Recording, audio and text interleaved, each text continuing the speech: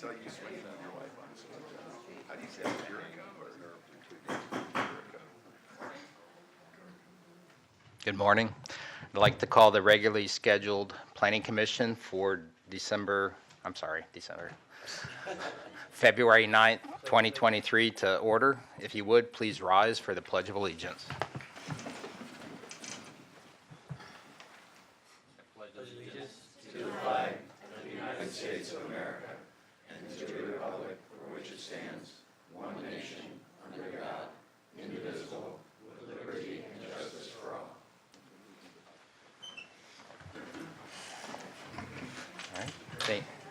Thank you. All right, first thing on the agenda are announcements. Ms. Slidar, have there been any have there been any changes to the agenda? Yes, good morning, Commissioners. Citizen comments, public comment letters. Item number 2, Legend Cove preliminary site plan is a public comment letter attached. Item number 3, PDMU 0904GC, State Road 64 RB. Park is a public comment and revised stipulation 8.7 and strike through underlined format. Item number 4, PDR 2210 CG, Gardner General Development Plan with rezone is a public comment attached. Item number 6, Ordinance 20certifies TARA DRI number 11, and item number 7, PDR PDC 9603 GR 12, TARA Manatee. There is public comments attached. Item number 9, Plan Amendment 2206, Ordinance 2328, East River Ranch Transportation Element, and item number 10, Plan Amendment 2210, Ordinance 2327, East River Ranch Large Comprehensive Scale Plan Amendment, public comment attached. Very good, thank you. Ms. Schenk, is there anything from the County Attorney's Office? No changes, Mr. Chairman. Thank you. All right, with that, we're going to go to the next part, minutes for the May 12th, 2022 hearing. If the planning commissioners have had an opportunity to review these, if there are any changes, please speak up. If not, we'll consider a motion. Mr. Chair, Mr. DeLesline. I move to approve the minutes of May 12th, 2022. Very good. We have a motion to approve. Is there a second? Second. Thank you. Any discussion? All right, Chair's going to call the matter to vote. All those in favor say aye. Aye. Opposed, like sign. Chair votes aye. Motion passes 5-0. Thank you. All right. Next item we have is the public comment, citizen comments, and this is an opportunity to speak on things that are not on today's agenda. If you wish to speak on an item that is on the agenda, you'll have an opportunity when that item's being heard. So is there anybody who wishes to speak to a matter that is not on today's agenda? All right, seeing no one come forward, we're going to close the public comment portion of the hearing and move on to the published agenda. Ms. Schenk, the first item was withdrawn. Does that have to be read into the record? No, no action required. No action required? Just skip it and, No action required. okay, all right.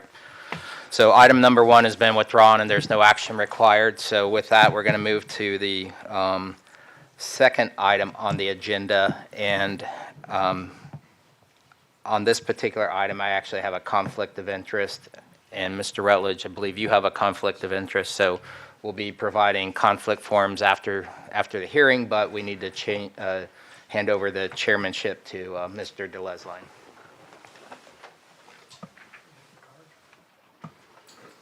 No, I lost it.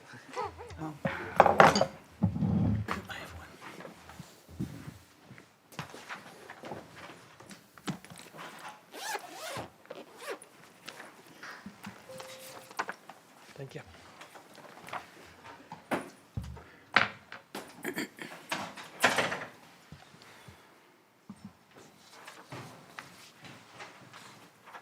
Could we have Okay. it right in the record? Item number 2, PDMU PDR 2301P, Legend Cove preliminary site plan, format known as Sarah Bay, Palmetto Town Center LLC. Is a quasi-judicial case. A preliminary site plan for the development of 189 single-family detached units, Phase 1, already built on 84 acres on PDR, Plan Development Residential, and 60 multifamily units in 15 quadruplex buildings, Phase 2, on 11.61 acres on PDMU, Plan Development Mixed Use. The total site is more or less 96.1 acres, located north of Sarah Bay, north and south of El Conquistador Parkway, and 1 mile west of the intersection with 34th Street West, Bradenton. The case manager is Ms. Laura Gonzalez, planner 2, and here is the applicant to do a brief presentation. Thank you.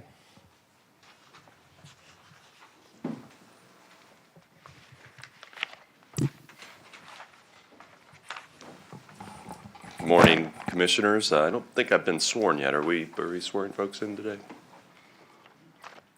Yes, ma'am. Anybody wishing to speak before the planning commission today, please stand at this time and raise your right hand. If you have any intention of speaking, do you swear or affirm that the factual statements and representations you are about to make to the planning commission are truthful and accurate? I do.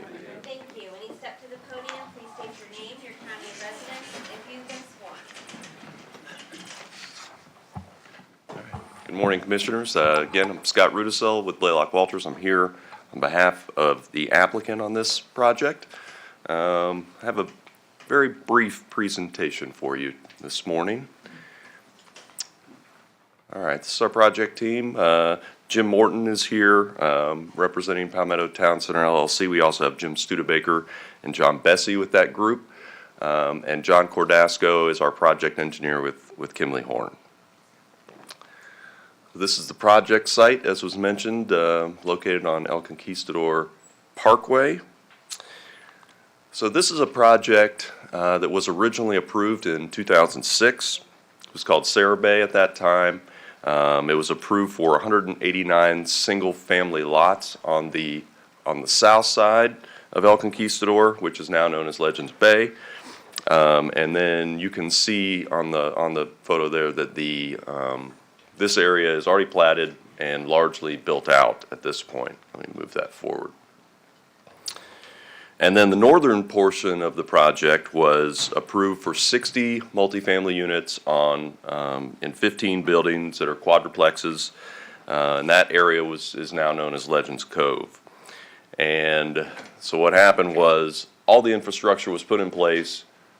1.5 of the buildings were built before the project failed at that point. So all the infrastructure is in, the development pads are there. This is simply a reapproval of the same preliminary site plan that was approved back in 2006. Same conditions, other than updating them to address items that have already been constructed.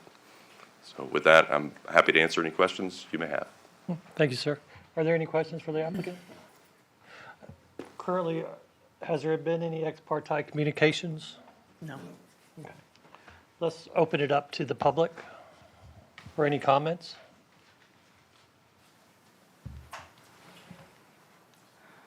Is there anybody that would like to speak in reference to this application? Okay. As of right now, we'll close the public comments. Any questions for the applicant or anything? Yeah. Or, staff, any comments in reference to this? Hi, good morning. This is Laura Gonzalez, Planner 2 with Development Services. I'm the case manager, and I don't have any comments. Really, the project is the same that was approved in 2006. Thank you. I do, thank you.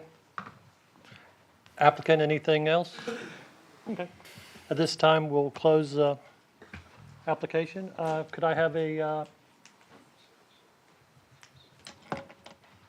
motion? I'll make a motion. Yes, ma'am. I move to recommend adoption of Manatee County zoning ordinance number PDMU/PDR 2301P, approval of the preliminary site plan with stipulations 1A, 10, 2A through 2F, 3A, 4A through 4C, 5A through 5D, 6A, 7A through 7B, adoption of the findings for specific approval and granting of specific approval to Land Development Code, Section 401.3.E.9, to reduce the required waterfront yard setback from 30 feet to 15 feet for buildings 10 through 15, located on the northern portion of the site, Phase 2. Do I have a second? Aye. At this time, let's take a vote on the motion. Aye. I vote aye. I vote aye too, so the motion passes 4-0.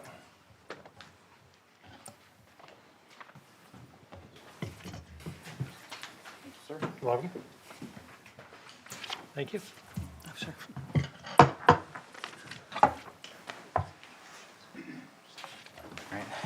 Thank you, Mr. DeLisle. I'm going to go ahead and assume the chairmanship again. Actually, Mr. Rutledge. Again, I apologize, but I have a conflict on the next item. So, Mr. Rutledge, I'll turn over the chairmanship to you. Okay,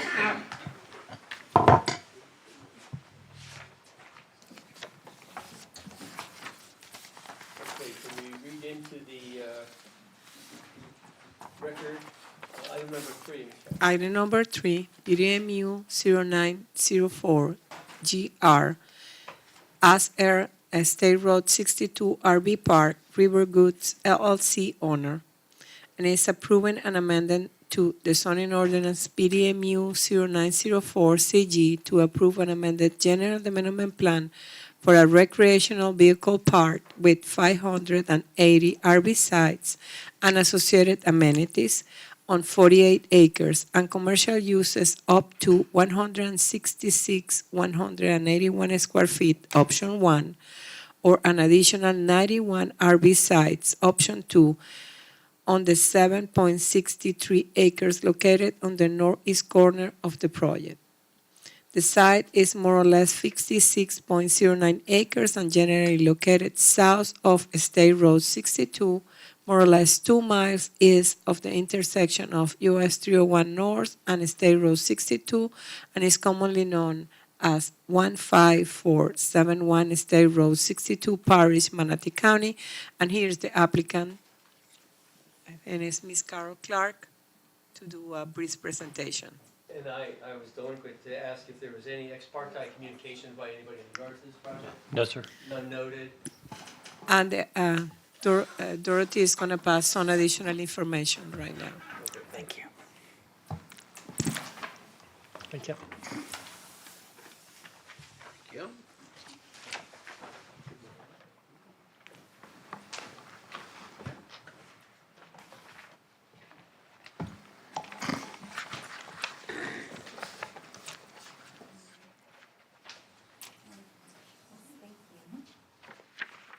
We just want to make sure you get our full attention.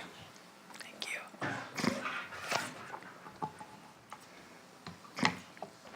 Good morning, Commissioners. I'm Carol Clark with Medallion Home, and I have been sworn. As Rosina was reading the title, that may be as long as my presentation. So we're here to talk about the SR 62 RV Park, and I was going to tell you that Clint Cuffle, our engineer, is in the audience with me, but he's feeling sick, so he's in the garage. But we could call him if we need him. And Carlos Baruf of Riverwoods LLC is also here. And what did I do to, okay. This is the site. It's on the south side of Keene Road at 62. It is 2 miles east of 301 on 56 plus acres. It does have zoning of PDMU. It was rezoned in 2009 for a cemetery. It had been zoned for residential, and there were subdivision plans before that. And it was rezoned for a cemetery, which has not happened. And so now what we're looking to do is an RV park with some commercial. It is urban fringe 3, as is all the property around it. It is west of the FDAB. It's zoned PDMU. A lot of the property surrounding it is A or A1, but that is in the process of evolution. And there are applications pending on the north side of 62. There are 2 parcels that create the piece that we're dealing with. There are going to be, and 7.8 acres of wetlands, there are going to be no wetland impacts. As was read, we're really dealing with this in 2 sections. Our plan is to have the northeast portion of the property, the 7.63 acres, to be commercial eventually, but that can't happen until Keene Road is designated as a node, which will mean Keene Road being improved.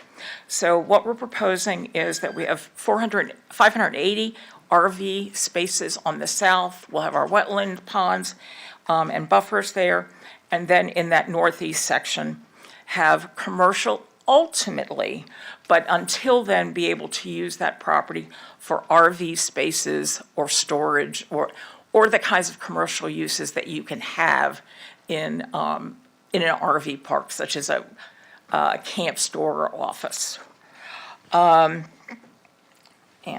talked about that. So we have 3 specific approval requests, and they are all associated with buffers. The first is to reduce the buffer on State Road 62, and then to reduce the perimeter setbacks on the east and west, and finally, the front yard setback on 62. So the roadway buffer on 62, the requirement is 50 feet. What we are proposing is a 37.5-foot buffer, and the buffer means that you can't locate rows or anything in there, so it cannot be used that way. And we will have landscaping in there, and I'd also like to note that the right-of-way in this location will be 200 feet, so there will be a good separation from the passing traffic and our property. The next proposal is to reduce the perimeter buffer from 75 feet where it abuts residential to 37.5 feet. And in this case, we will be doubling the amount of landscaping. By reducing the buffer, that 13.5 feet, or actually 12.5 feet, we will be able to double load a roadway that would go down the side. And that way you'll have the end of, or the backside of the RV farther away from any neighbor. So we think that is appropriate.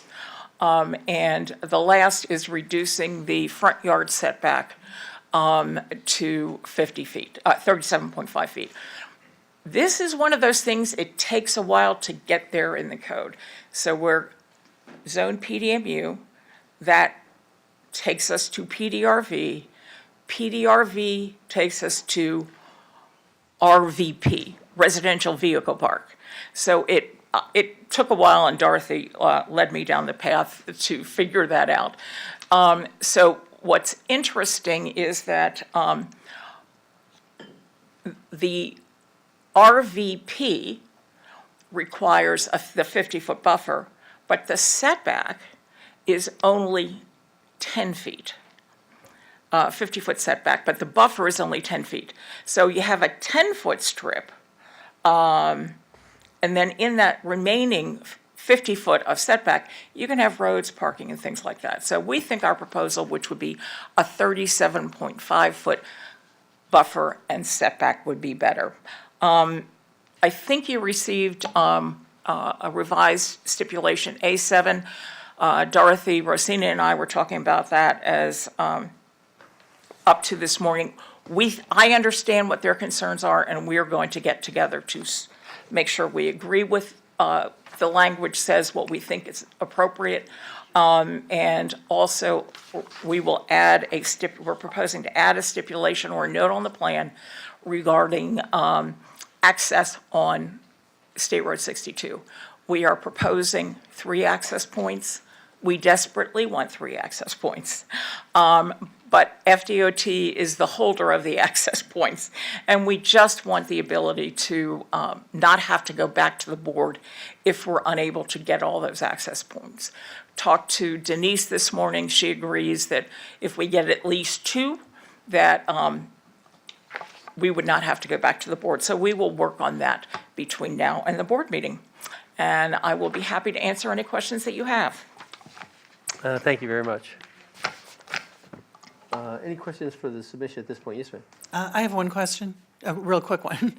Is this, these are residential RVs, not just storage of RVs, is that correct? It is residential RVs, but I need to point out in Manatee County, you cannot live year-round in an RV. It's 180 days is the limitation. So it's not, there is a time limitation. Okay, thanks. I had one question, if you don't mind. But the exercise is good, right? So, I'm getting the steps. so what is the green space allocation that would be left with this reduction from the 50 to 37? I mean, you say it doesn't affect the wetlands, so it shows a 7.5 acre wetlands in the back of the property. You're not affecting that in any way? No. Are you taking credit for that to get your green space allocation? It would be included in the green space. What's your percentage? Let me get my plan. Yeah, I didn't see a plan attached to the.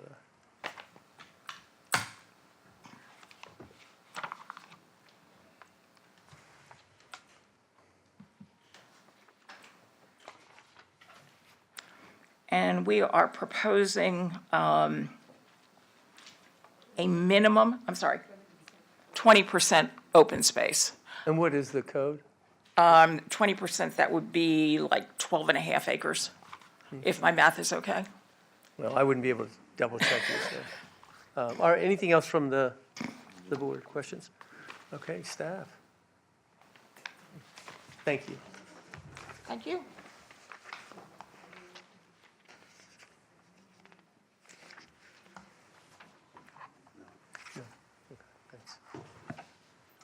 Good morning, Dorothy Rainey for staff, and I have been sworn.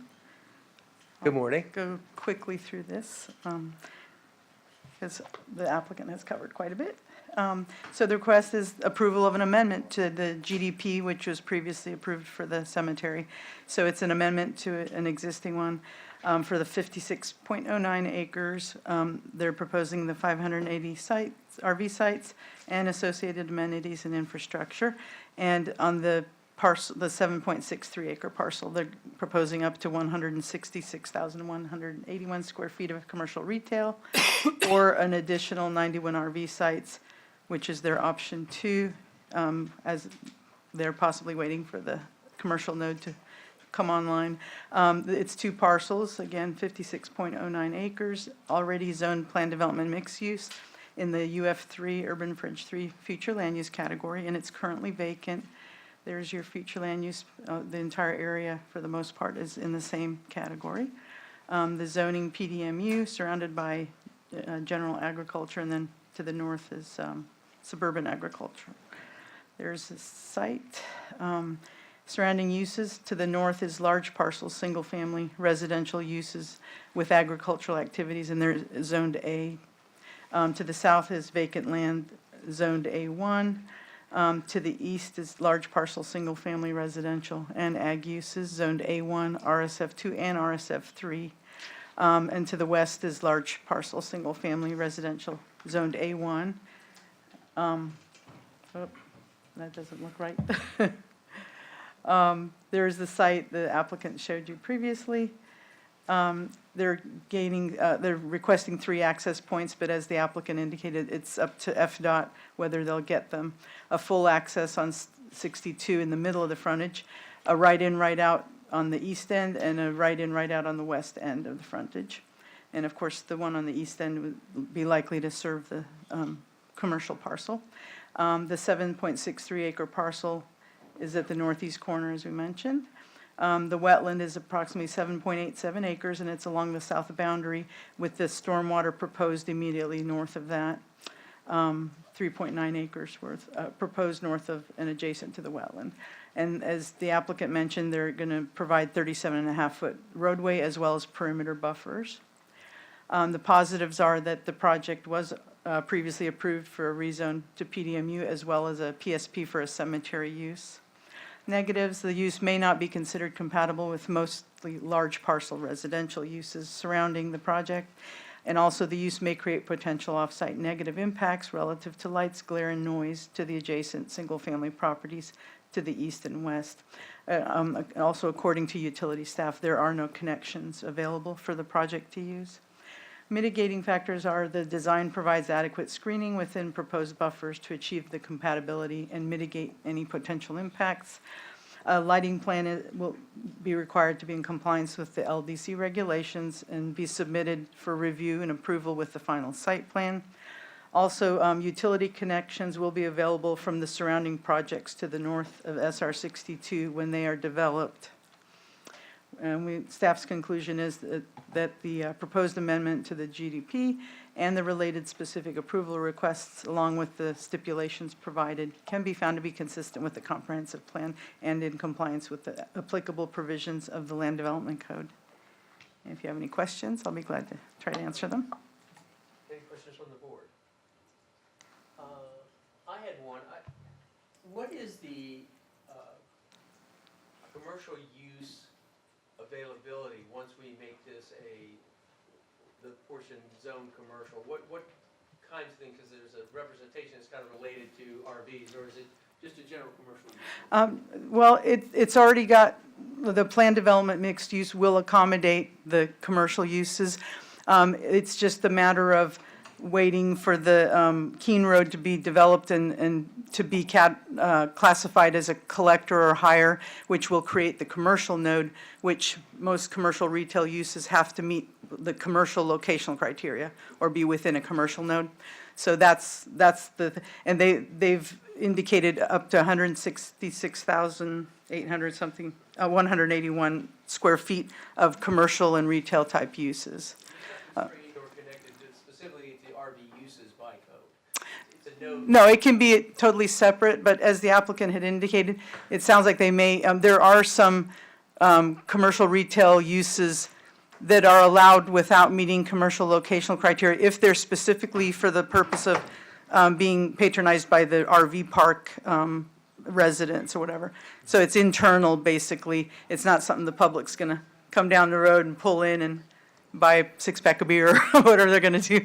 So it should be exclusively for the RV park tenants or people. And the reduction in the buffers, considering that the surrounding areas are basically all these high ag locations, does the logic of the buffer modifications seem to be a reasonable request, or does that just seem like? Well, yeah, as the applicant indicated, and we've analyzed and, written into the staff report, that the reduction, they're still unable to place any improvements within that 37.5 feet, where the 50-foot roadway buffer, there was some provision to allow some improvements within it. Now that they're doing 37.5, it's exclusively for landscaping and screening materials.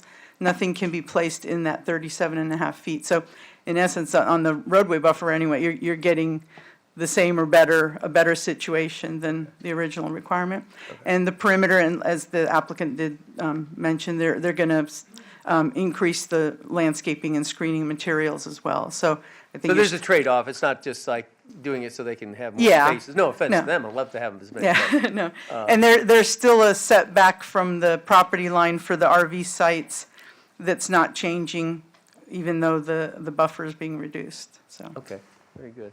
Any other questions from the board? Yes, sir. Nope. Okay. Then open it up for public comment at this point.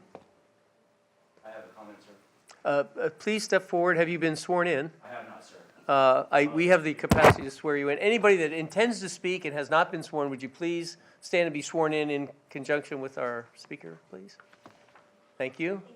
Please raise your right hand. Do you swear or affirm that the factual statements and representations you are about to make to the Planning Commission are truthful and accurate? I do. Thank you. When you step to the podium, please state your name, county of residence, and if you've been sworn. Good morning. Thanks for hearing me. No, thanks for coming out. We appreciate it.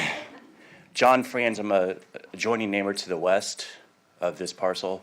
I did speak to other neighbors. There's 2 other neighbors to the west of me, and then Mr. Davis to the east of me as well. I apologize for being late. My wife's car broke down, and she was taking the twins to school. But nonetheless, I just got a couple quick questions and just concerns for the commission. I think I'm not opposed against anti-development, but I think this is a use that's a lot different than what would normally be proposed for State Road 62, Cone Ranch, other developments there to the west. You know, are getting densities of 2.5 units to the acre, and also doing single-family uses. This is a proposed use from a cemetery, which basically is no traffic, no impact. No one's leaving, right? Yeah, to almost 12 units to the acre as they're proposed right now. Just want to bring that up for other concerns as well. You know, that's a huge density increase concerning what's going on with the surrounding property uses. So I wouldn't argue as much if it was single family, but, you know, 12 units to the acre, being an adjoining property owner, I have livestock, you know, my family. But with that being said, there's a couple other things I think the Planning Commission should be aware of. First of all, I live out there, obviously, so there was no traffic study done on this.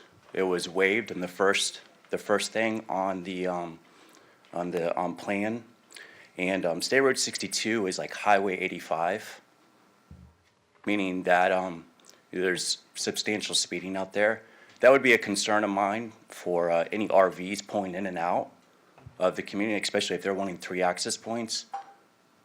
So I would just take a note of that. I think a traffic study should be done, especially since we're going from a cemetery to you know, a higher 12 unit to the acre. Second of all, the drainage. This property's on a hill, and everything drains to the west and to the east. It's at the highest point on 62. And then additionally, Gamble Creek is to the south, which is a very pretty creek. My thing is, with the 12 units to the acre, I'd want the applicant to make sure that there is proper drainage, you know, going to, not only into their ponds and retentions, but, you know, the property, like I said, drains to the south and then to the east and west because of it being on the hill.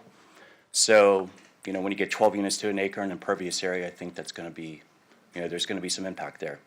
I did hear, I apologize, I heard a little bit about the screening. I didn't really catch all the screening stuff, but as being a neighboring property owner, I think that the commission should definitely highly consider either an agricultural berm with fencing on top to address the RVs that are coming in, you know, and that the noise, because right now there is no noise, you know, there's cows. So, you know, you go from, and then there definitely wouldn't have been any noise with the cemetery. But So I've heard. there's a ghost out there though, so, but, you know, just buffering, you know, if the commission, I would highly consider the commission to consider those factors, because I think that's a huge part. Mr. Davis hosts weddings venues out there on the weekends, and I don't really mind it as much because I get live entertainment every Saturday night. But, you know, if you get 691 RV parks, and Mr. Davis is hosting a wedding, I'm just saying you're going to get some calls for code enforcement in Manatee County Sheriff's Office. So, you know, for the music and stuff like that. So, I mean, he's adjacent to the east. But these are just things that I think that should just be brought up and actually considered by the commission. I think they're valid points. Like I said, I'm not against growth in Manatee County, and Carlos Baruf is a huge, you know, he's done a lot for the county, tax-wise as well as development-wise. But I do think that the commission should consider these factors, or at least, you know, talk with the applicant about, you know, I don't know, just please consider what my thoughts are and take them into consideration.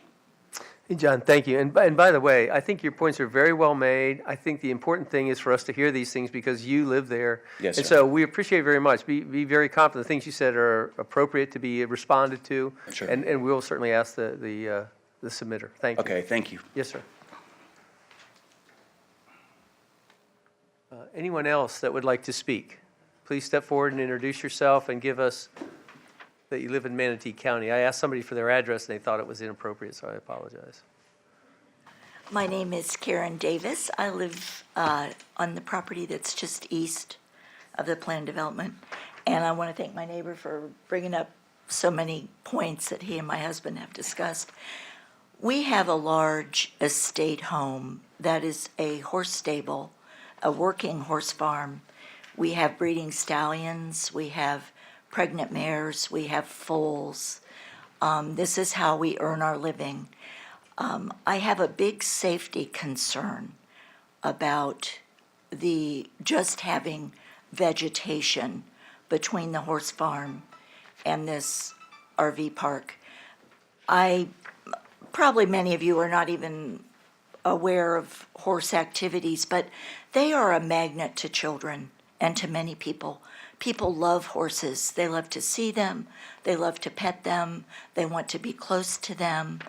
And of course, we do welcome the public, but we want to be present when they come for safety reasons. There was recently a 5-year-old child killed in a horse stable in Palmetto. So this is not just a what if. It is something that can and does happen, that people are injured every day around horses. There was just a death at the horse track in Tampa. So, I mean, this is not pie in the sky concern. This is a real concern. So again, we're not opposed to development. We certainly have the utmost respect for Medallion Homes and their very high quality work they've done in the community. But I do want to just mention our safety concern. And I feel the berm, a solid wall, or fencing that's going to prevent children that are unsupervised, pets that are off leash from running over and possibly being injured. So other than that, we pretty much are on the same page. I feel like it's a jump. This is an area of single-family estate homes, and then to just suddenly jump to this degree of density and commercial use seems out of character for the area. Just our opinion. Can I just ask you one question? And I know that there are a lot of vegetation for horses that could make them sick. Yes.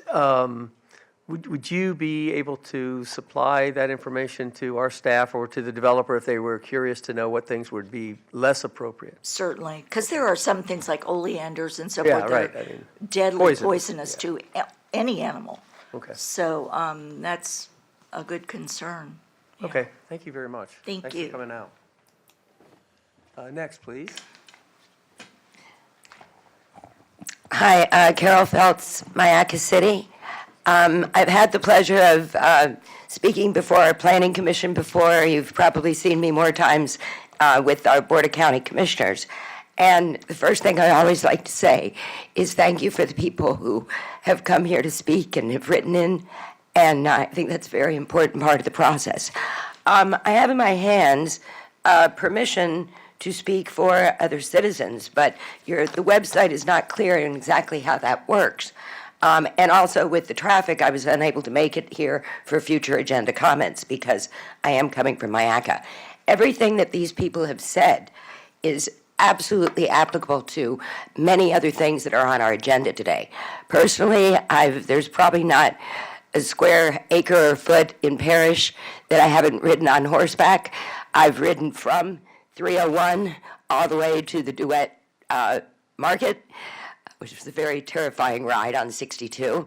I have friends, as well as we've mentioned, that have equestrian facilities there.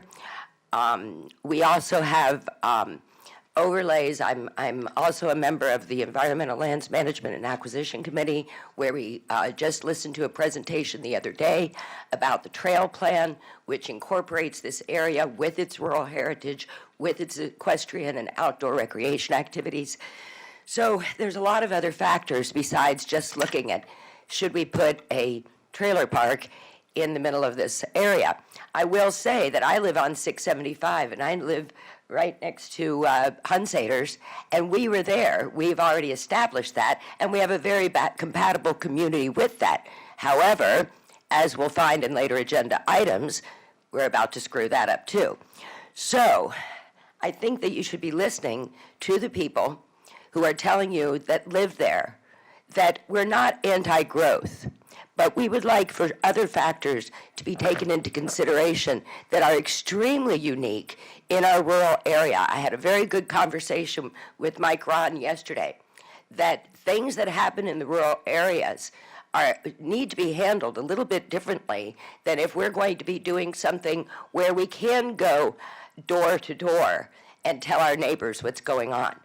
Our neighbors are not measured in 500 feet. Our neighbors out there are measured in acreage. I live 100 acres away from my nearest neighbors on either side, which happens to be Mr. Strickland and Mr. Faulkner. And I could tell you in Parrish, we've seen tremendous growth, but we also have some unique opportunities to make that growth work for the people who already live there. And they're telling you what they want. They want to maintain their rural compatibility, and I think their voice should count.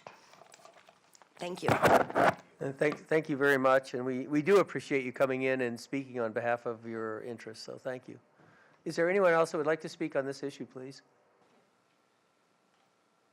If not, we'll close public comment at this point.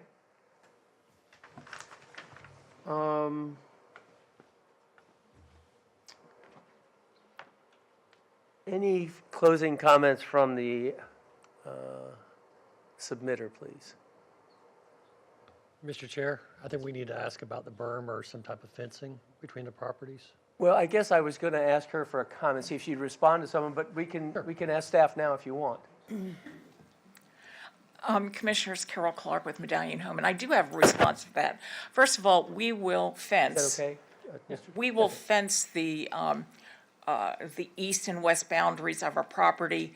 Where the wetland is, I want to make sure whether that makes sense, but we perfectly understand that they don't want us or the people that will be staying there going on their property, and, we don't want them coming to us either. So, I think we can solve that, and we will sit down and be happy to work with what the appropriate design is for those edges. A question was raised about the traffic study. This is one of those quirks because it already has PDMU zoning. So if you go from one thing in PDMU to another, the traffic study is not required. Now, the traffic study will be required when we come forward with a final site plan and we have real plans for what we're doing as opposed to what we've proposed. We've proposed 12 units per acre because the code says that's the maximum number of spaces that you can have in an RV park. It may come down to less than that because we want to design in amenities and so forth. So there will be a traffic study that will be necessary for us to be able to get concurrency. I want to talk briefly about drainage. Clint Cuffle with WRA is our engineer working on this, and as I indicated, he's in the garage watching, but he, managing stormwater and flooding is one of his specialties, and he does not think there will be any problem with this. I'd also like to note that the property is, any drainage from the site that goes into Gamble Creek will be subject to a 50% reduction in pre-development flow. So what that means is that if water is draining off at 1 gallon per minute, and that's a made-up number, so I can understand. If it comes off at 1 gallon per minute, it now can only come off at half a gallon per minute. So we will need to retain on-site water for a longer period of time. So I think that will solve that. And we will be more than happy to talk about what plants are appropriate. And I appreciated the comment, we got it yesterday, about the wedding venue. And I did not realize that. And I actually asked a friend of mine who does RVing, said, would that be something that would be of concern to you? And she said, no. And she said, in the years I've been RVing, I've only had 2 cases where there was noise or something that was bothersome. So that left me with a much better feeling. So I think those things can work together. And I'd be happy to answer any other questions. I have a couple, but Mr. Duzley, does that speak to your Is concern? this more of a resort RV park, or is it more people stay 6 months and? Our intention is for it to be resort-like. And Mr. Roof visited some and frankly was saying, I would go there. I would go there. So that's what the intention is. The more short term, I guess, as opposed to. Well, the- sometimes those hardly amenitized resort places do have people that will stay for a season or stay for a month, from what I've learned. And I should have said this earlier, but what we'd like to do for the commercial is we'd like to have self-storage, which I think would be a good neighbor to have. We just have to consider the eventuality of maybe we won't be able to do that. So, but that is what we would like to be able to do. Okay. Yes, ma'am. I'm just following up on the traffic study. So would that be based on the 12 units per acre? It wouldn't be based on that it's only 6 months occupied and? No, it would be based on what we're proposing actually. So if we have 12 spaces per acre and we come in at 8 spaces per acre, Yeah. that is what we would analyze on. Right. And the transportation department would establish the procedures for that traffic study. And I'm guessing that what we would have to do is do the study during peak hour, which is when people would come here and it has the highest level of traffic. Right, so it's not based on, it's only going to be 50% occupied because of the 180 days or anything like that? It I wouldn't be don't think reduced by so, that? no. Okay. The 3 access points, I assume that would have to be part of the traffic study also, right? Yes. Now, that is part of what we need to submit with FDOT, but that is something that the county looks at in terms of what we would have to do on our site for access. Anything else? Yes, Ms. Roth. Could you tell me what's to the left and right of this property? If you're looking at State Route 62, that's Mr. and Mrs. Davis's property that has the horse farm and where they do agritourism in the wet and weddings and so forth, which we found out. To the east is Mr. Franzima's property, which is to the west. I get that wrong all the time. On that side, his property, and there is another single-family home on fairly large acreage that fronts on 62. Okay. In the near area within half a mile, are there any apartment complexes? I am not aware of any apartment complexes. I'm not certain what is being proposed on the north side in Cone Ranch and some of the assembly that they are doing. So what will this be rezoned? No, this will not be rezoned. It is currently zoned PDMU, which is the zoning that existed for the cemetery. So we're not rezoning. We're keeping the PDMU zoning, but changing the uses that are allowed. Let me ask can I ask the staff a question? Let's finish with that, and we can Okay. call staff back up. But I'll make a ask note. you the question. Okay. In the PDMU, can you build apartments? Yes. Thank you. I want to say, though, you have to have approval to do that. No, I So it's understand that. what is shown on the general development plan, and we are not showing that. Okay. Anything else from the board? I had a couple of questions because I was taking notes, John, so. So one of the questions is the structure of the berm for the safety of both sides, right? Good fences, good neighbors. So I guess the question we'll get to is, was a berm ever considered? We have not gotten to the point in design that we are laying out specifics in terms of what we will locate in that buffer. No. And have you taken into account any conditions of noise which are transferable through vegetation and fences for the well-being of horses and livestock? Because sound is a tremendous disruptor for animals that are not used to it, in my experience. Have you thought of this at all? We have not specifically thought of that question. I think that having a vegetative buffer will absorb more noise than a solid wall would do, where you might have the noise actually bouncing over.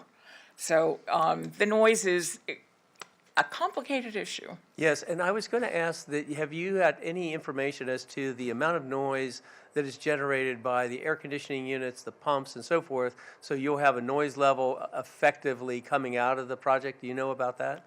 I do not. I can certainly look at that before we get to final site plan. Okay. Because I do think that this is a monumental change from what's there today, which is part of what's life is going on. But I also think we have tremendous skills for mitigation. And I think if you think about these things, I know the Medallion Group very well.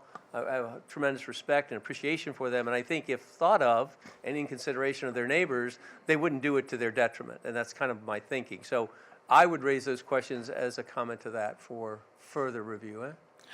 And I think we would also be looking at that for the protection of the visitors to the park. Agreed. I know that we had roaring lions on a project I had at one time, and they're very loud. So I'm sure in reverse, it's a consideration. Screening, drainage. So I love our water experts in the county, and I won't bother you with that. But the understanding is, what you said is that the drainage exiting the property cannot be more than, has to be reduced by 50% of the then existing runoff, not when you pave it, cover it up, and so forth, correct? Because that's a different structure, correct? Almost correct. That's not a great Almost student. correct. So water that drains to Gamble Creek is a 50% reduction in the rate of flow. Not necessarily the total flow, but 50% reduction in the rate. So what you want to do is keep it on the property. It eventually will leave, but it's the reduction in that rate. And of course, on the property, we need to treat that stormwater before we release it. So quality and quantity, right? 50% reduction in rate, and we meet the county standards For water quality. Water quality, yes, and treatment.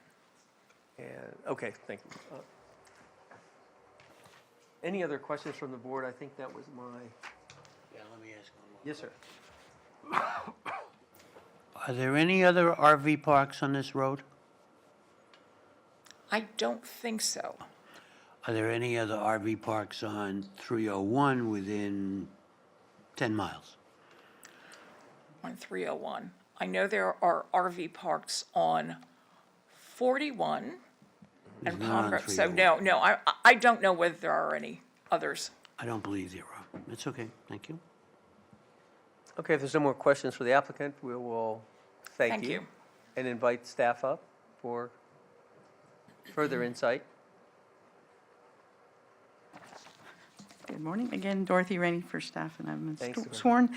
Just a few things to point out. As Commissioner Keba mentioned, there is a 180-day limitation on people staying in the RV park, so just to make sure that's clear.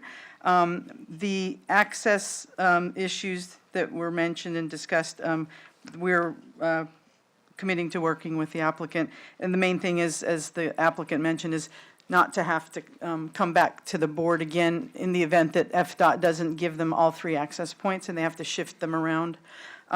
Also, the applicant is, I believe, is going to be willing to provide a schedule of permitted and prohibited uses, which shows the PDMU zoning and what uses are allowed, and strike through some of the ones that are not really appropriate in this location, so that people will have a comfort level that, those are the only commercial retail type uses they will be allowed to be considered for on that 7.63 acre site. And then also, we'll ask the applicant, I think they're willing to provide a note on the general development plan indicating that they're going to be fencing the east and west property lines, as they'd mentioned. And then also, I was just going to point out on the staff report, page 10, there is a nearby development table just to give you an idea of what's been approved in the area. It lists Crosswind Point with some square footage because it's planned development mixed use. It has mostly residential, but there is a commercial retail component, and they've got the square footage listed under dwelling units or square feet. And also Cone Ranch has a very small amount of commercial retail, 6,550 square feet. And then, of course, the residential uses are below on Cone Ranch, Salt Meadows, formerly Crosswind Creek, the Aviary at Rutland Ranch, and Crosswind Point. So those are in the general area. And it's not listed here. It's actually on the agenda today, the Gagney, that as well as Crosswinds and Cone Ranch, they're all on the north side of 62 and all ready to come on board and are at different stages of approval and development. So that's all I have. Any questions you'd like to raise with the staff board? No, I just want a reaffirmation. So if somebody wanted to build apartments on this site, they would need to have to come back and do a rezone. Yes, as the applicant indicated, the only thing they're indicating they're wanting vesting for, if you will, is the 580 RV sites and the 166,181 square feet of commercial retail, or the option to temporarily use the commercial parcel for additional sites or storage, as they mentioned, until the commercial node is in place. Yeah. Sure. Do you have any questions for the staff? I just wanted to reaffirm several things that we spoke about today. And I must say, I have such great respect for our staff. I think they do a great job in this transitional kind of market that we're in. So one of the things I wanted to be sure of is the 3 access and traffic counts. So when they determine what access points they have, that the traffic study is for that component and that use and that density with the site plan that goes with it. So the traffic study will be much more meaningful when we get it to address what is being proposed and how it is impacted and should be addressed, correct? Correct, yes. Secondly, I want to make sure that your comments about the uses in the PUD is well communicated to the applicant, that there will be appropriate uses and inappropriate uses, and staff will, at our community request, be monitoring that for the benefit of the area, correct? Well, the applicant has to, to proffer that schedule with the certain uses stricken so that they're not going to request consideration for approval of certain ones, like, again, that they're not appropriate. Correct. Like a regional hospital or something like that, or. And that's what you'll do for us. You'll monitor that as it goes through that process. Yeah, well, when they come through with their next step, their final site plan, or if they come through to get an amended GDP to add a different use that was possibly stricken, they'd have to come back to the board to get that use allowed. Yeah.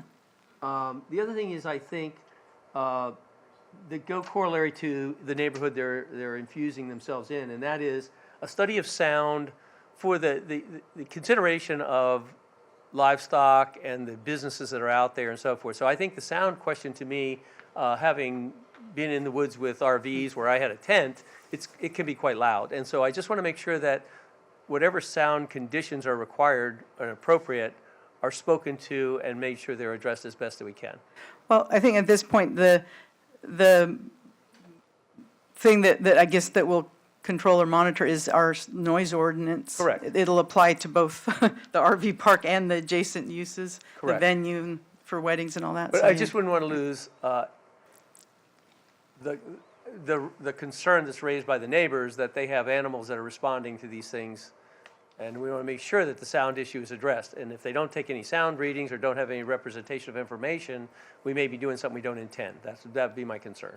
Yeah, well, I've done at least 2 or 3 RV parks in the last couple years, the ones on 41 that the applicant mentioned. And Very nice. There was never any concern or anything brought up about noises. I can't imagine there's anything, too traumatizing coming from an RV park to affect animals. I don't know. I just would raise the question because on 41, anything that's louder than the traffic on 41 would be hard to notice, right? So, but I would just say as a staff member, will you please monitor that for us and for our neighbors? Sure. Just as a concern. And then lastly, vegetation, I think that there's a representation by the submitter. They will work to not put poisonous plants near our friendly farm animals. And on water, I feel like Mr. Gerstenberger, is he available? Is he here? No?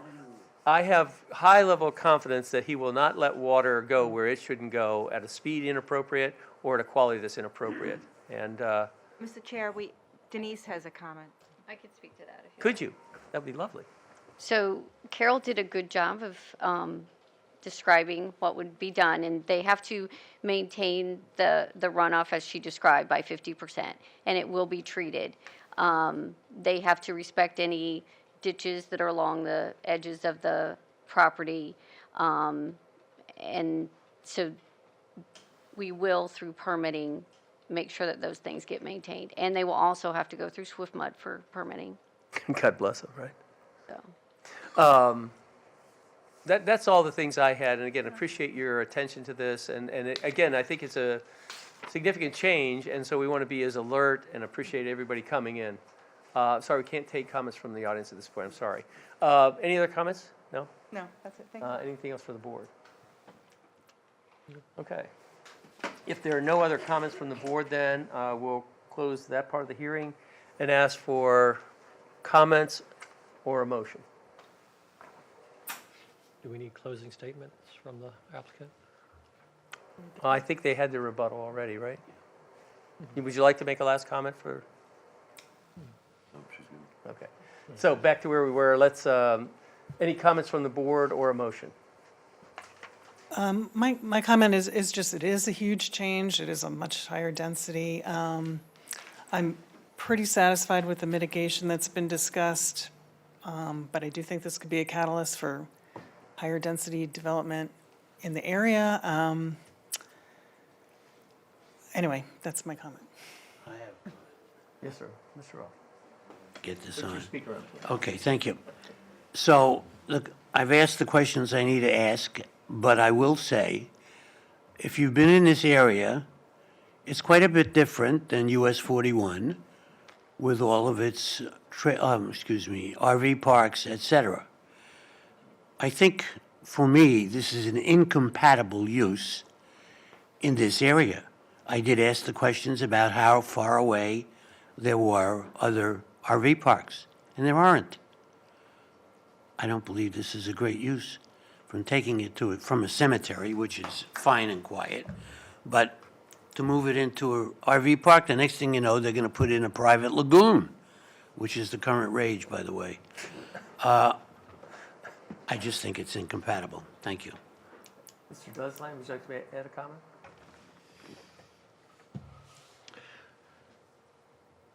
I've lived close to 41, so I've seen the new resorts, RVs, and most of them are in an agriculture area. I know the one by Palm View is a very historic area. And it doesn't seem to really cause any damage one way or the other, so. Any comment, please? Okay. With that, can I have a motion?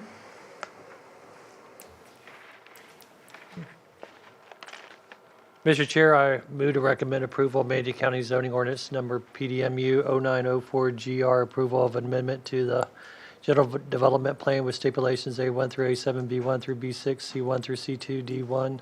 Adoption of the findings for specific approval and granting specific approval for the following alternatives to the Land Development Code, sections 402, 9D, 3B, required roadway and perimeter buffers adjacent to residential for RV park for 50 feet and 75 feet respectively, to allow a reduction to 37.5 feet for both.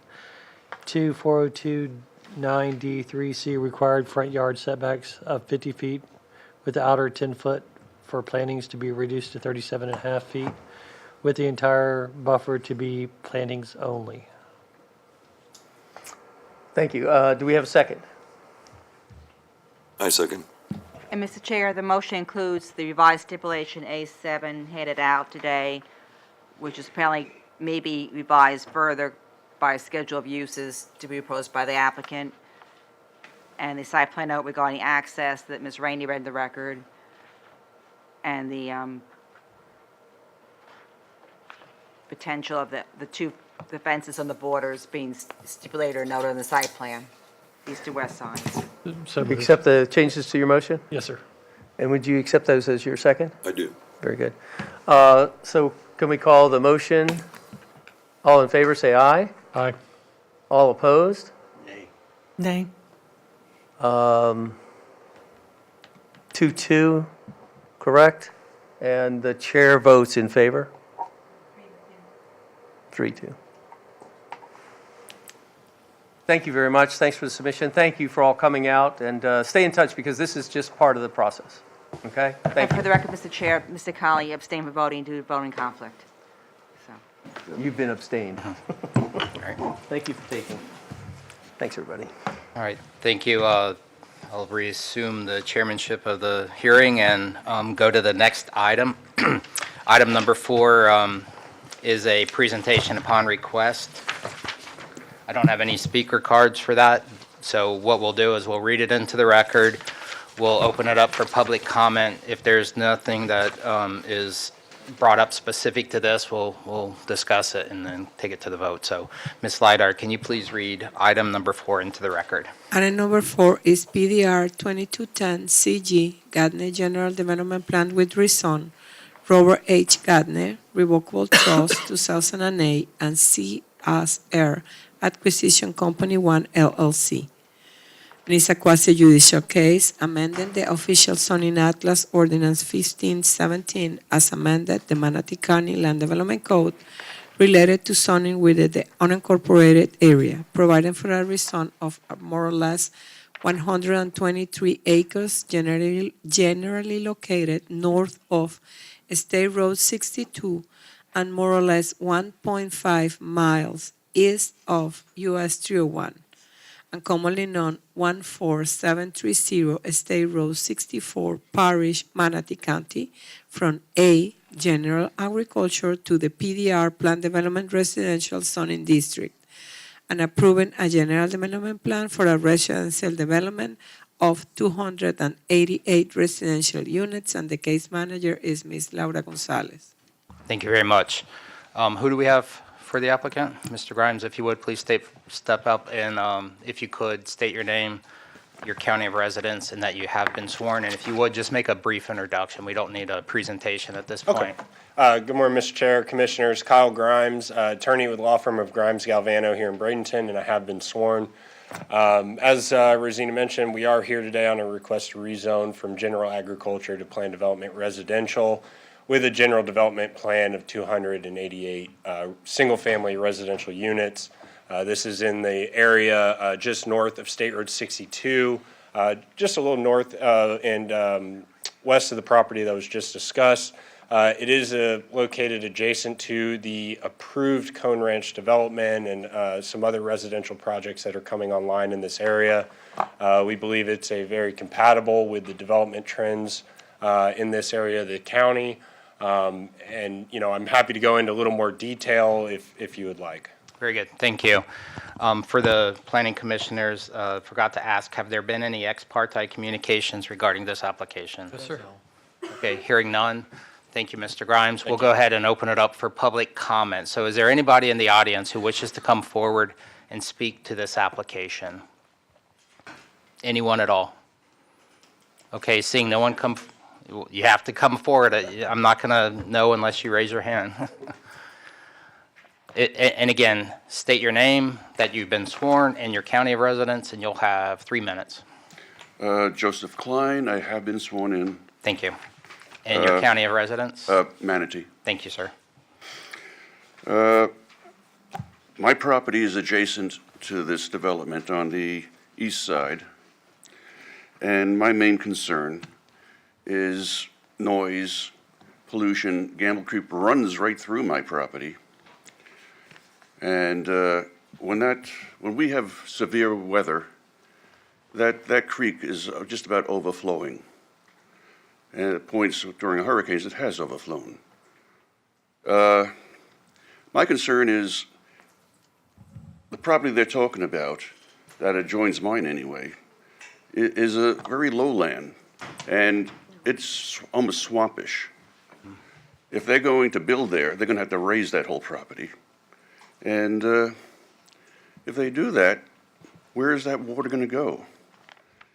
It's going to come, I'm afraid, onto my property.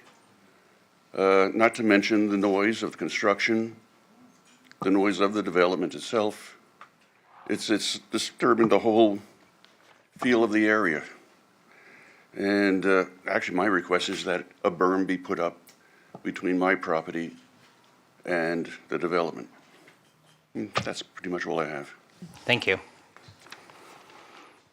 Is there anybody else? Again, if you could state your name, your county of residence, and that you have been sworn. Hi, Carol Feltz, Manatee County. Again, this is another area I'm pretty much familiar with, and I appreciate again that we have citizens that have spoken up on this. I had the opportunity to attend the neighborhood meetings, and we're always very appreciative of that, but I've been following these things for a long time, and the participation in the neighborhood meetings I don't think is well attended or conducive in the area because, again, we have probably a little bit different needs out there in the rural area.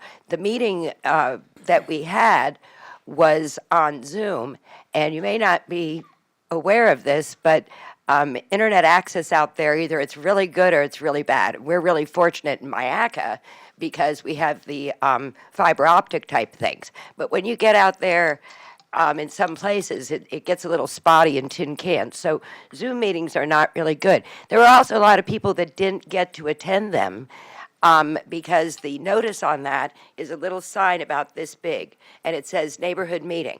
And that's all. And little teeny tiny print on the numbers.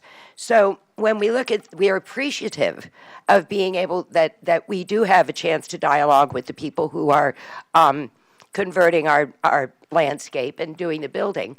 But we tend to take myopic views about a lot of these developments.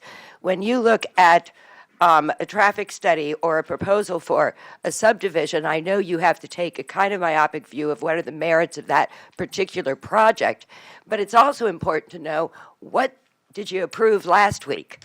What are you going to approve next week? What's surrounding this area? Because it is all interdependent. And I believe that Commissioner Cruz brought something up that he said, well, you know, we can't say that we could approve these 6,000 houses here, but then turn around the next week and say, but we can't approve these 6,000 houses there. Well, yes, we can, because we've got to look at things with a less myopic view.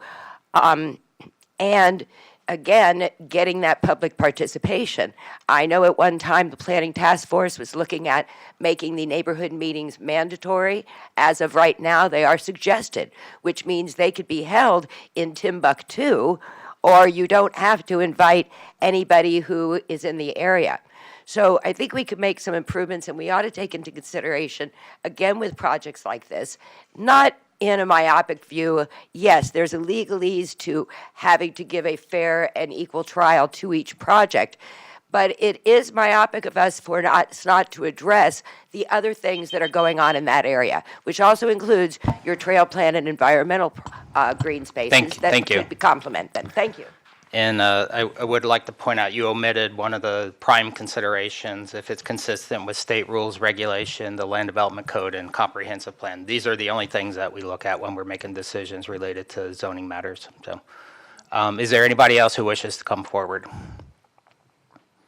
Okay, seeing no one else come forward, I'm going to close the public comment portion of the hearing. And Mr. Grimes, if you could, please. Was this application properly noticed? Yes, Mr. Chair. We followed the notice requirements in your land development code and with Florida statute. We did do the mail notice as well for that neighborhood workshop. I think we had about 10 people, a lot of which it was a joint neighborhood workshop on the 3 projects in the area. One is, and if I could use the PowerPoint, I'll just show you that. Please.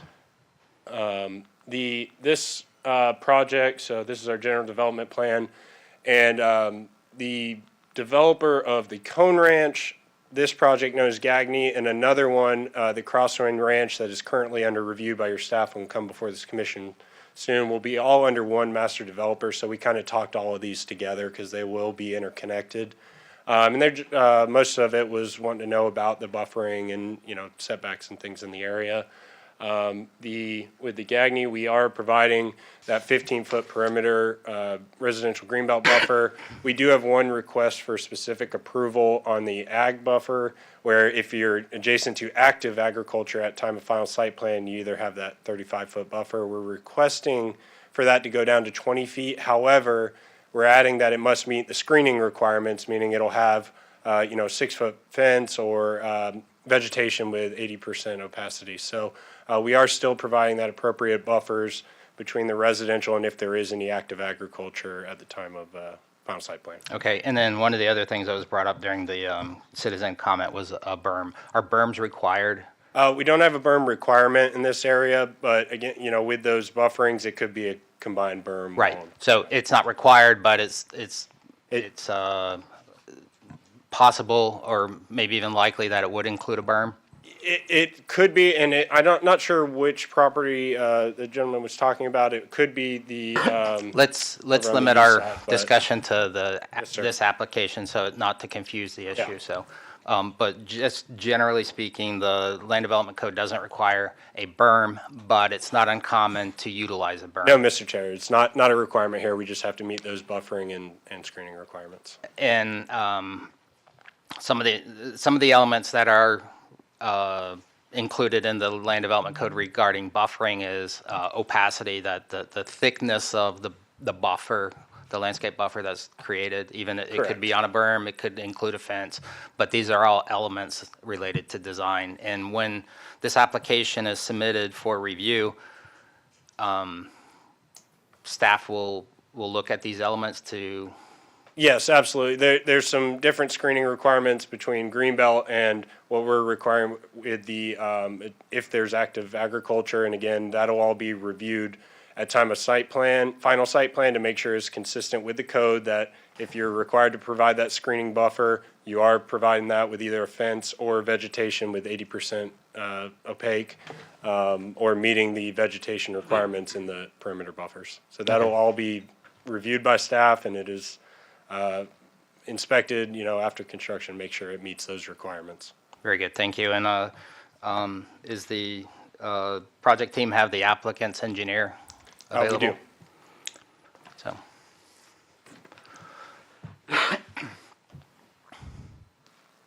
Lou? Morning. My If name's you could Adam state your Lyon. name and Yeah, that you have been sorry. sworn. Adam Lyon, Manatee County resident, work for an engineer for Zenith Engineering. I have not been sworn. Oh, Sorry. I just we're going to ran have to across start the street, meeting so- all over again. So with that, if there's anybody in the audience who intends to speak on anything, just out of an abundance of caution, please be sworn in. Raise your right hand. Do you swear or affirm that the factual statements and representations you're about to make to the planning commission are truthful and accurate? I do. Thank you. Podium, please state your name, county of residence, if you've been sworn. I'm sorry, did you say you were a licensed engineer in the state of Florida? Okay, so, I'm a licensed engineer also, so you and I understand the process, but let's, for the benefit of the neighbors, let's have a bit of a discussion to help some folks understand. Sure. With regard to the stormwater element of a project, what is the typical consideration with regard to the potential to have a negative impact on a neighboring property with regard to development and increasing the impervious areas? Right. So standard practice for, a typical project within Manatee County would be, if there are floodplain impacts proposed, we will provide cup for cup compensation through stormwater ponds. So if we impact an acre foot of floodplain, we need to provide an acre foot of storage compensation somewhere on site to accommodate, to balance that out. With this being in the Gamble Creek watershed, it's actually held to even higher design standards for as far as pre-development flow rates. So a typical site would require us to match flow rates from pre to post to make sure we're not impacting, the existing drainage patterns. With this being in the Gamble Creek watershed, we're required to not only match it, flow rates for the 25-year storm event, but to also reduce it by 50%. So that's a requirement we'll have to show through drainage watershed modeling for Gamble Creek that for the 100-year storm event, we are not allowed to impact any areas off-site adjacent to the property, up or downstream, by any means for the 100-year storm event. So we will not be able to obtain permits without showing, through standard engineering practices that we will not impact any of the properties adjacent to the site. Okay, and you mentioned the county code requirements. Are there any other agencies that review and approve these applications? We'll have to go through SWIFMUD as well, yes. Water Management District, yeah, the yeah, state will that's- review and approve any potential stormwater design. Right, and they'll look more so water quality treatment, more so than floodplain, but they also do look at floodplain as well. Yeah, so with regard to quality, that's taking the water that currently isn't being treated and treating the water, is that correct? Correct, yeah. So for any impervious areas on site, that's captured, treated through stormwater facilities on site. It's treated and attenuated. And again, attenuation, we're holding back to make sure we're matching flow rates, and in this case, reducing it by 50% so that we're not impacting any of the adjacent properties. Right, the 50% reduction is a requirement of the county, and in layman's terms, what does that result in? It should theoretically, it's going to improve the 100-year floodplain, by reducing the flow rate from pre to post. We're holding back more water on site, allowing it to release more slowly into the existing drainage system. So that's, end result is ideally improvements to the floodplain, but at the very least, we're not going to impact the floodplain for any of the properties off-site. So if in a pre-development condition, water's running off onto a neighbor, a developed condition with the reduction, there should be less water that the neighbor would see from that property? Same quantity of water, but a lower flow rate. Right, Yes. and Yeah. the flow rate, it would be metered out over a longer period of time. It wouldn't Right. have the same Right, impact. Okay. yeah. I imagine someone made the analogy of, you have a bucket of water, it's draining through a hose.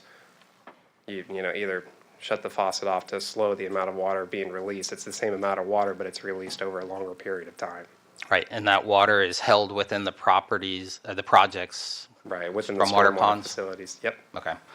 All right, and you mentioned floodplain, cup for cup. So am I to understand that for the cup for cup analogy is maybe difficult for a layman to understand, but am I to understand that if a volume of water, let's just say a gallon, that's a common measurement of liquids. If a gallon of water is displaced by building something, you can't push that gallon onto your neighbor. Is that correct? Right, so that gallon is compensated through another floodplain facility on site. And in this case, the stipulation reads, you can do one or the other. You can provide cup for cup through floodplain compensation areas solely used for floodplain compensation and not treatment, or you can use the full Gamble Creek watershed stormwater modeling system to show that we don't cause impact offsite. All right, thank you. I appreciate the walkthrough on that. Thank you very much. You're welcome. Thank you. No, I understand that just the conversation, there's a lot of information that maybe isn't understood. So just to kind of step through it, I think provides a picture, not only for the planning commissioners, but for any neighbors in the audience. So I appreciate that. All right, with that, planning commissioners, is there any additional information needed? All right.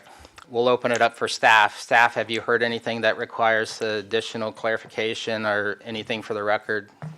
Hi, this is Laura Gonzalez, Planner 2 with Development Services, and I have been sworn.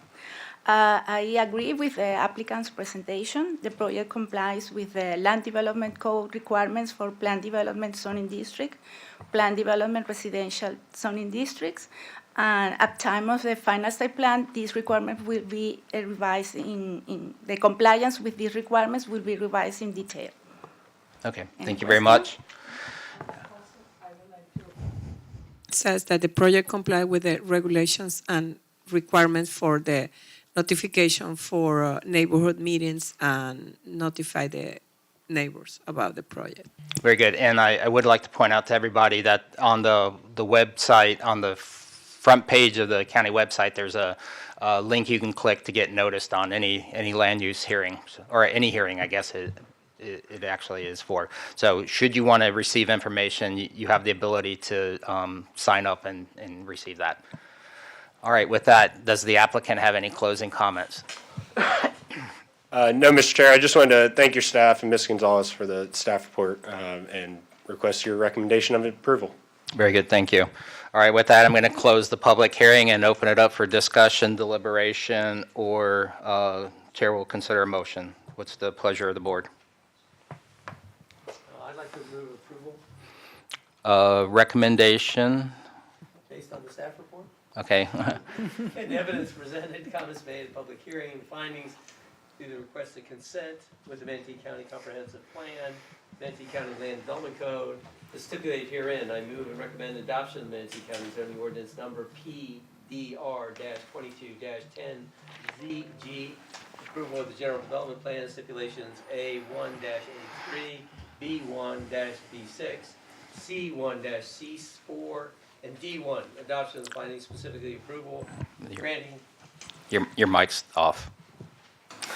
Could you do that again? Yeah, can you, right. Mr. Rutledge, could you just say a motion consistent with? Yeah, I'd love to. I make a motion consistent with the approval recommendation as provided for in the report. Okay, all right, very good, thank you. All right. Now you. All right, we have a motion, is there a second? I'll make a second. Thank you, we have a second, any additional discussion? All right, we'll call the matter to the vote. All those in favor say aye. Aye. Opposed, like sign.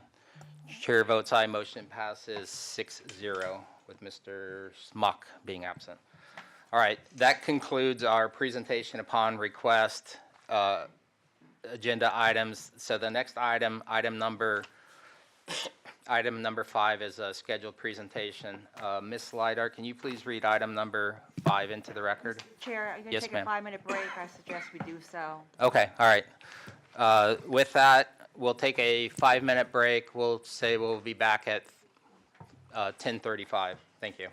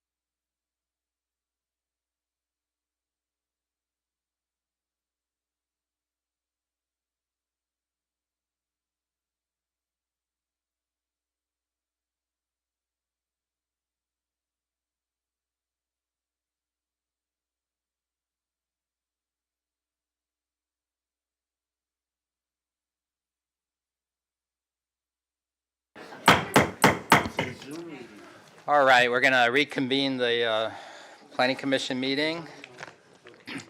And Ms. Slidar, I think we're up to item number 5. Can you please read that into the record? Item number 5, PDR 2102 PR Palm Grove Preliminary Site Plan, formal known as State Road 64 North Property, S&R Northeast LLC, Ranchland Investor LLC Contract Purchases.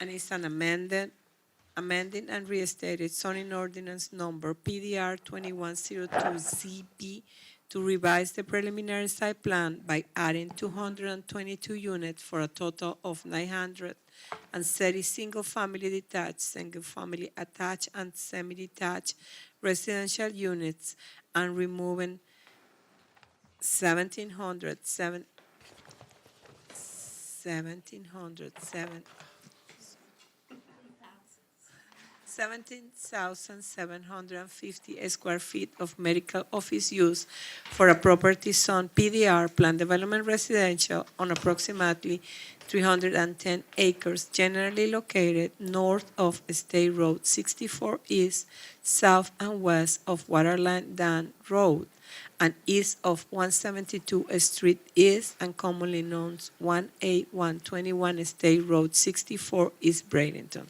The case is a quasi-judicial. The case manager is Ms. Laura Gonzalez, and here is seen is Ms. Stewart to present. Thank you. And for the planning commissioners, have there been any ex parte communications regarding this application? No. Okay. Good morning. If you could state your name, your county of residence, and that you have been sworn. Hi, good morning. Linda Stewart, planner with Morris Engineering. My county of residence is Lee County, and I have been sworn. Thank you. With me today is the civil engineer for the project, as well as a representative from the applicant if there's any questions at the end of the presentation. Thank you.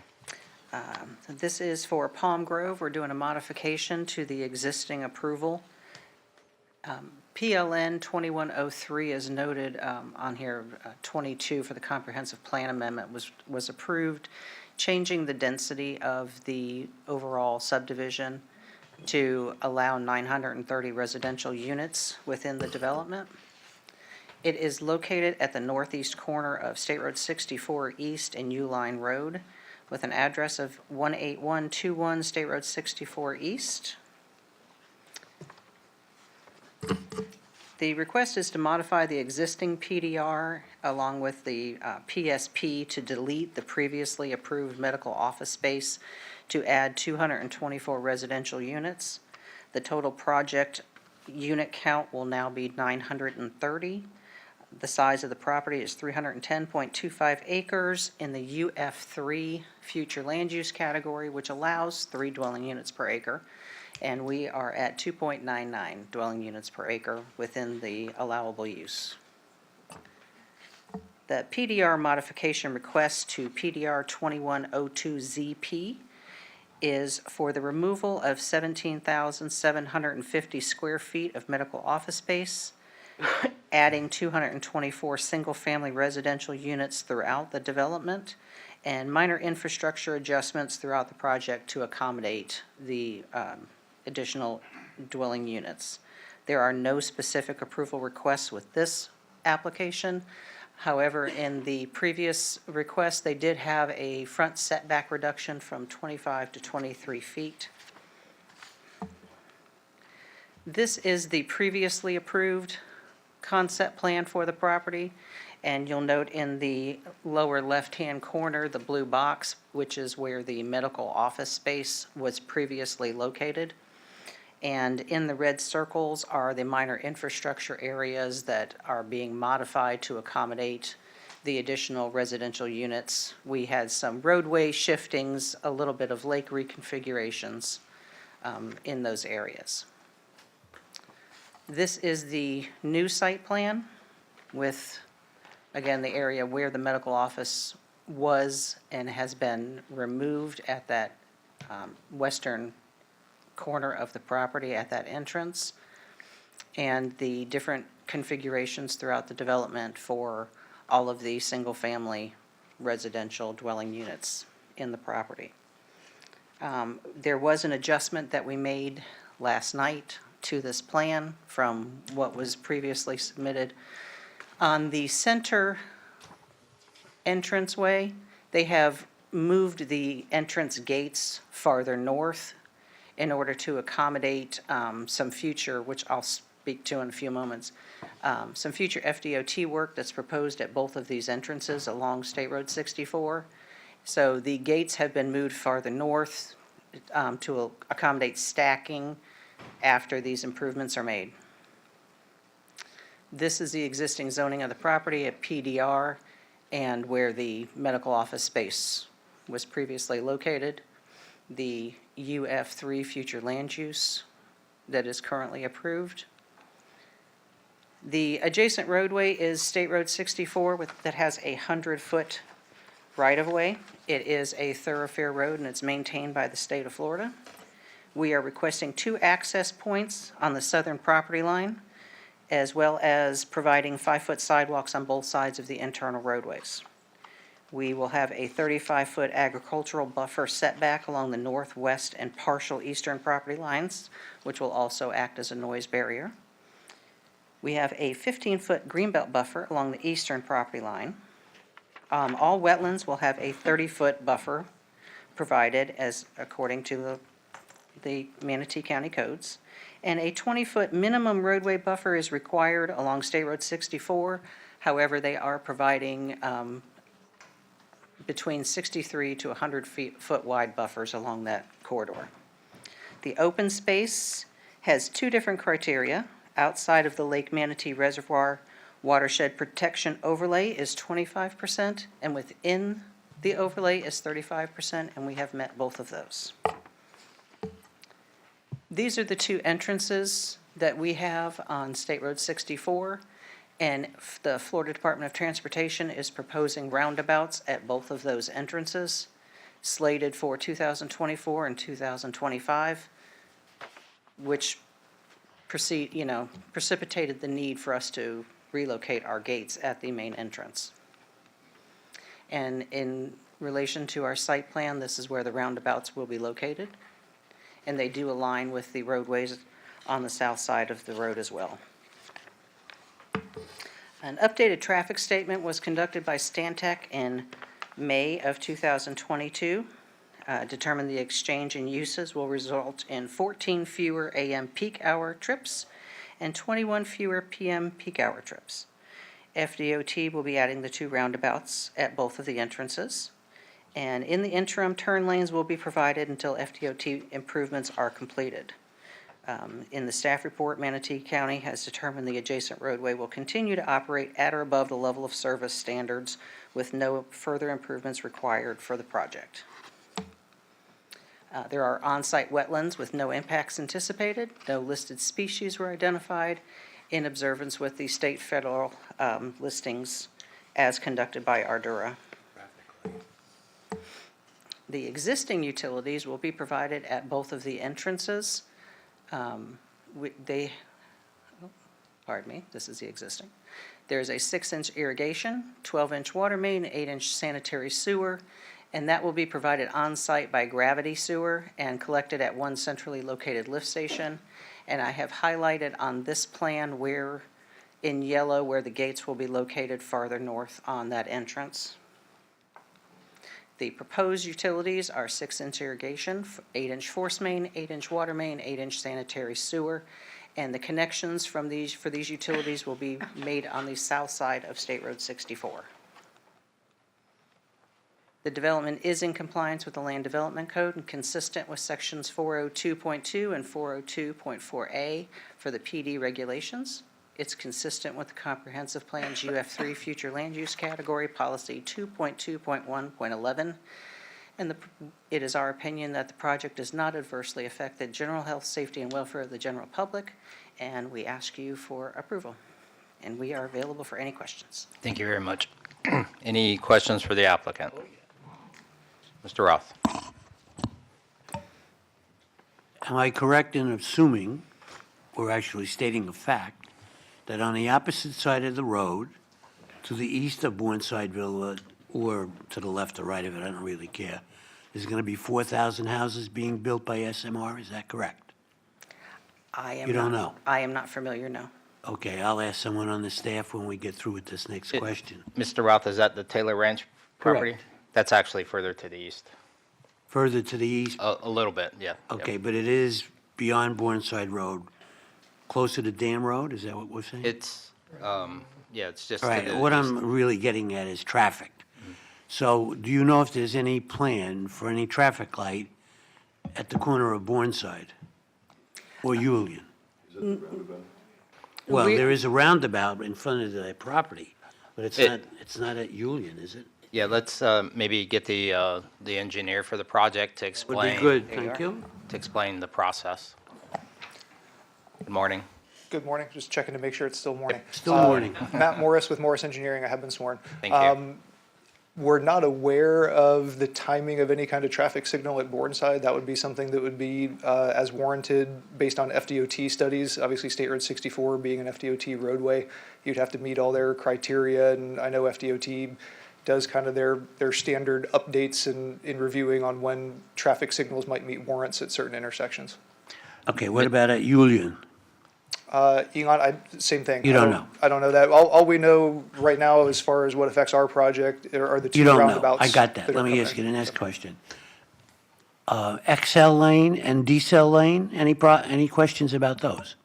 You don't know about that yet either? Any questions about it for Whether them they, going whether they're going to be any at what location? at the, At your entrance. At our entrance or at Bourneside and? at any entrance on that?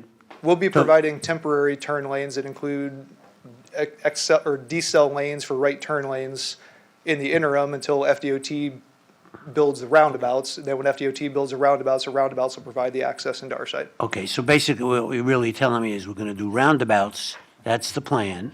We have Yes. no plan as yet for decels or XLs, and no plans for traffic lights at this point. Well, That's I not what believe I'm you, saying, but- yeah, he said they were doing We are Thinking providing. about it. turn lanes. No, We're this providing, project. we're providing temporary turn lanes in the interim until the roundabouts are done by Got FDOT. that.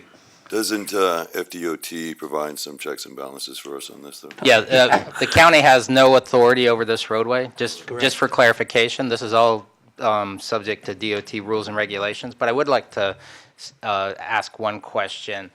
It's my understanding, and we've heard on previous projects, that when there's a question about an intersection, a traffic intersection with DOT, that there's an analysis performed to determine if it's going to be a signal or a roundabout. And the fact that you've provided information that it would be a roundabout, it would seem to me that this analysis has already occurred. Are you aware that? You're talking about the ICE study? Yes. So there were ICE studies done. They were done through SMR, I believe, by Stantec. And they're the entity that's actually designing those roundabouts in conjunction with FDOT. So those are being designed for FDOT by Stantec, I believe, to do the roundabouts. But the ICE studies have all been completed.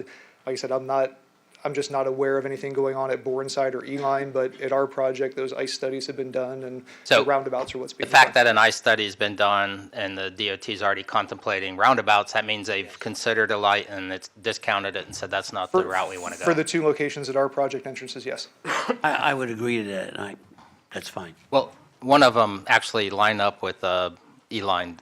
Oh, that's right. Yeah, I'm sorry. The middle one, yes. Have you Sorry, I seen was this getting project? confused on I was getting confused on the roadways out there. They're all over the place, but yeah. And again, all of this is regulated and controlled by DOT. And Absolutely. I was just trying to get some additional information from the applicant that Excellent. is a representation that this doesn't exist in a vacuum, that it's part of a larger consideration. And the properties to the south may be driving a lot of this effort, so. Lisa. Can I just ask about the stacking? I see the stacking shows about 19 cars stacked up there. What, on a roundabout, does that change? I mean, it seems like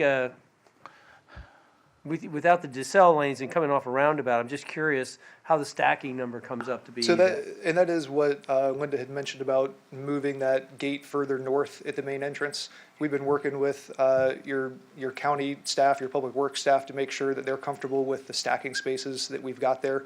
So we've moved that that gate further north on our plan to accommodate some additional stacking. We also, as we're coming out of the roundabout, would be one lane coming out of the roundabout. We're widening it out to two, so we'll also have resident lane and a guest lane as well.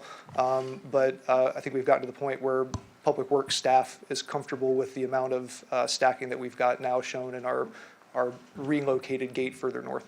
And for clarification, the information in the packet is different than what's being shown on the screen. So this is, what's being represented on the screen is the current configuration. So- Okay, and my question really is, what information do we have on roundabouts and stacking and road velocity and all that? Because I think it's a new phenomenon DOT likes for some reason, and I'm just curious about peeling people off how many cars you're going to have in there to get through the gates and all that. But as long as our staff's focused on what the outcome ought to be, I'm okay with it. It's just intriguing to me. I think it helps that Manatee County residents are getting used to using roundabouts. No doubt. It's like I just flying, wanna- you know, it's good to learn early. Huh? I just want to Like get you in the said, middle of this one more time. Unfortunately, I've had experience with FDOT, or maybe I should say fortunately. The fact that they've already concurred with SMR to do the roundabouts, the only control we have here and you have there is to do whatever you can do inside your property. Correct. FDOT is God. What they've decided, well, SMR can contend with them because they're big and they're getting what they want. But I'm very satisfied that this is going to work. Thank you. Thank you. All right, anything further for the applicant? Yes, sir. All right, with that, we're going to go to the staff presentation.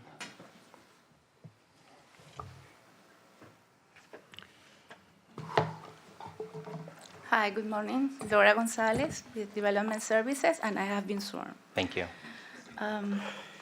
Let's go. Well, the applicant covered the most important parts of my presentation. The request is to approve this preliminary site plan modification to add 224 dwelling units and remove the medical office that was approved in 2021. Here we have the location of the property. The future land use category is UF3, and this is the result of a comprehensive plan amendment that was approved in 2022 that allows low-density residential and medium-density cluster residential uses with a maximum gross density of 3 dwelling units per acre.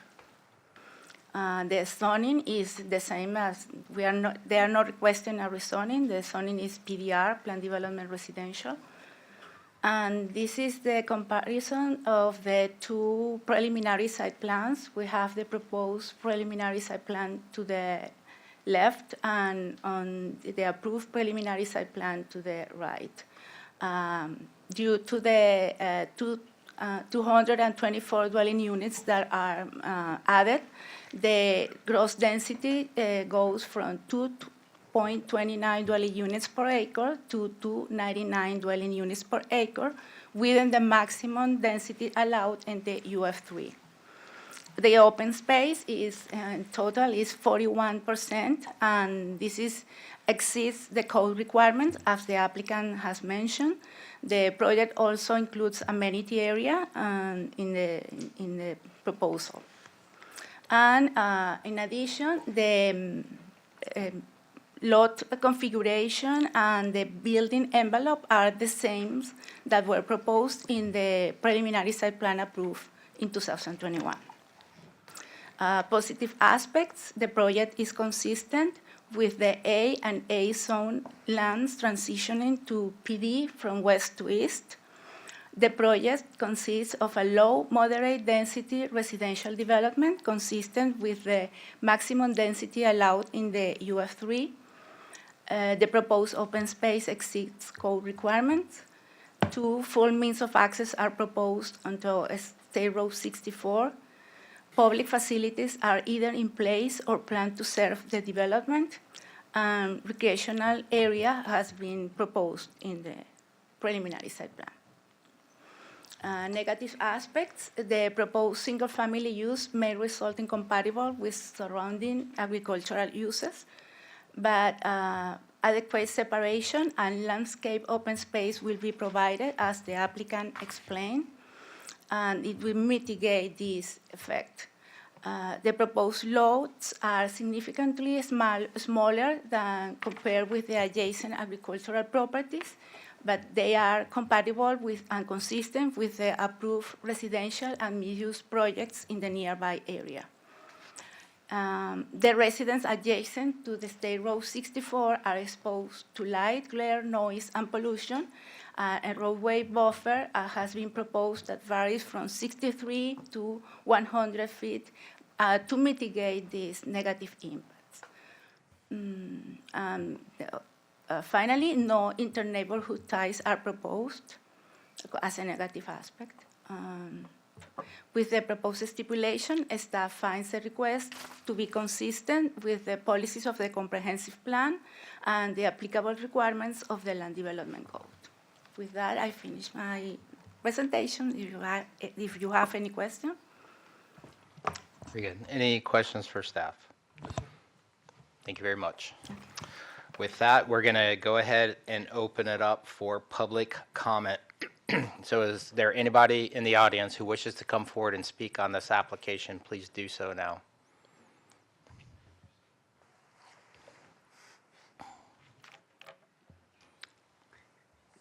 And again, if you could, please state your name, your county of origin. Y'all going to get a little tired of this, aren't you? But that's why I'm here. If I'm going to travel all the way an hour through to get from Myakka to here, and I think as our rights and responsibilities as great Americans is to stand up here and speak. There's a long history with this project. I appreciate the fact that there's always changes to it and it's very professionally presented. This is on the future development area boundary line, Burnside Boulevard. So I think we should keep that in mind when we go on with the rest of the afternoon, and that would mean something. Boundary line.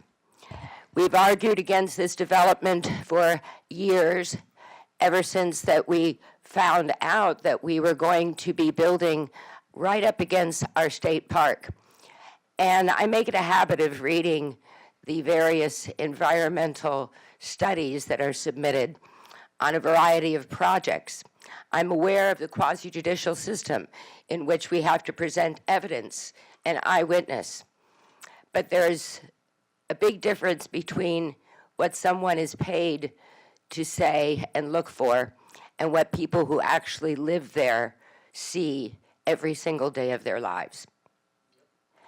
So we come up here as citizens, and as you all are too, and we understand that the Planning Commission merely suggests things for the Board of County Commissioners to consider.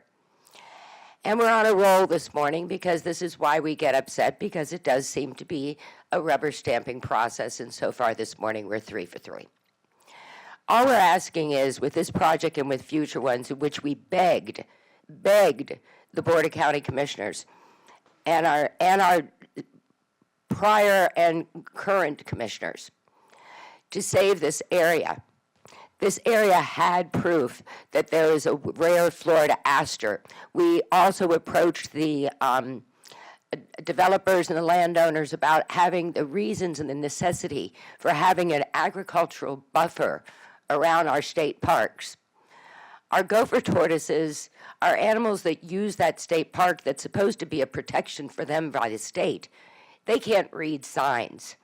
And anybody who has ever lived on Waterline Road or Dam could tell you very much that the things just don't stay behind those walls. They're part of our communities, and that's why we have agricultural buffers around those communities and their wildlife communities that are compatible with ours for a sustainable process of having a vision for Manatee County. We've also got issues with that and how this is going to affect Sand Creek.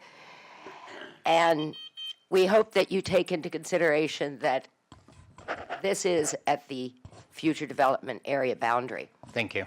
We're giving mice cookies. Anybody else who wishes to come forward and speak on this application?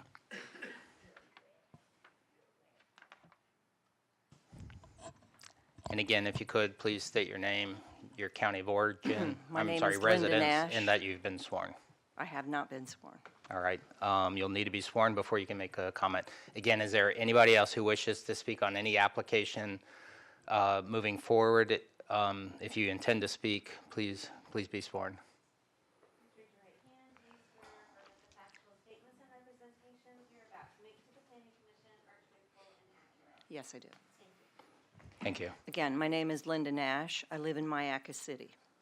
And I am against adding more homes to this property. This was an agricultural piece of property. It should have stayed agricultural. We have homes behind it, north of it, that are horse properties. And as we are horse owners, we are watching our properties diminish with all the building that is going on, 3-4 houses per acre. We come here from other counties. I came from the most densely populated county, Pinellas, to get away from this. I have a 15-acre horse farm, and you just keep pushing and pushing and pushing further east. And I beg you to please don't let agriculture land be developed into residential, high-density areas. This is a rural community. This is why people move here. We would love to keep it ag. We ride in that park. People come to the park to get away from the city. And what you're allowing is the city to come to the country, to a state park where people from the city come to look at the stars. You won't be able to see a star in that state park ever again with the light pollution that this subdivision is going to create. And the people that live north of there, that like to go out and observe the stars and the peace and quiet, there will be no more peace and quiet with the traffic and the people and the racetrack being so close by.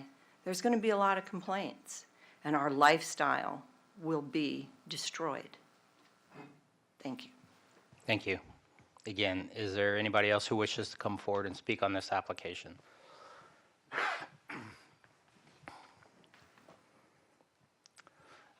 Again, name, county of residence, and that you've been sworn. Brian Mabry, Myakka City resident, and I have been sworn. Thank you. I'd just like to, you guys. Manatee County. Manatee County, yes, sir. Myakka, I'm sorry. I'd just like you to take into consideration that adding 200 more homes to this project that's already been approved will create more headache issues with traffic going down 664, as there's only one road coming in and out. You want to approve it? Wait until FDOT puts 4 lanes through there. That's all I can suggest. It only makes sense to me. I mean, what is this doing to our evacuation routes and our times to evacuate? Has anybody considered this? Yes. Okay, thank you. All right, thank you. I try not to interrupt you, but yes. I would like to point out, though, that there have been 2 thoroughfares constructed in this area that E-Line and Bourneside are currently in place. So, and they connect to east-west roads. So the county has planned for this improvement, the growth in this area for a very, very long time. So again, name? Tom Cavallo, Myakka City, born here. And you've been sworn? Yeah. Okay, thank you. All right, so you're talking about all this, building all these houses. My question is, where are you getting all this water at? We only got so much water. Have you all lived here your whole lives? I'm asking y'all. Yes. Okay. Have you seen the reservoir go low before? Question I'm asking you. Have you seen the reservoir? We can't have an interaction. This isn't a okay. discussion. So, well, it's an okay, then, opportunity. I'm just wondering where all the water's coming from. Brian brought up evacuation routes. I mean, you're only thinking about part of it. And you're just lining your pockets as far as I can see, and, we're just getting screwed, so, All right. All right, thank you. Anybody else? All right. All right. Thank you. Hello, my name is Angie Fairweather, Manatee County resident, and I have been sworn. Thank you. I live right off of Jennings Road, which is on 675, And I've lived in the area for about 12 years now, and I have to commute down 64 to get to work. My commute went from 20 minutes 10 years ago to it took me an hour to get here from there today. So the traffic is impeding my ability for employment. I'm having to spend 2 hours on the road so my children to get to their schools. Also, another consideration I'd like you to think about is the impact to our public schools. Right now, most of our schools in the area have portables to help deal with the overflow of students that don't have classrooms available. And right now, I don't hear schools being built prior to the developments, which used to be what happened in Manatee County. And so my concern is to see more and more students stuffed in portables. You can't have science labs in portables. You can't have the kind of educational activities I want to see my children have in their schools.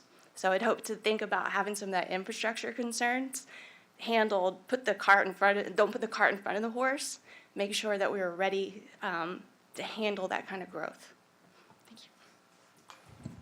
Is there anybody else who wishes to come forward? All right, seeing no one else come forward, we're going to close the public comment portion of the hearing and then provide a little bit of explanation and guidance. The Planning Commission is a voluntary commission. We're all citizens. We're not employees of the county. We've been asked to do one thing, to determine if applications are consistent with the comprehensive plan and the land development code. I don't like it is not a compelling argument to deny an application. One of the main things we're doing here is protecting the citizens of Manatee County against any potential legal action. So this is a quasi-judicial hearing that offers citizens an opportunity to provide specific and compelling testimony to consider in the decision. And again, the ignorance of a process isn't, again, a compelling reason to deny it. There's evaluations by DOT, by the Water Management District, by Manatee County with regard to many things, including things such as the school. Actually, the Manatee County School District is a separate government. They provide information. In this application, there's a report from the school. So all of this information is considered and evaluated for consistency and appropriateness.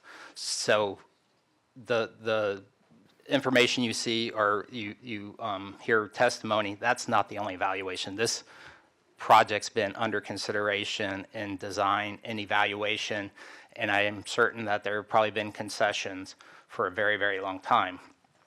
The comprehensive plan was adopted in 1989, I believe, and that could have been when this property was first considered for development. So it could predate development in this area, but at that time, the county might have already been considering that. So Manatee County is very long, has a very long vision with regard to the development of the county. It's not something that's done without consideration or thoughts, and it's I can assure you it's a very arduous process to get to this point. So hopefully that helps you understand.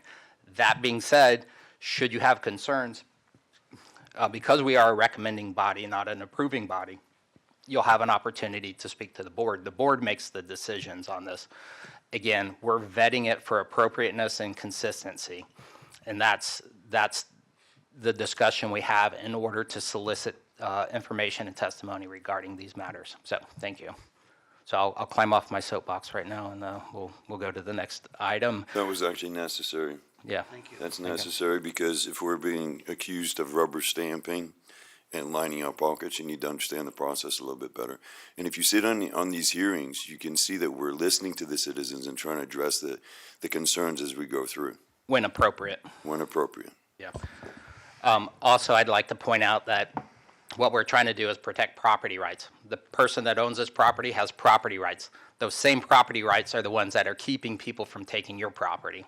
And we would be fighting against that. So establishing understanding associated with property rights is very important. And state statute is also very, very restrictive in what can be done. So again, with that, any questions associated with the comments If not, I'll ask the applicant to come up and address a few matters. So, I had one question. yes, please. So the effect of this conversion from these medical components to additional residential, like, what's the traffic impact of that, and what's the yield calculation that you get from having these to adding all this additional housing? So that was on one of the slides, sorry, Matt Morris Engineering, I've been sworn. That was in one of the slides in our presentation.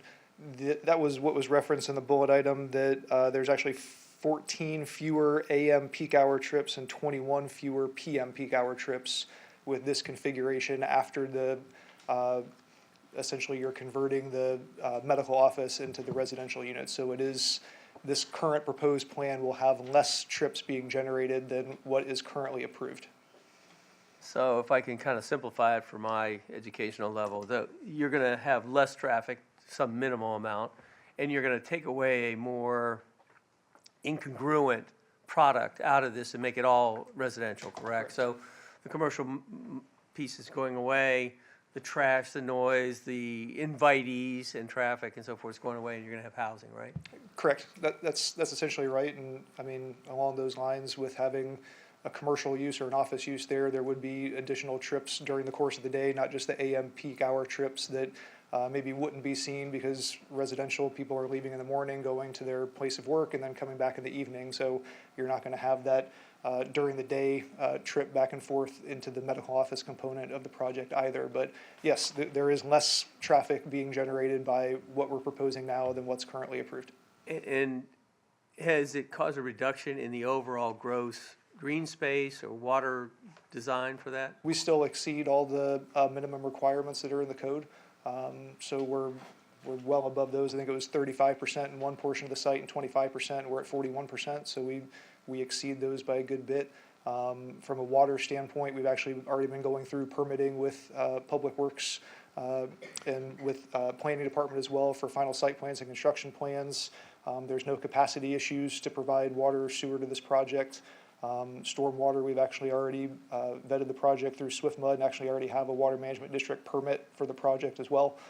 So that's all been gone through the state and reviewed by the state to provide us with that permit for SwiftMud for this project also. So if I were just trying to kind of capture the idea in my mind, what you propose and what you have meets the county requirements, and you've actually not bumped up to the most capacity you could do. You've met the state requirements, SwiftMud, FDOT, and so forth, and are consistent with them, at least under the previous condition, correct? Correct. So this submission, in my mind, seems to be a reduction in the impact to the people around you. Whether they like that or not is kind of their prerogative. But again, within the code and what's been set up by boats, county government, state officials, you're not asking us to make a lot of changes in that field. You're making a transition from one to the other. Correct. We believe we're in compliance with everything, and like you said, we're producing less traffic with the proposed condition than what's already been approved by the board for the previous zoning and preliminary site plan. So yeah, we believe we're consistent and in some cases exceed those requirements as well. So, and I think for myself, sometimes I look at the numbers and I say, gee, you're increasing the number of houses, but I think when you break it down and drill through it, I guess if I was your neighbor, I'd feel better that this was going through than what was going through before. Sure. You have kids? I mean, is that a reasonable? I mean, I think it's a reasonable argument. I mean, I don't live right next to the project, but you could make that reasonable argument, I think. Thanks. I'm sorry, go ahead. Just to address the school, that came up, the school capacity is, according to the report. Ms. Kiva, before we do that, I just had one more traffic comment, and then we'll jump to that. With regard to, let me ask a question I think is probably a question on some folks' mind. With regard to the consideration on traffic, they said, well, these houses aren't built, the trips aren't on the road. How's there a consideration or accounting for projects that have not yet been constructed? Does the Manatee County or the DOT process include trips that do not yet exist on the roadway with regard to the analysis? Those analyses typically include background traffic for existing as well as projects that are already, I guess for lack of a better term, kind of on the books. Also looks at what the highest and best uses are for some of the projects around it based on future land use criteria, things like that. So those houses that, or maybe not even houses, but other development that hasn't necessarily occurred yet, that's on the books, already been zoned, or again, looking at future land use, that kind of trip generation is taken into account in those reports. Okay. Thank you. Sorry, Sorry to Oh, jump no in there. problem. Thank Maybe you. it's for staff, but just a summary of the school report. Is there a capacity issue at this time, or is there anticipated to be? Sorry, going I out. don't want to lose our submitter. School district, the school district provided the report and calculated the demand for this development, and they found no issues regarding this. We Okay. can be covered with the existing facilities. All right, schools thank you. that are in this. Thank you. I think we had some additional questions for the applicant. One other question for the applicant, if I may. So I like to come here every day because I get smarter. I was not aware of this specialty bird, the aster. And I wanted to ask about the study that had been done. Has that been updated recently? Because then one of the things that happens over time, you get these initial submissions, and we have done it with other projects. What's the current status of the Bugs and Bunny review, if I can be so crude? So there was an updated environmental report that was done, again, with part of the permitting that we've been currently going through with the Water Management District as well as with county staff here. So that report, I don't recall the exact date that was updated, but it has been updated fairly recently, and they found no listed species on the site. Do you know what an aster is? I personally don't know. No, I mean, it's interesting. I appreciate that our residents come up and educate me. So I guess the only concern I would ask for you is, the question's been raised that there is this unique bird, which I've Googled up here to be a little bit smarter, but can we just make sure that our study is adequate to address that interest? Well, let me ask you this. Was the environmental report that was prepared consistent with the state rules and regulations? Yes. Okay, so it could have been a consideration. We don't know if it's a listed species or, I'm not even sure. I don't want to pretend like I know what I'm talking about, but again, I'll default to the question, is it consistent with rule and regulation? It's consistent with state and local rules and regulations. Again, it was submitted to Water Management District. Part of the Water Management District's review is Florida Fish and Wildlife come take a look at the project as well. So it was deemed that that report was appropriate when they approved our Swift Mud permit as well. All right. Curious. And then one additional thing, and we can maybe dovetail this very similar to the school discussion. When a project is, an application for development is submitted to Manatee County, it's my understanding that there's a cost associated with capacity of things like the water, the potable water system, sanitary sewer system, even the school has a mechanism by which to offset the impact, the individual impacts of those units coming on the line. So with regard, again, one of the neighbors mentioned water specifically. So has there been a coordination with the county related to the service of this project related to potable water? Yes, there has. Again, we've actually already submitted final site plan, construction plan reviews for this project. We've provided all the analyses that are needed to show capacity in the existing counting lines. There's been confirmation that the existing plants have capacity for what we're proposing. So there's no issue regarding capacity at this point. I think what you're talking about with impact fees, where obviously as development happens and the houses actually start being built, there'll be impact fees that are paid and connection fees for water and sewer, things like that, to help with some of those line capacities moving into the future. But as of now, there's no capacity issue from a water standpoint to provide the project with service. So for utilities, the capacity fee, and for other services like the schools and for roadway projects, I mean, roadway improvements, the capacity fee and the impact fees are fees that are paid to Manatee County in order to provide opportunities for things such as expansions of facilities? Correct, yeah, impact fees, and I'm not an expert in impact fees by any stretch of the imagination, but as homes and other developments are being built, there's impact fees that get paid that go toward future projects for the county to help fund those projects to expand capacity on roadways, expand capacity in treatment plants, utility lines, utility services, the whole 9 yards with that. But again, specific to this project, there were no issues with the existing lines or existing roadways, existing facilities.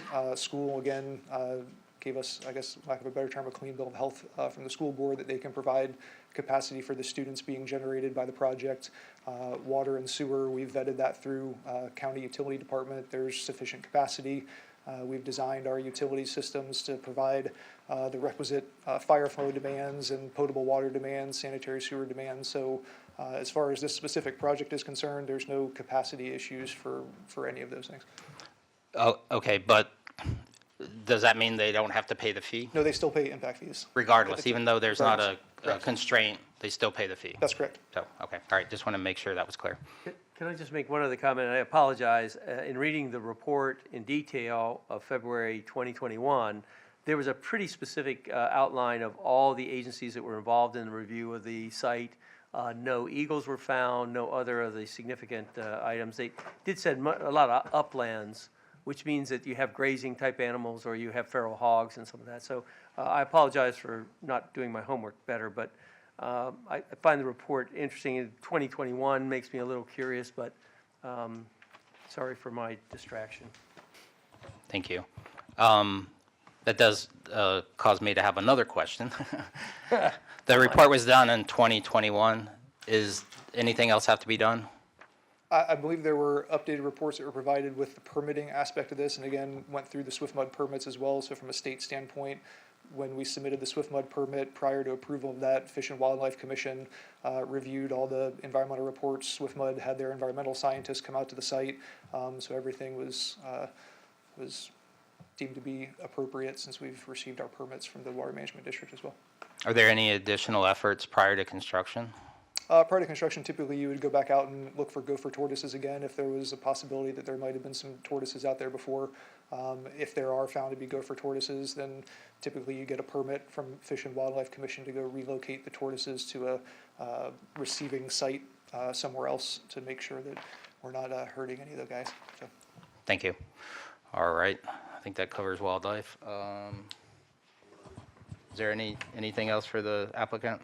This was changed to a UF3 back in 2005. This-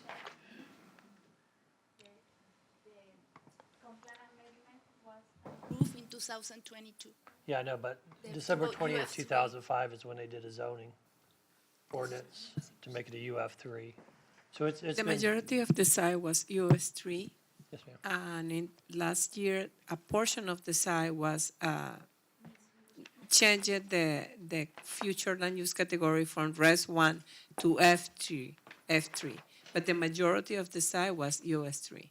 That was the application that had inconsistencies between the urban Last service year. boundary and the Yes. property. It didn't fall on a property boundary. Right, Yes. but it's been UF3, the For, majority of the property. has been UF3 since the adoption of the comprehensive plan, with exception of the area that was changed, the future land use category that I can check in the staff report how much acres were changing last year. Yes, ma'am. Okay, thank you. problem. All right, any other questions for staff or the applicant? All right, with that, are there any closing comments from the, from staff? Sorry.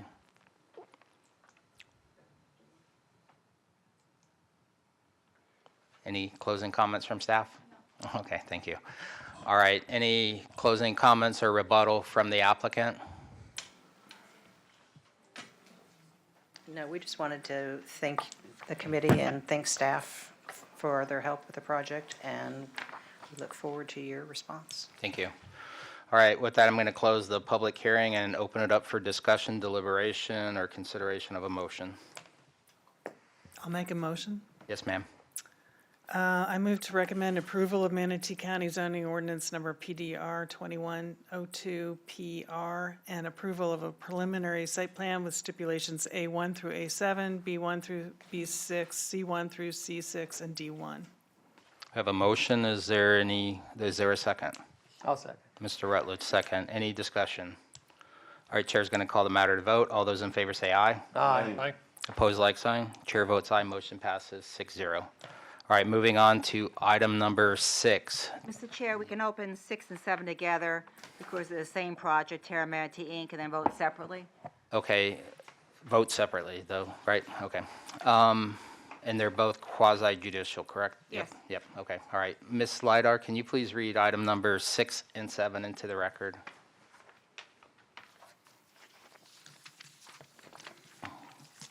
Item number 6, ordinance 2335, formerly known as 1913, Tara DRI number 11, is an approving and amending and restatement of a development order pursuant to Chapter 380, Florida Statutes for the Tara Development of Regional Impact Development Order as amended. Amended Map H to allow passive and low-intensity recreational uses on Parcel 3S, and other minor updates to include previously granted legislative extensions, terminology changes, and departmental reference formatting clarification changes, and to the note stipulation that has been complied with the requirement that has been completed, codifying and restating the existing development order for the DRI number 11. The Tara DRI number 11 is generally located in the southwest corner of I-75 and State Road 70, Manatee County, with a total acres of 1,124 acres. And item number 7 is PDR PDC 9603 GR12, Tara Manatee INC, and it's a quasi-judicial case, and it's approved and amended to the zoning ordinance and general development plan, amending Map H to allow passive and low-intensity recreational uses on Parcel 3S, and other minor updates to include previously granted legislative extensions, terminology changes, and departmental reference, and other changes for internal consistency, codifying and restating the existing zoning ordinance.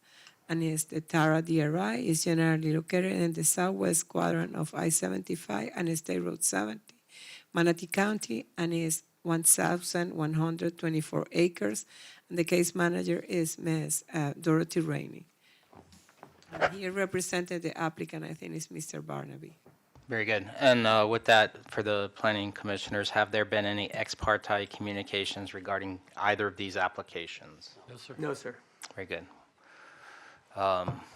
With that, Mr. Barnaby, I'm sorry, I got distracted. If you could, please state your name, that you've been sworn, your county of residence, and if you would, please introduce the applications.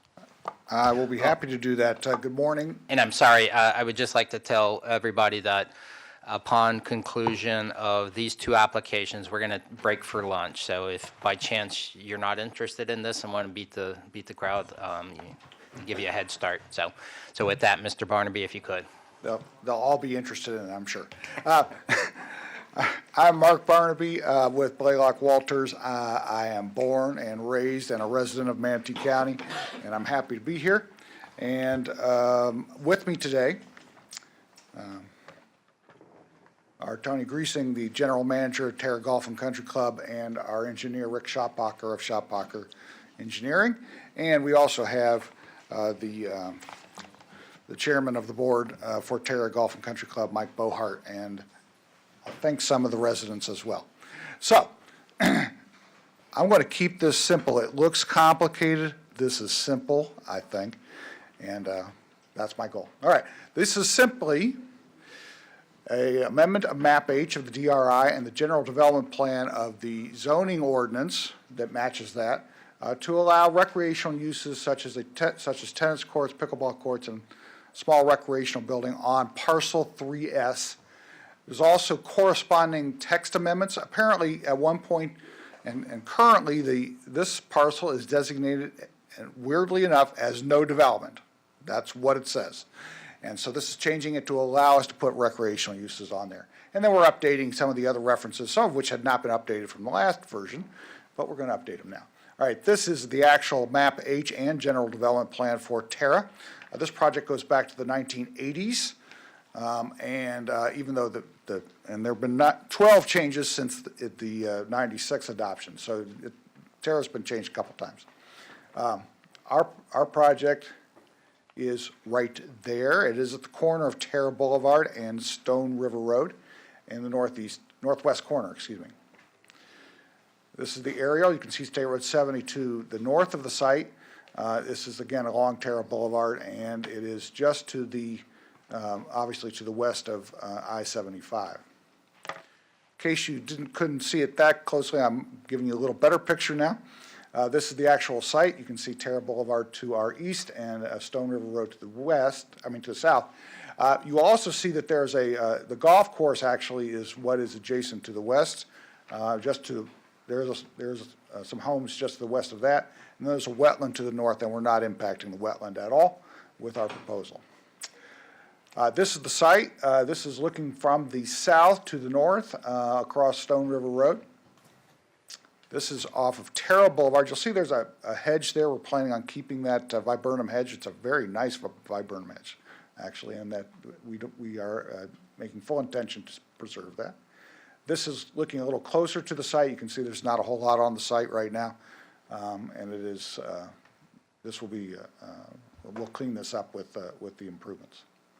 Now, from our site, looking south, this is an office building that's at the corner of Terra Boulevard and Stone River Road. This is looking to the west. You can see it's hard to see, but there's a golf cart path right between where that little hedge is and the house, and we plan on keeping the hedge in and vegetation there to the extent we can. This is looking to the east. This is an undeveloped parcel that is actually designated for commercial use right now, and potentially could be multifamily as well at some point.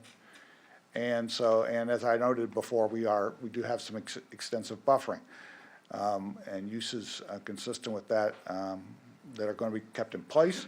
The wetland to the north will not be impacted.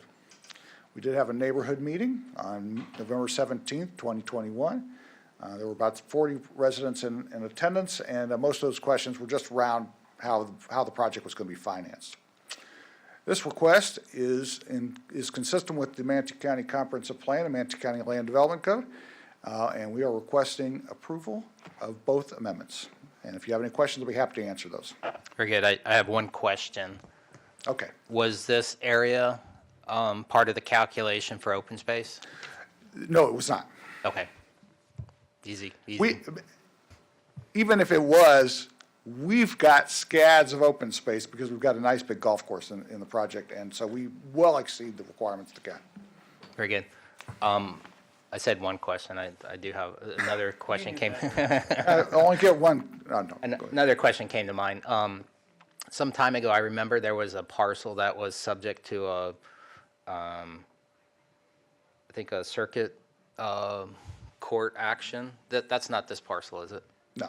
Okay. All right. Thank you. Next to this one. Yeah. One of the challenges with this, you notice we started this project in November of 20. We started actually before November 21. We had our neighborhood meeting though, and the fact that it has been litigated probably slowed the process down just a little bit through the staff, just because they wanted to make sure everything was done right. Understood, and that goes to my point I made previously, where my goal is to keep the county out of trouble. Understood. All right. With that, any questions for the applicant? Yes, sir. I just have one question. Is this going to be a private pickleball court? Because I hear there's a lot of pickleball enthusiasts that are jumping fences and all that. That's a question for our general manager, I think, to answer. He says it's private. So I can't get on, is that what you're saying? No. Okay, that's an interesting point. You can join the club. There you go. All right. Anything for the applicant? All right. We'll open it up for staff presentation or information.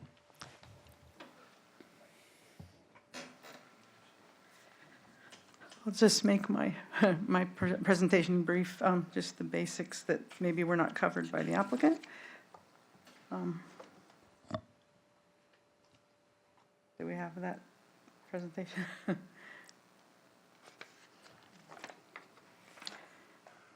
I can just start reading through that. It's obviously, the request is to amend both the development order and map H that accompanies it, as well as the zoning ordinance and the general development plan, to add passive and low-intensity recreational uses as allowed, as allowable uses within parcel 3S.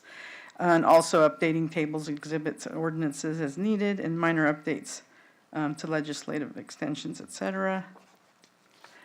It's the location of the parcel 3S is in yellow. They're close to the intersection of State Road 70 and Terra Boulevard, and it's in the retail office residential future land use. It's in the PDR zoning. It's got like a little sliver that might be part of it to the south across the street that says it's PDC, but the site itself should all be PDR. It's 2.1 acres total, again, PDR zoning, future land use of retail office residential, and it's currently vacant. Although it was not a requirement at all, they did provide a conceptual site plan showing the layout. They're doing about, looks like 3 tennis courts on the north portion of the property, and about 2, 4, 6, 8, 9, okay. Oh, the pickleball court, okay. Not sure, it might be 5. I'm not sure, okay. Okay, 5 pickleball courts, and then the parking area is at the south end along the road that it fronts on. Let's see, that we already went over. There's the aerial up close.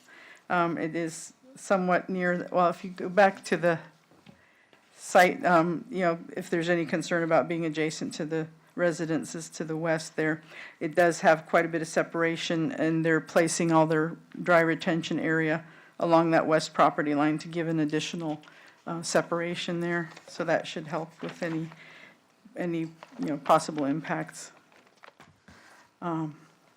The surrounding uses are open space and wetland in the PDR zoning to the north. To the south, of course, is Stone River Road, and south of that, there's some office uses, zone PDC. And then to the east is vacant commercial land, zone PDC, and that's across the Terra Boulevard. And to the west is the golf course property and residences, zone PDR. Staff's conclusion is that the amendment to the zoning ordinances with GDP and the development order with map H and the stipulations as provided are in accordance with the comp plan and the land development code. And that's all I have. Thank you. Very good. Any questions for staff? Sure. I had one. I was just curious about the lighting. Is this a lighted course for evening use too? I don't know if the, yeah, okay.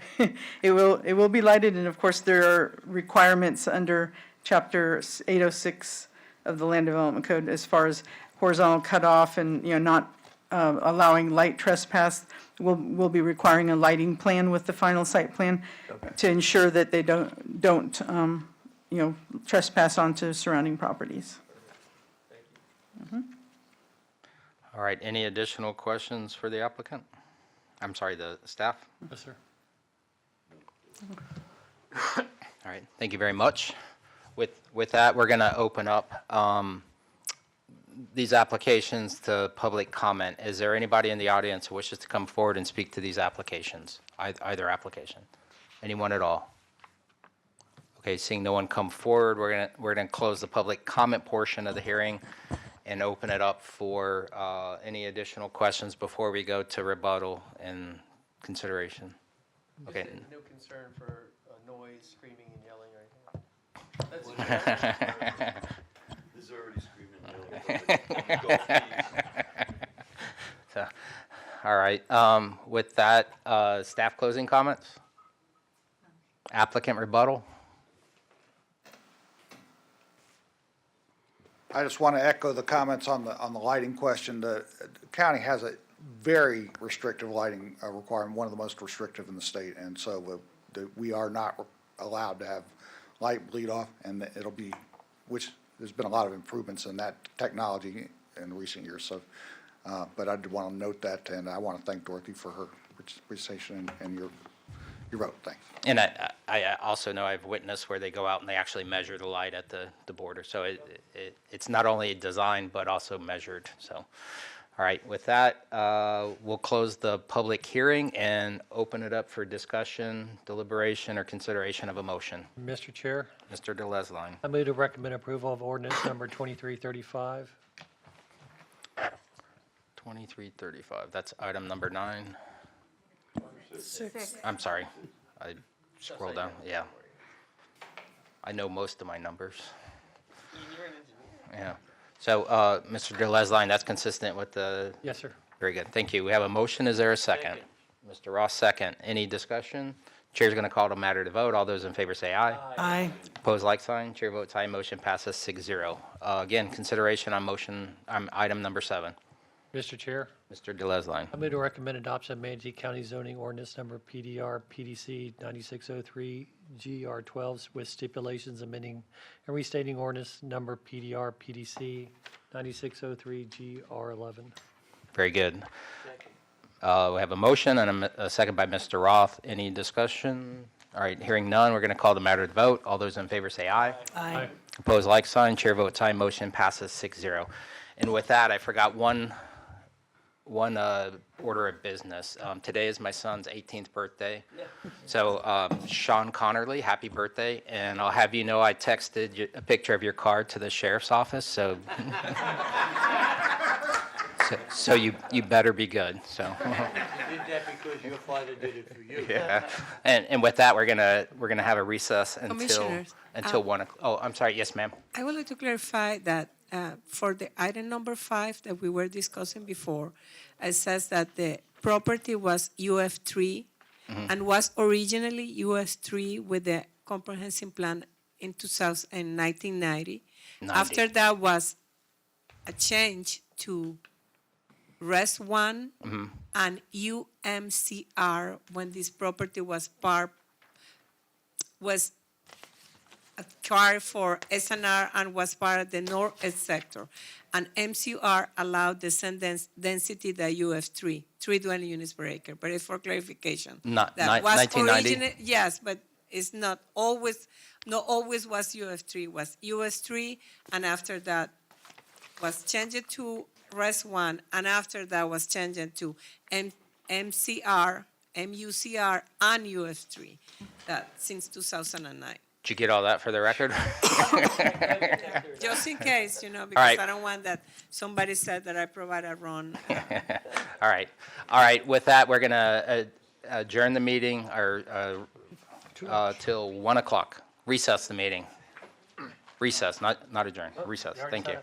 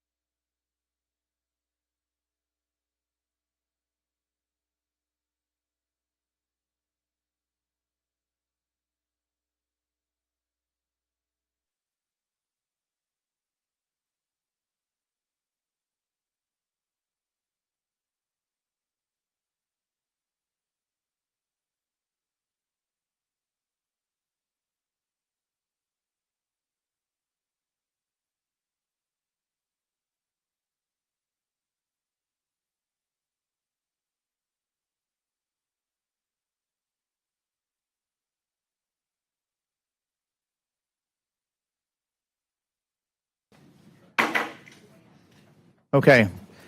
We're opening an emergency meeting of the Board of County Commissioners of Manatee County. This meeting has really two agenda items.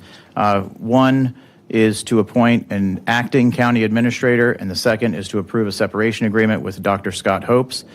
Before we start our first item, I'm going to turn the meeting over to Dr. Scott Hopes so he can make a statement. Thank you, Mr. Chair and Commissioners. I believe the agreement makes a clear enough statement, but I do want to thank the board for the opportunity to have served the people of Manatee County for the past 22 months in this capacity. I do believe our team of leaders have accomplished a majority of what the board wanted me to accomplish. Maybe we accomplished it a little bit ahead of schedule, and I appreciate the employees who stepped up to the plate and put the board's priorities at the forefront and worked diligently to continue to do the work that matters for Manatee County. Thank you, Mr. Chair. Thank you, sir. I would like to make a couple statements before we start going around the room here. Dr. Hopes, we brought you in during very challenging, difficult times. I mean, the circumstances you walked into, you signed your agreement with this county, and then you immediately signed a declaration of state of emergency because Piney Point was unfolding literally as we were, confirming you. You stepped in and handled it very courageously, very calmly. Credit to staff and the administration who did rally around you at that time, and you led us through that entire process, including going to Tallahassee to help with Senator Boyd to help secure funding for the closure of Piney Point, and we are, of course, grateful for that. You also led sort of the turnaround of this county. We came in and we said that we wanted to change the culture in Manatee County, and we could not have done that without you. And so we're very appreciative, at least I am, of that. You hired great talent as well. You're leaving behind a great team of strong, smart, enthusiastic leaders. You led us through Hurricane Ian, which is greatly appreciated. You and I had some late nights and some pretty, adult conversations about what this county could potentially look like after Hurricane Ian. And of course, thankfully, we dodged a bullet. But we literally thought we were going to be Fort Myers Beach for probably 3 days. And it was a tough time, and appreciate your leadership during that. You led us through a tough election, and I think we can leave that at that. But it also, we came in and said we were going to be the roads board, and we identified 6 major road projects that the county was going to tackle alone. And we have. You helped us with securing some state funds and hopefully more to come for some of those roads, hiring engineers and project managers during a time when there was a terrible labor shortage and people were having a lot of difficulty attracting good new talent. You did manage to attract quite a bit of good new talent, and folks are working really hard to get this county out of traffic and to build those roads. And we've tackled some other road projects that are even bigger than the 6, really, that we're reaching out for state and federal help with. So I'm very appreciative of all of those things and many others, and I've appreciated your friendship through it all, and I wish you nothing but the best. Commissioner Baugh. I'm going to call you Scott because that's what I've always called you. You've always been a friend, a coworker, and a lot has been accomplished since you've been here. I got to know you much better than I did before. Even though I knew you, I didn't know you like I do now. And I have enjoyed the time that we've worked together and the accomplishments that you've made. And I think the biggest thing for me that stands out the most was I was chairman when we hired you, and you immediately, 20 minutes later, had to sign a state of emergency because Piney Point had burst. And I remember working very closely with you on that, and you acted like you had already been here maybe 10 or 15 years. I mean, you stepped right into it. I think that you have great potential in anything that you set your mind to do, and it's been an honor working with you. So, thank you. Thank you, ma'am. Commissioner Satcher. Thank you, Mr. Chair. Dr. Hopes, I want to point out one of the toughest things that you have to deal with or have had to deal with, and that is it can't be easy to work together with a group of, really some libertarian-minded people, but move things forward. And I know that is a little bit of a catch-22, and nevertheless, you've done a lot of great things and a good job. And Piney Point, I'm glad that people brought that up, your leadership during that. This county had never faced anything like that, and you did a great job, and we were very grateful for that. And then the last thing, perhaps more personal, but what people do behind the scenes sometimes makes the biggest difference. And you've always been so generous. You were, called and spoke to me after the birth of my 1-year-old, after Hope, and I believe you made the announcement to the board, and how long she was and weight and all that. She's my 6th baby, so I don't even necessarily remember, but you did a great job, and so I just want to thank you for all your service and hard work. Thank you.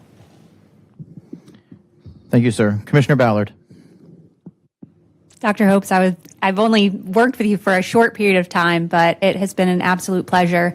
I thank you for your service, and I'm sure our paths will cross again. Thank you. Commissioner Ron. Dr. Hopes, Scott, we've known each other a long time, even before you ran for school board. But as one of the new guys here and one of the newly elected, I want to tell you that I'm just so thankful what you've done for me and my district. The things we've gotten done already that were sitting on a shelf in a short time that I've been here. But I just appreciate you. I appreciate what you've done for the citizens of Manatee County, what you've done for the government of Manatee County, and what you will do out there in the public sector. So I just want to say thank you very much. I've appreciated our friendship for all these years, and you will be missed. Thank you very much. Commissioner Bearden.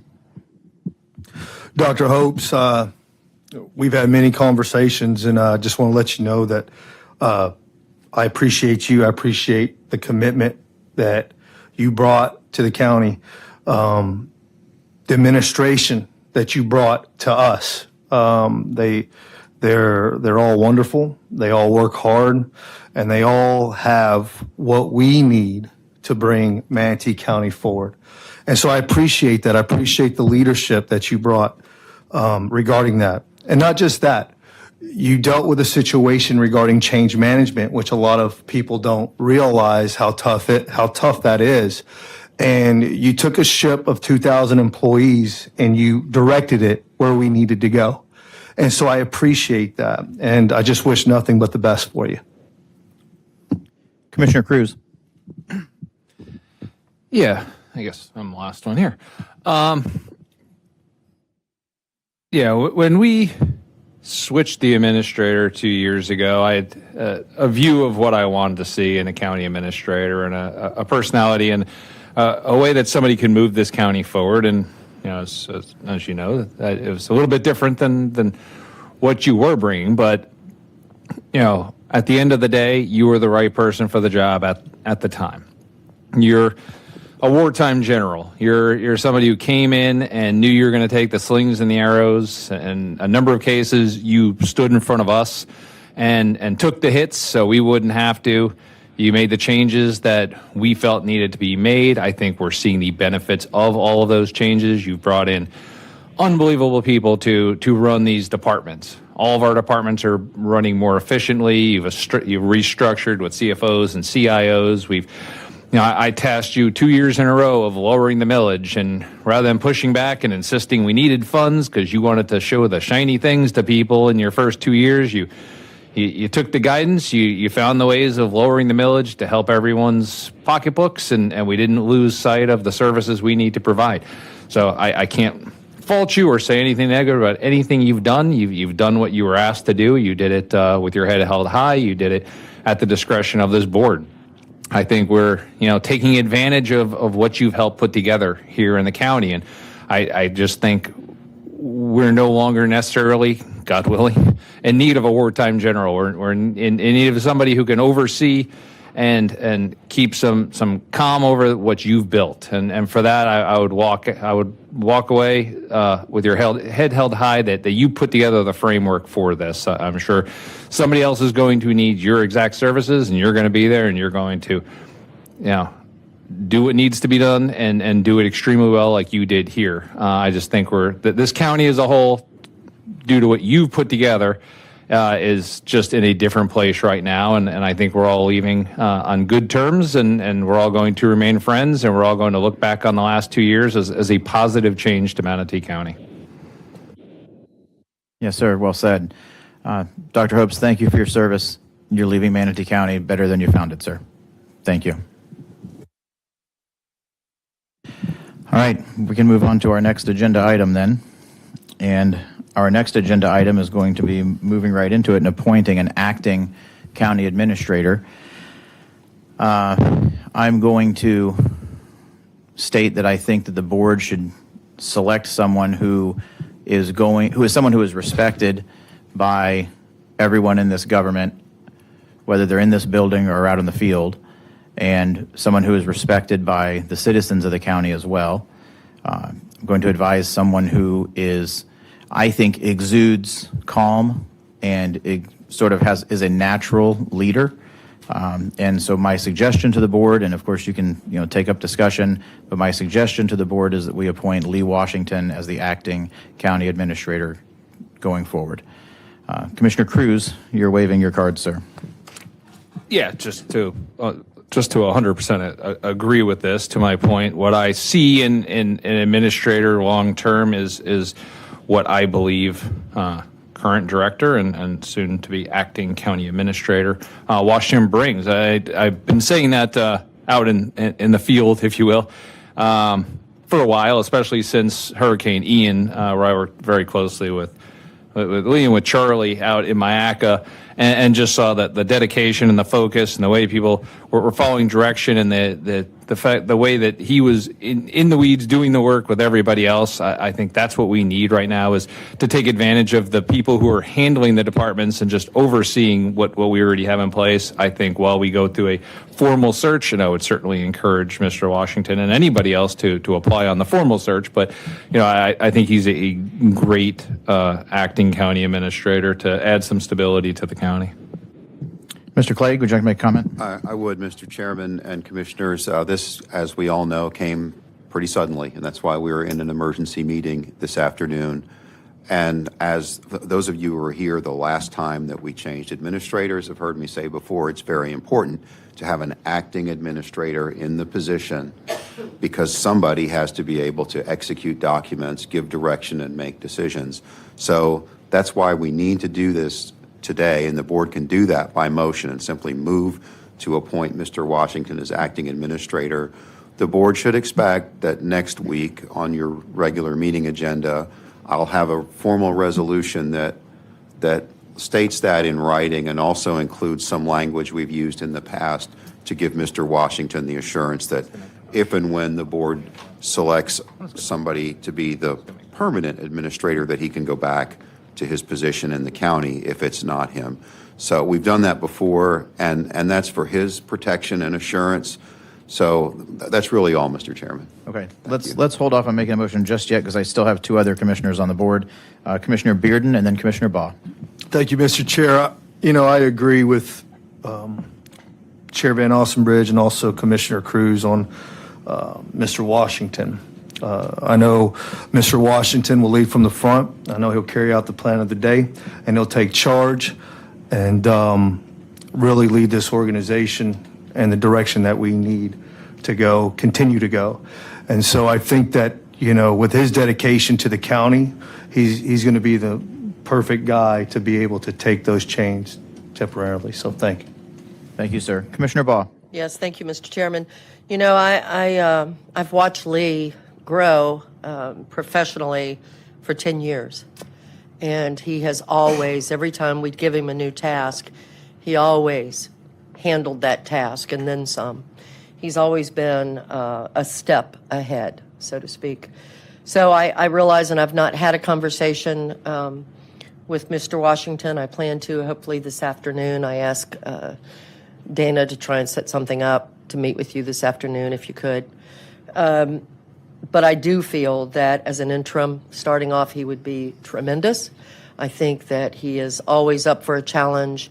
And when you give him a challenge, he has proven that time and time again that he exceeds it. So I feel like knowing his background and his history here, that I don't even know how long you've been here, Lee. How long?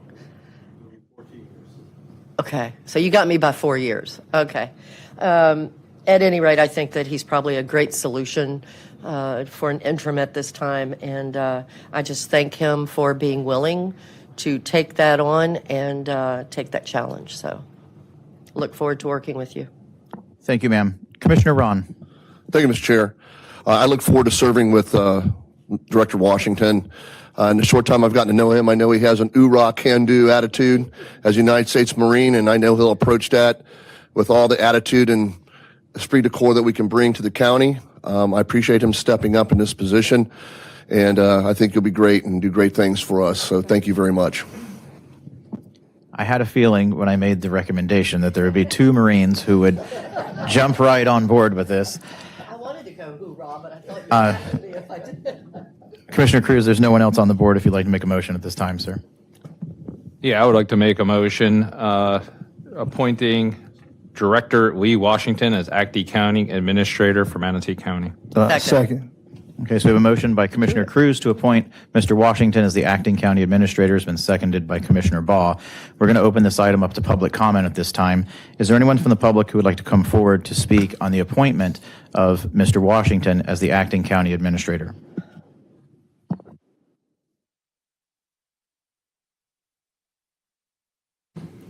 Okay, so no one came forward, so I'm going to close public comment at this time.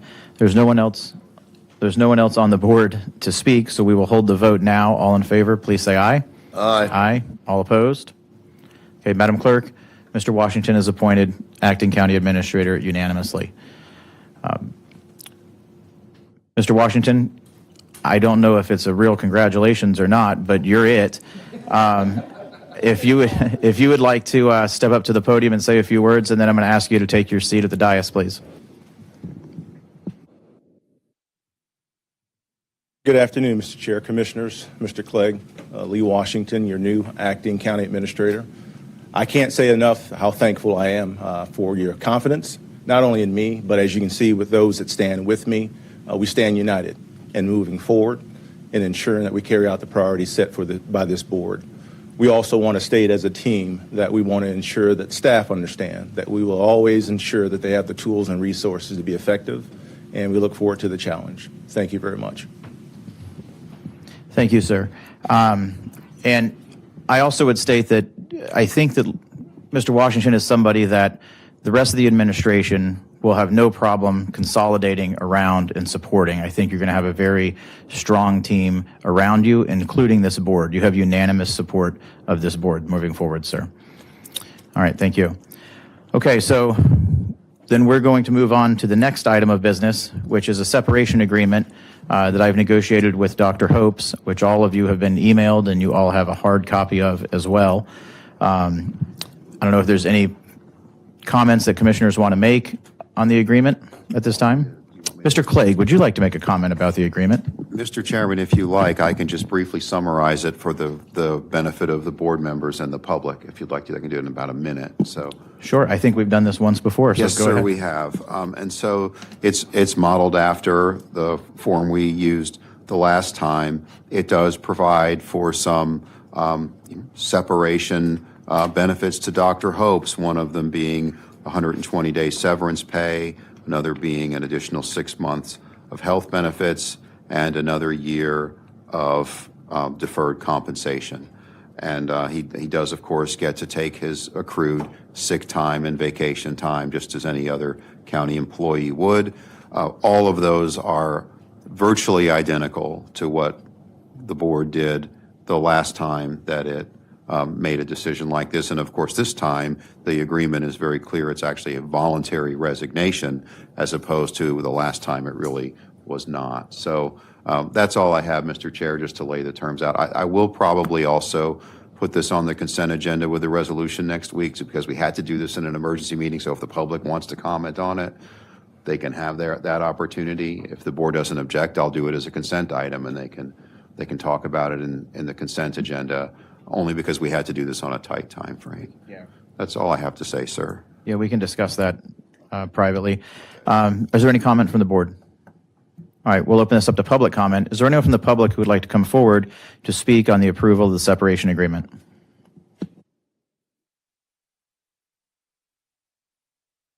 Okay, with no one coming forward, I'll entertain motions. Move to approve. We have a motion to approve by Commissioner Baugh Second. and a second by Commissioner Ballard. No one's on the board to speak. We've held public comment. We'll hold the vote at this time. All in favor, please say aye. Aye. All opposed? Madam Clerk, the separation agreement passes unanimously. Okay. Dr. Hopes, Godspeed to you, and Mr. Washington, Godspeed to you as well. If I could have you, Mr. Clegg, and Mrs. DePaul, and Mr. Bishop in my office now, that would be great. We're adjourned.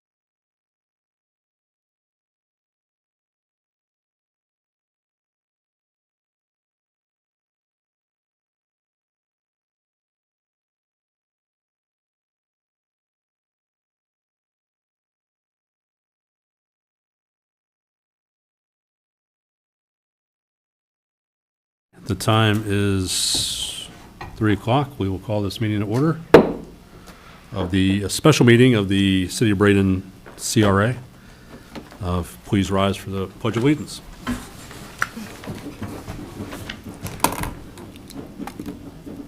I pledge allegiance to the flag of the United States of America and to the republic for which it stands, one nation, under God, indivisible, with liberty and justice for all. Thank you. Councilwoman Coker, I was going to have you lead us, but So we will start with citizen comments for items not on the agenda. Anybody open citizen comment at this time? Any comments, not agenda items? Seeing none? Okay. We'll move to the consent agenda, and Ms. Siren, you had something to bring up on that? Thank you, Mr. Chair. As we discussed, there's an update on item 4B. If we can pull that out, and I'll explain the minor change. Okay. So a motion to approve the consent agenda, pulling item B. So just items A and C. So move. Motion I'll second it. and a second. All in favor? Aye. Aye. Aye. Any opposed? No. Okay. If you want to talk about the change on item B, 4B. As we discussed during our one-on-one meetings, after the agenda was publicized, we found out there's a very minor change in the quote that for the streetscape, pressure washing and sealing. It's actually a reduction of approximately $400, but for transparency, the quote we received is $26,870 instead of the $27,270 that you had on the agenda item. So I have emailed you a copy of that updated quote. So. Okay. Any discussion on that? Okay. Can I entertain a motion to approve item 4B as revised? Move to approve item 4B as revised. Second. Motion and second. All in favor? Aye. Aye. Aye. All right. Passes 4-0. Okay. All CRA districts, item 5, the 2023 FRA conference. I believe there's a conflict with the October CRA board meeting. There is. I know we've debated the dates of our meetings a couple of times already, so I'm sorry that we have to do this again. But as soon as we approved the dates for 2023, the Florida Redevelopment Association publicized a save the date for their annual conference from October 24th to October the 27th. This directly conflicts with both the City Council and the CRA Board for October. So I wanted to see if you wanted to keep it, if there's interest in postponing it or moving it to another date. We could either do, if you want to move it, we could either do one of the City Council dates, or additionally Tuesday, October the 31st is available. So I just wanted to hear your feedback as a board. Which date was available, you said? In addition to the City Council meetings, Tuesday, October 31st is available.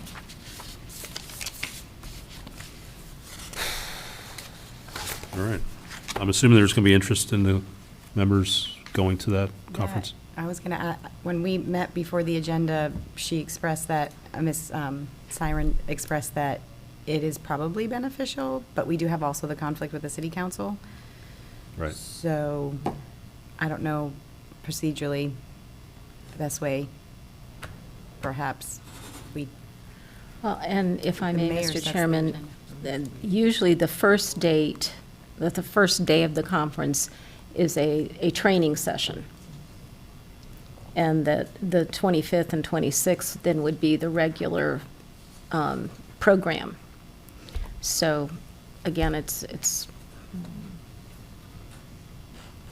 I'm just sharing information. And I appreciate that actually, because it's new, and I believe it, I'm attending a training in April already, so to some extent I don't know, I just don't know yet how important it is that the new people attend.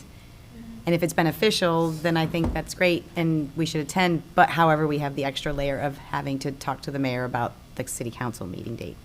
Okay. Well, since there's already the conflict on the 26th, if that's... Mr. Chair, Yes, ma'am. could I request everyone to speak into their microphone? I'm not hearing very much of the audible. Can you hear us now? Hello? As long as people speak into their microphones. Okay.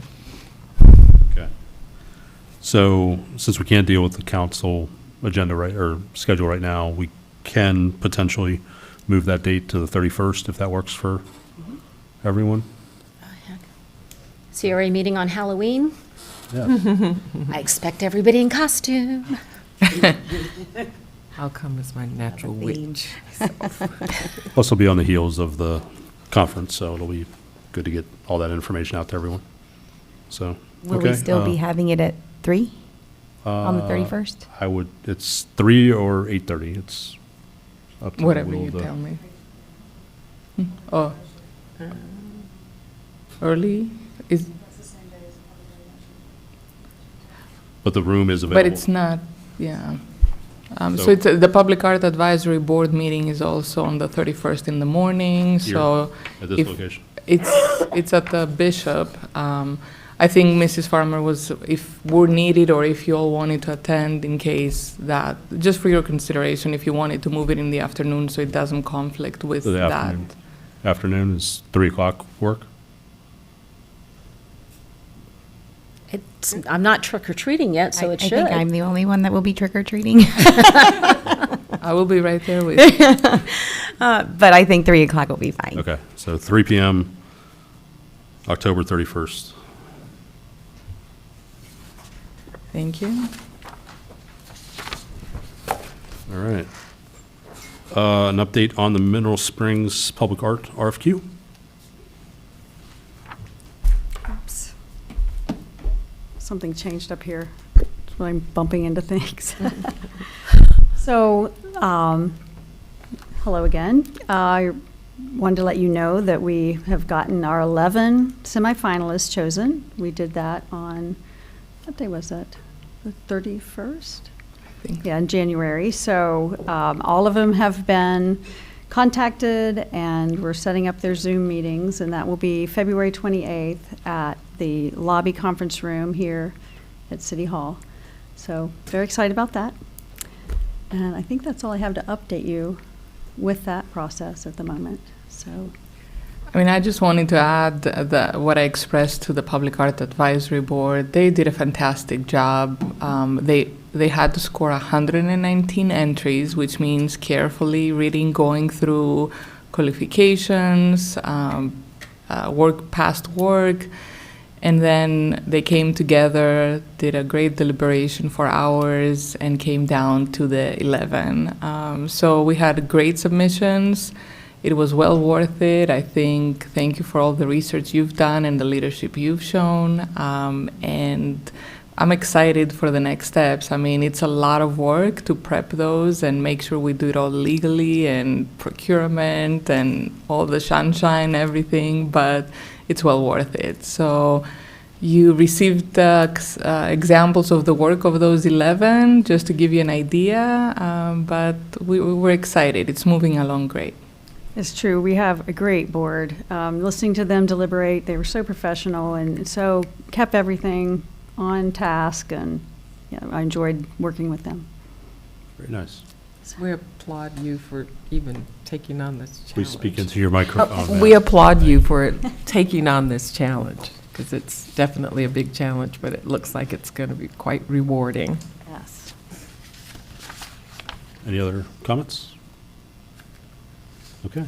No need to move from there, because the next is the commitment to the Bloomberg Philanthropies Public Art Challenge. Yes. And I'm going to try to keep things brief today so you guys can get to work. Yeah, I like it. So you guys heard us talk this morning, and I also have Dr. Sheila Halpin here today. So she is from the Soren 4 and also with the Manatee County Schools. So if she could come up and just kind of tell us, how this started and how we're working on this part. Good afternoon. Soren 4 is a program that started 7 years ago, and it was based upon the study that was conducted with 4-year-olds, where we saw that 4-year-olds were coming to school language deficient. They were 30 million words behind their more affluent peers. And so when we started to see that our 4-year-olds weren't coming to school prepared, we thought, what can we do to help this? And so we developed a program over the summer for incoming preschool families. And it was so well received that our community asked us to replicate that model, as did our superintendent. The premise behind it is that we know that all parents are their child's first teacher. Now we want to make sure they're their child's first literacy teacher.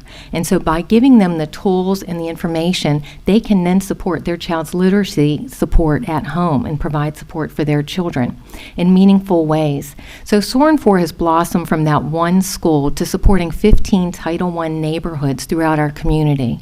And how we do that is by utilizing the Bishop Museum of Nature and Science, and once a month, SOAR 4, which is funded by philanthropists in our community, invite all preschoolers and their families to come and tour the museum. So if families just come into the museum for that one free event each month, that's new language and vocabulary for them. But what we do is work with community resources and our specialists with Manatee County Schools, and we provide 25 literacy tables for the families to visit. They leave with materials and the information and the community resources to ensure that they're going to be successful. So we've had families that have followed us through this. We didn't make any assumptions when we started SOAR 4. We went out and spoke to the community. We did 19 community conversations and said to our families, what do you need to be successful? What are your aspirations for your children? And that's how SOAR 4 blossomed into the literacy and the community resource support for our families. As wonderful as SOAR 4 is, and it is wonderful, we've won 2 national awards. We've also won many awards from the Manatee County Chamber. It only happens once a month. So that's why we are so excited to partner, to be invited to partner with Miss Jean on this initiative. Because as we know, our families live in our communities 24 hours a day, 7 days a week. And if we're able to start incorporating public art that also has that literacy component, our families will all month long be able to support their children, therefore helping them when they get to school and ensuring their success with a strong academic foundation. So what we're doing with that is we're also doing a thing called Story Walk. So that's the thing I think I told you about, where we're wanting to put some public art in public places where this can be done. And of course, we're also going to be doing more than just that, having that passive thing. We want to go through the whole 3 CRA districts and have these groups of people from each one joining together, and we'll be doing different activities and things to keep this going for the 2-year span while we're making art and while we're having art being made, and just work on that literacy through the arts. Okay.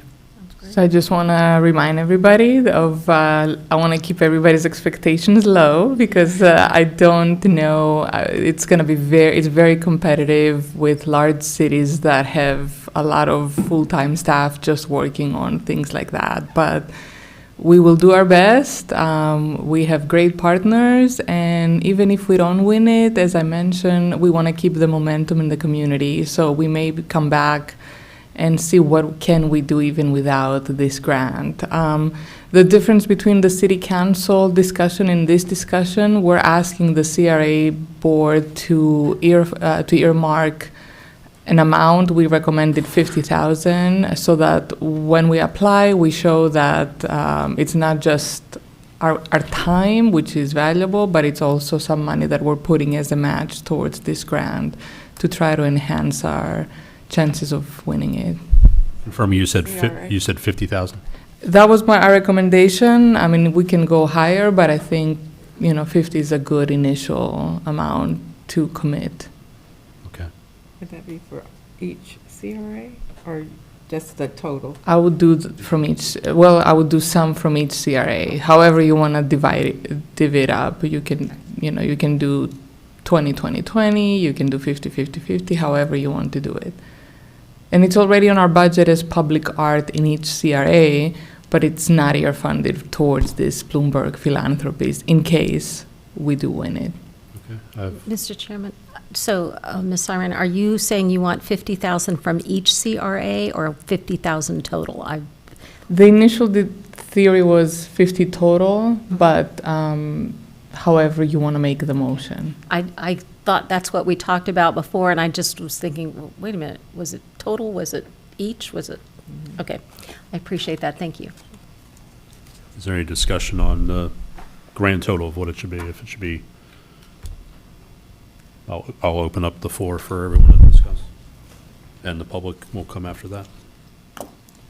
I can just start by noting that as to the amount, I don't have an objection to it. As I mentioned in the city council meeting this morning, I'd like to see that those dollars be spent on having partnerships that will support Gene G, because I believe that Ms. Sirens and Mr. Munion's, Mr. Chris, efforts on the more economic project side, more affordable housing, cleaning up, that kind of, I want to see those projects also, and I want to make sure that the two of you that have that level of expertise are not pulled too far in your resources. And by resources, I mean time. Is this something that Realize Bradenton can assist with, or has their eye on working on something like this as well? We reached out to Realize Bradenton to throw that, as a potential. Their executive director is out of town, so she told us that she's committed in terms of supporting in general these projects, and then as soon as she's back in town, we'll have a meeting and discuss how they can support this. As part of the up to 1 million grant, we can request administration fees. So we could be hiring somebody to also oversee that along with Mrs. Farmer. We can also give it for marketing activities. So there is a ability to support other agencies in our efforts through this. So it's up to 1 million. What are you all looking to ask for? We're actually tomorrow. We're going to be working on the budget together and finalizing that. So I don't think it would be wise to ask for the 1 million, only because we have smaller projects that won't add up to that. As far as community partners go, do you already have them in the pipeline ready to send you a letter of support? I'm sorry, multiple letters of support. We do. We have reached out to several, and they've committed to doing that. And there's going to be new ones. I mean, this is only a first phase. I think there's the second phase if you're selected, and then the final selection. So once we apply, it doesn't stop on February 15th. We're going to keep on the conversations going. Okay. But there's a few that have indicated interest in supporting financially, along with letters of support. Okay. All right. Any public comment on this topic? Anyone from the public like to speak? Okay, hearing none, I'll entertain a motion to earmark funds for this in the amount of $50,000. I move to support the Bloomberg Philanthropic Public Art Challenge and authorize the CRA staff to work on the grant application and take the appropriate steps with the project and earmark the $50,000 that we've discussed today. Okay. Second. There's a motion and a second. Any further discussion? Okay, we'll vote. Ms. Moore? Yes. Ms. Coachman? Yes. Ms. Barnaby? Yes. And I vote yes. What about Okay. Ms. I'm sorry, Ms. Coker, are you there? I am, but I'll be honest with you. It's hard. The audible is really bad, so I don't know that I can make an informed vote. Well, she was Okay. having trouble hearing. They said remove these from this. So, Ms. Coker, is that any better? It might be. It might be. Okay. I mean, there were just. Oh, I didn't get to hear the presentation this morning. So, am I allowed to abstain? Of course. She No. can't. I'm gonna. Oh, okay. Sorry about that. You may just have to rely on your fellow board members here. It's already a 4-0 vote. But you do have to Okay. vote. Okay, so I'll vote yes. Okay, passes 5-0. All right, next on the list is the hiring of CRA manager. At the last CRA meeting, there was some discussion about, withholding proceeding with the hiring of a CRA manager. And it was mentioned that in February to come back and discuss it, so I wanted to bring it back and and ask if there's been any update on your end, if any feedback that you can give us. It would be appreciated. As you know, we have a lot of projects. On the February 23rd meeting, we'll be talking about the new advisory board, visioning. So we definitely could use the extra hand that would come with this position. So I spoke to both of the candidates, and they're both still interested. So I just need your guidance again. Okay. Any discussion? Yes, no? I defer to, I'm happy to discuss, but I don't know how to kick it off, honestly. I mean, what are we discussing? Whether or not to authorize whether or not to authorize the hiring of, or continue the process with these two candidates and subsequent. Does anyone have a counterpoint to Ms. Siren's requests? I will state that I have talked with the city administrator about the fact that we may not be in this building much longer, and hiring staff that's going to make us have to do construction projects in this building is a concern to me. That's one of my concerns. Mr. Chair? Go ahead, ma'am. Yeah, I think my concern, and I think we should have a discussion. We're getting a lot of staff, and I know we're doing a lot of great stuff, but I don't feel like we've ever had this much staff with 3 CRAs. And I was just down for the Minnesota League of Cities tour in Sarasota, and their CRA only has 1 person. And I don't know enough about how everything's structured, if they use more city employees, but I feel like we're getting a little staff heavy, just based on the history with the 3 CRAs, and I've been around them for a long time. And I think it to be discussed. Okay. All right. Any further discussion? I've shared one of my concerns. Again, we may be selling this building and getting out of it pretty quickly. So to put more money in this building to redesign where the CRA offices are, I think is a poor choice. Mr. Chair, if Go I ahead. may, I Go ahead, cannot ma'am. make it larger, but this was compiled from HR about a year ago. And if you look, these are some CRAs that they researched. And if you look at the highlighted one is ours. It doesn't seem to work. So in terms, if you look at the size of CRAs and staff, you can see there's variations. They said Sarasota had 4, but perhaps there are 3 city and 1 paid CRA, but that's what HR provided last year. And you can see some of them just coming from Clearwater. They are 1/4 of our size, and they already have 4 staff more than 2 more staff than we do at 6. You're looking at Daytona, Delray, and at 15 and 17 staff. And we're down to 4, one of them being public art, so very unique subject. In terms of reorganization of the offices, the quote we got was for $2,000. We can have the empty area where Mr. Ackles used to be, so I believe it's a very minimal expense to create a new office for the assistants. Of course, I do leave it up to you. It has been budgeted. It was approved last year by the CRA board.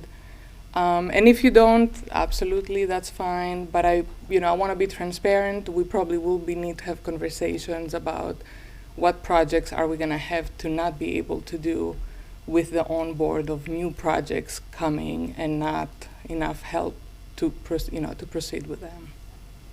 How is that workload different than in years past? Well, we didn't have visioning. We didn't have so many advisory boards. And actually, and thank you for reminding me, the CCRA used to have 6 employees.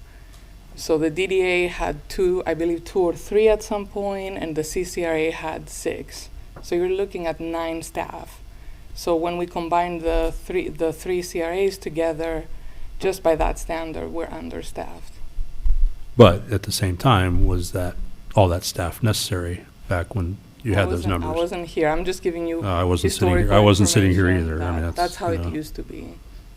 I was here during part of that, and there was a lot of criticism for having the CCRA staff top-heavy for just one CRA district. Okay. Ms. Coker? Exactly. That was my thought. And yeah, I mean, it's on DDA, and we were doing a lot at that point. We only had a director and KK, and then we hired the public works person part-time. I'm not public works, sorry, public art person, and she was part-time. And we were doing a lot of projects then. We did the Riverwalk, we did the hotel. We did some visioning too at that time. But we were doing a lot. I just hate to see us get too much, I don't know. That's just my opinion. Ms. Coker, I wondered on the presentation, and I don't think you can see it, I don't think you have video. No, I have no video. So it was a chart of several municipalities and their size and their number of employees. The city of Sarasota was listed as having 4, I believe, employees last year. When you went on the tour, was there any mention about staffing and why maybe they decreased from 4 to 1 in what appears to be 1 year? I didn't really get into it too much. I spoke with, is it May? I don't know if she's mayor, but Jenny Koch. I had a discussion with her, very short-lived, but I asked her how many employees, because I was already, I mean, I'd had this in mind. I was concerned that we were getting too many people. And she said 1 person. She said, well, but then they have a public art person too. So I don't know, it might be worth talking to her. We didn't really get into that it had been cut down or anything like that.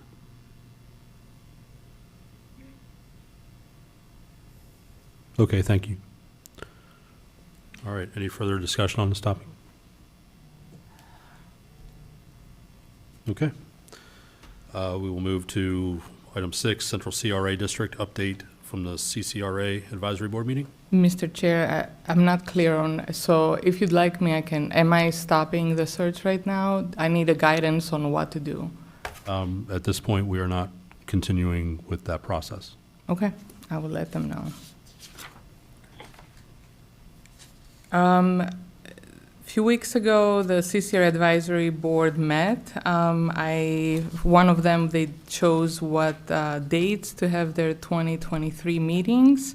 I sent you earlier today those dates. They meet at 5:15 p.m. at the 13th Avenue Dream Center. And so if you can please let me know, I know there was interest before into rotating them.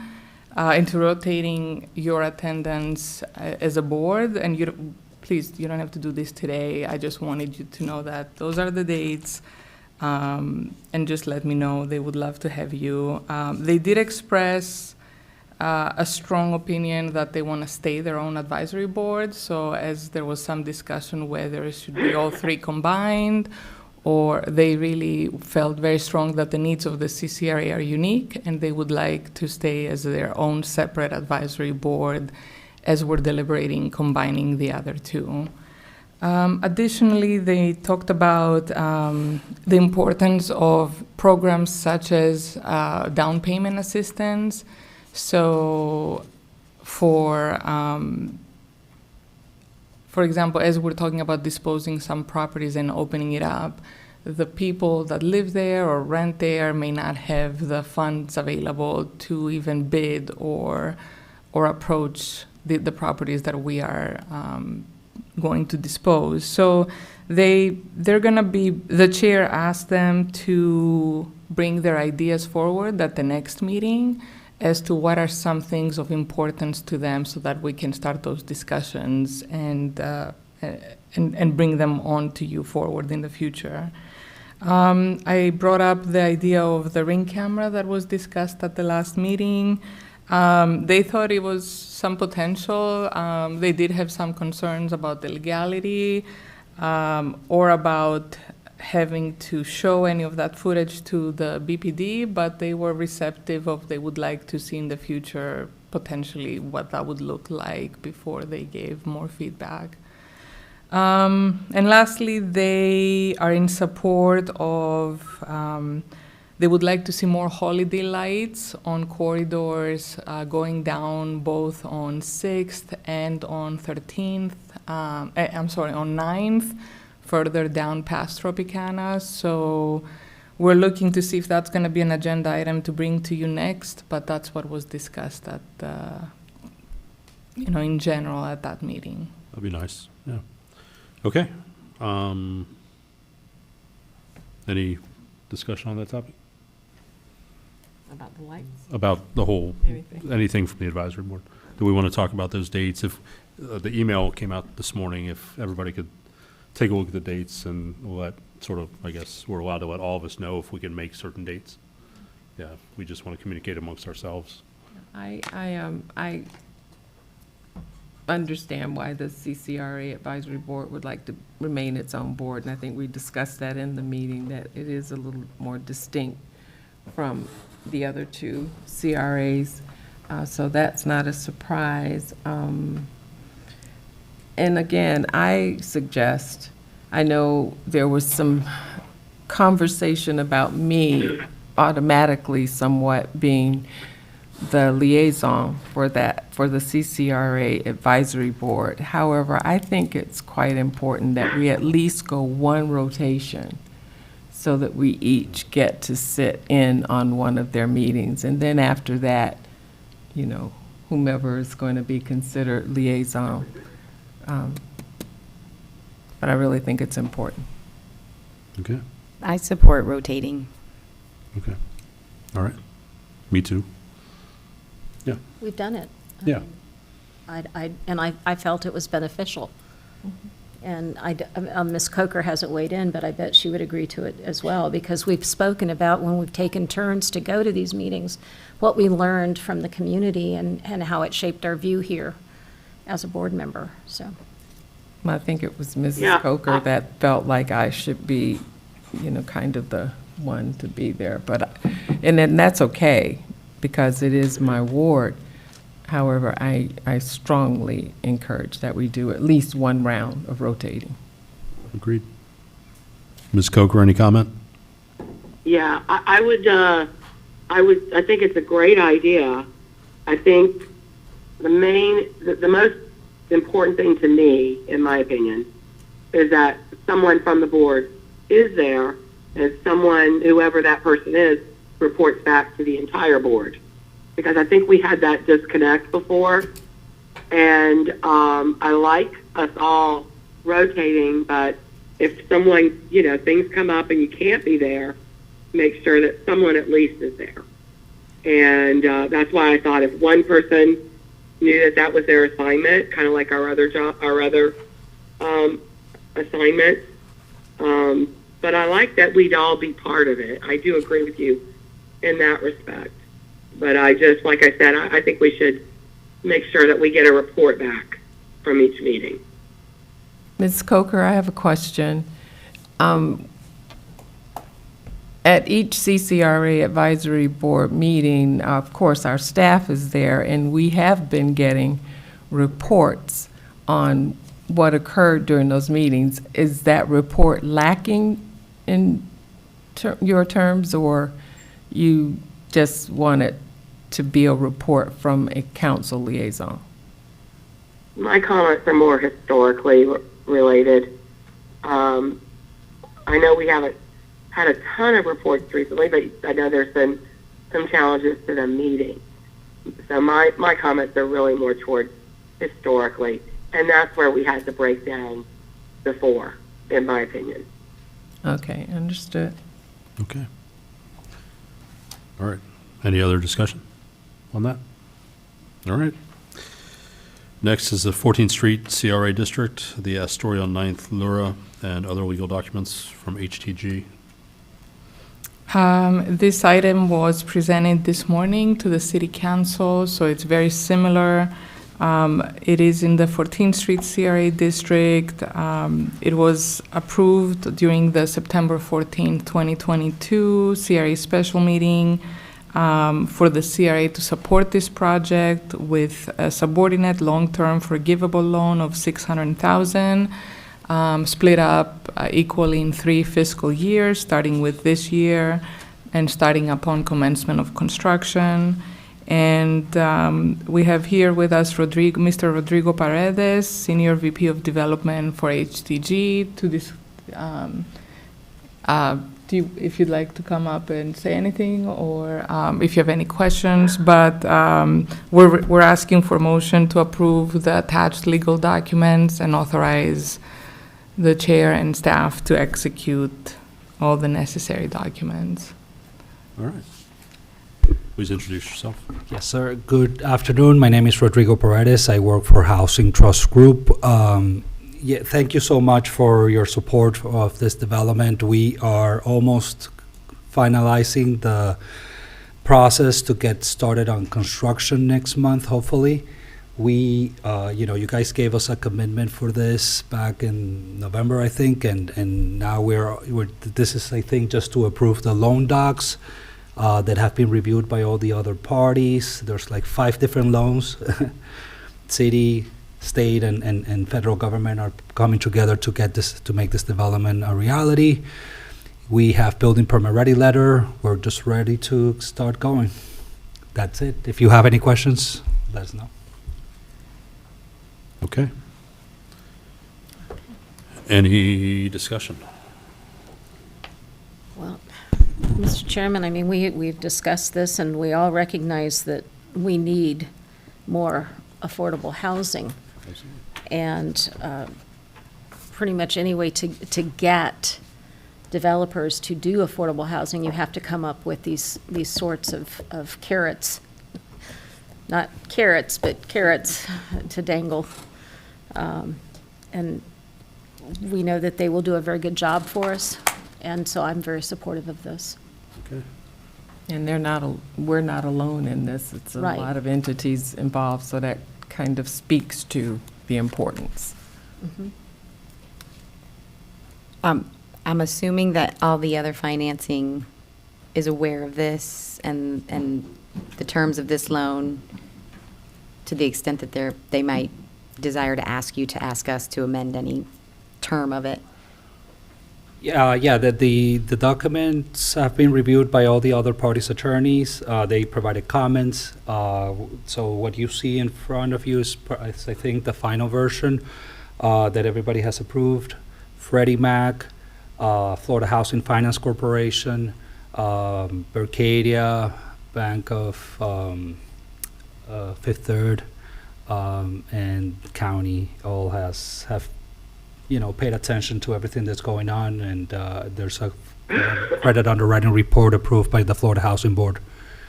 I don't know if that answers the question. It does, yes, thank you. Okay. Mrs. Coker, any comment? No, nothing at this time. Okay. I need to entertain a motion to approve. I think there's a recommended motion. I think it could be as simple as move the recommended motion. Second. Move for the recommended motion. for I have a second, but Yeah, Mr. Rudisil first. needs somebody else to do the first. So. I guess, do you want to be the first? You go ahead. I'll second it. I move for the recommended motion. Okay. Second. Any further discussion? Seeing none? All in favor? Yes. Aye. Aye. Aye. All right. Passes 5-0. Thank you so much. Thank you, sir. Okay. Number 8, other discussion, new business. Any new business from the members? I have a quick thing that I meant to raise also this morning, but I think that it is relevant also to the CRA, and also a question for Mr. Rudisil. Thank you so much, Ms. Coker, for attending that Minnesota League of Cities Sarasota City Tour. And I am tasked with organizing such a tour for the city of Bradenton. And I am wondering, Mr. Rudisil, if it is appropriate and legal for me to directly communicate via email to the rest of the council and the board to inquire specifically items in their ward that they would like to consider highlighting in this tour of Bradenton, or whether I should actually add it to an agenda to discuss. Well, I think there's a couple ways you can handle that. You could either put it on an agenda and have a discussion here, or you can delegate that to a staff member and let them kind of talk to the council members and help you put together the list. I think that'd probably be the safest way to go. Okay, great. Thank you. Kind of what we've done in the past. Okay. Is send everything through our city clerk. Fantastic. I'll then. I might have a few recommendations. Oh, wonderful. I'll ask Ms. Melton to pick your brain about having been on it. Are you also going to be asking for dates, or do you already have a date? I do not have a date. I thought maybe the best way to first proceed was to see areas and what staff was necessary, and when they thought that it would be appropriate for me to ask them to entertain a dozen people at whatever site, facility. So it's wide open right now is basically the answer to that question. Mr. Rudisil, I mean, is this not something that we can have discussions with? It's not really something that's going to be voted on, is it? I mean, the problem is, there's, A is perception, right? So when you have those type of conversations, what is the public thinking? Even though we know, that the council members could avoid, getting into those types of discussions. It's always a question about perception. The other thing is, it's not always that clear as to when you might be talking about an item that could potentially come before the board. So I think it's better to avoid it if it's possible, and I think it's possible here. Okay. Okay, we'll have staff members look into that. Thank you. Any other discussion on new business? No? Okay. Thank you very much. Our next meeting is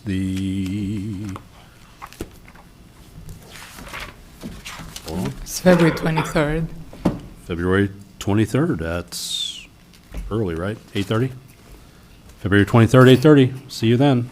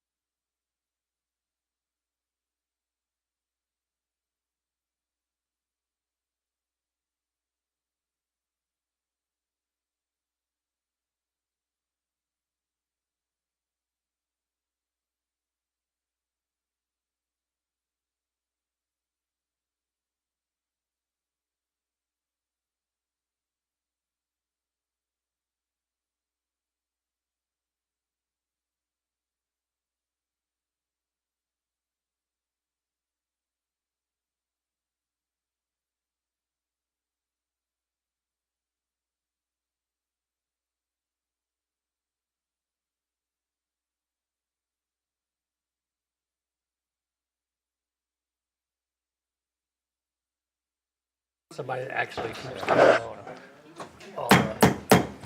Yeah, I used to do All right, we're going to call the meeting back to order now that everybody's had lunch and is sleepy. So with that, Mr. Roth, do you need some assistance getting logged on? So if we can get some technical assistance, we'll go ahead and open up the next item. We're up to item number 8. Ms. Lidar, can you please read item number 8 into the record? Item number 8 is PDR 1827 PR Whitfield Preserve 2, and is amending zoning ordinance PDR 1827P that was previously approved for 64 multifamily dwelling units on more or less 8.95 acres on PDR, to revise the preliminary site plan to 192 half-dwelling multifamily residential units, equivalent to 96 dwelling units on more or less 10.05 acres of property located south of Whitfield Avenue and west of US 301 Boulevard East, Bradenton, Manatee County. And it's a quasi-judicial case, and the case manager is Mr. Chris Kleppe. Very good. With that, for the commissioners, planning commissioners, have there been any ex parte communications regarding this application? Yes, sir. Okay, with that, we'll move forward. Who do we have for the applicant? Good afternoon. If you could state your name, county of residence, and that you've been sworn, and then introduce your application. Sure. Good afternoon, Board. My name is Richard Claybrook, and I'm a resident of Manatee County. And you've been sworn? I have been sworn, thank you. Multiple times? Yes, yes I have. So I'm here to present to you what is planned. As Ms. Linder had pointed out just a few minutes ago, this is an existing affordable housing development which has started construction. If we could go ahead and get the first slide up. Thank you. What we're doing on this is, as the board probably knows, there is a extreme need for affordable housing in this community. The existing development of 64 units is 100% affordable housing. The developers were contacted about increasing that size. And that corresponded about the time that the half-unit ordinance was passed to address the need for affordable housing in this community. So what we're asking for today is outlined in, actually Exhibit A was produced by Manatee County, and it discusses what would be allowed on the property. The future land use on the property is Res 6. We have 10 acres, more or less, a little bit over 10 acres. So that would allow for the 60 units. Once you go to affordable housing, that doubles to 121 units. And once you add in the half-unit designation, that would allow up to 242 units on this property. We are asking for 192 units. And we're asking for that in compliance with the future land use, with the comprehensive plan, and with Manatee County codes. If we can go ahead and go to the next slide. As I mentioned, that Exhibit A came from Manatee County. The developer in this case has been working hand in hand with Manatee County, with the Housing Authority, to bring these affordable units online. This was a letter that they received from Rowena Elliott that discussed the need for affordable housing in this area, in the county, and what they were allowed to do on the property and how they were allowed to increase it. Okay, go to the next one. Actually, I guess I can do that. The site plan is pretty basic. There are two L-shaped buildings in the northern part. Those two L-shaped buildings are in the footprints of where the 64 units would go.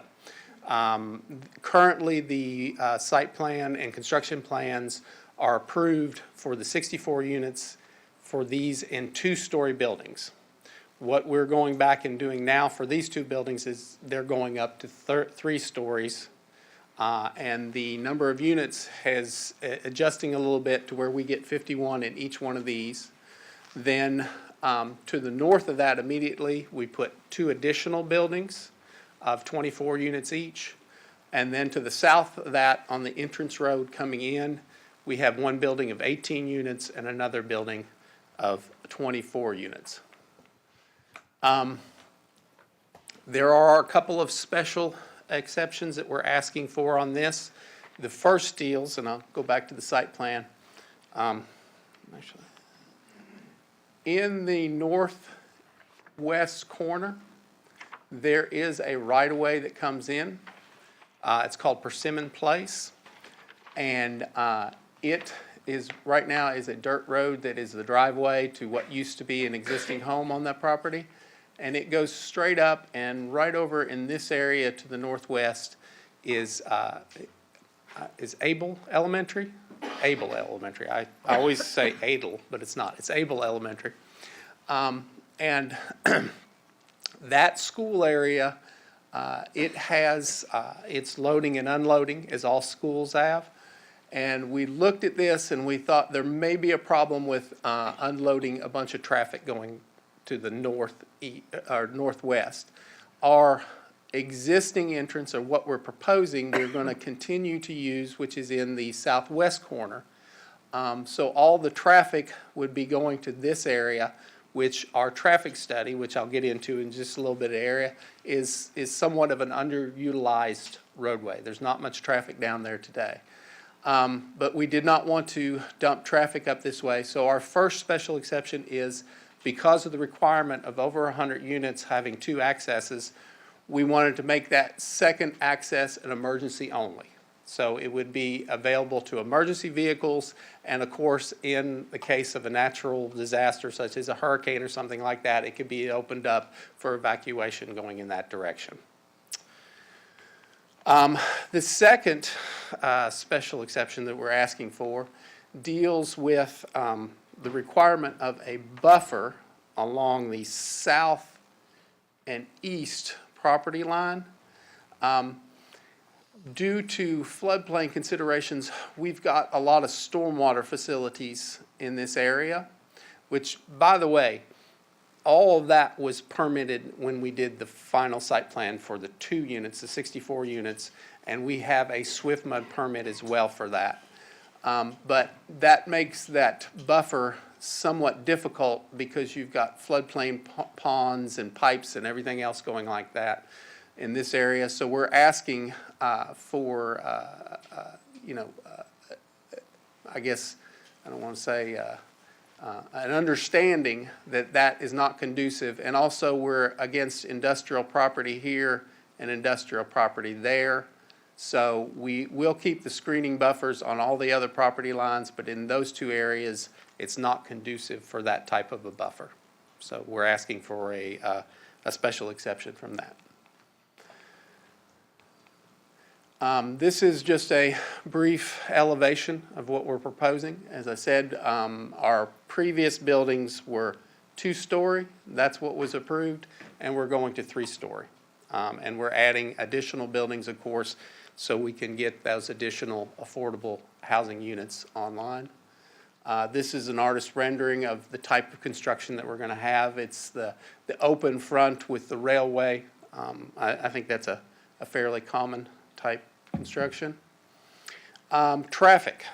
We did have a traffic study that was done on the property, and due to the kind of underutilized traffic to the south, which goes around to 301 Boulevard and goes over to, not 301 Boulevard, excuse me, 301, and the impact is less than the threshold. And all these internal roadways are at a level of service to C of better. So what the traffic study determined is that the traffic coming from this site though it'll be considerably more than what is on that road today, it does not affect the surrounding areas to bring down their level of service. We're under the 5% threshold.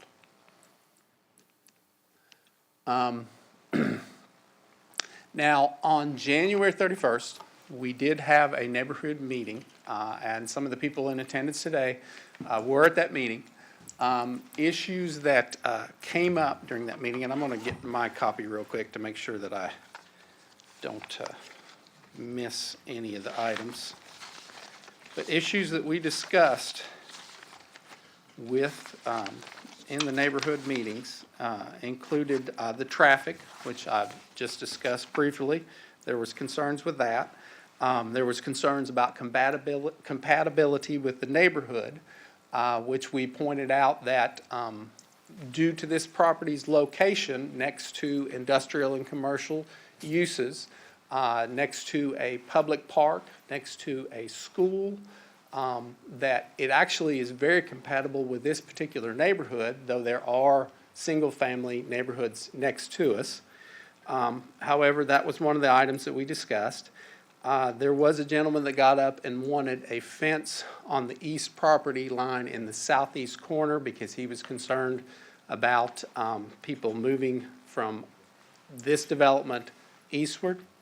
There was quite a bit of discussion regarding the ongoing construction of the 64 units that's going on today, which unfortunately we appreciate them bringing that to our attention, but that has little or nothing to do with what we're discussing today about increasing the density.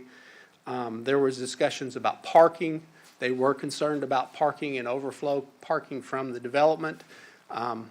That was also considered, and we actually are allowing a parking ratio of 1.3 per unit, which is higher than the 1.0 per unit, which is the standard for half-dwelling units. And also we had several discussions regarding setbacks and buffers and what we were doing on that. So that is essentially the presentation that we would like to make. We're bringing additional affordable units online in this area, in an area that is desperately in need of them. We are doing so that is compatible with the comprehensive plan of Manatee County, and also we are complying to all the codes and regulations in order to do that.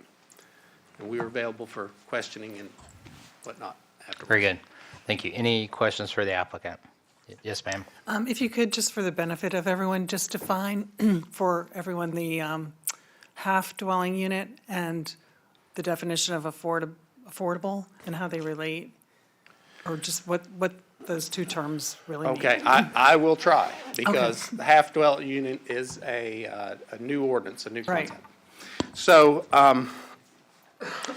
So there are, of course, market rate apartment units. Okay, they are built to the size of whatever the development wants to do, and they are up to the market of what people want to charge for them. And I think most of you are aware that rental rates in Manatee County, Sarasota area are extremely high right now, even though there are a lot of apartments going in. These units are 100% affordable, which means that they are considerably less, and they are managed by a company that, and actually I have the developer here and the manager that can kind of get into a few more specifics of affordable.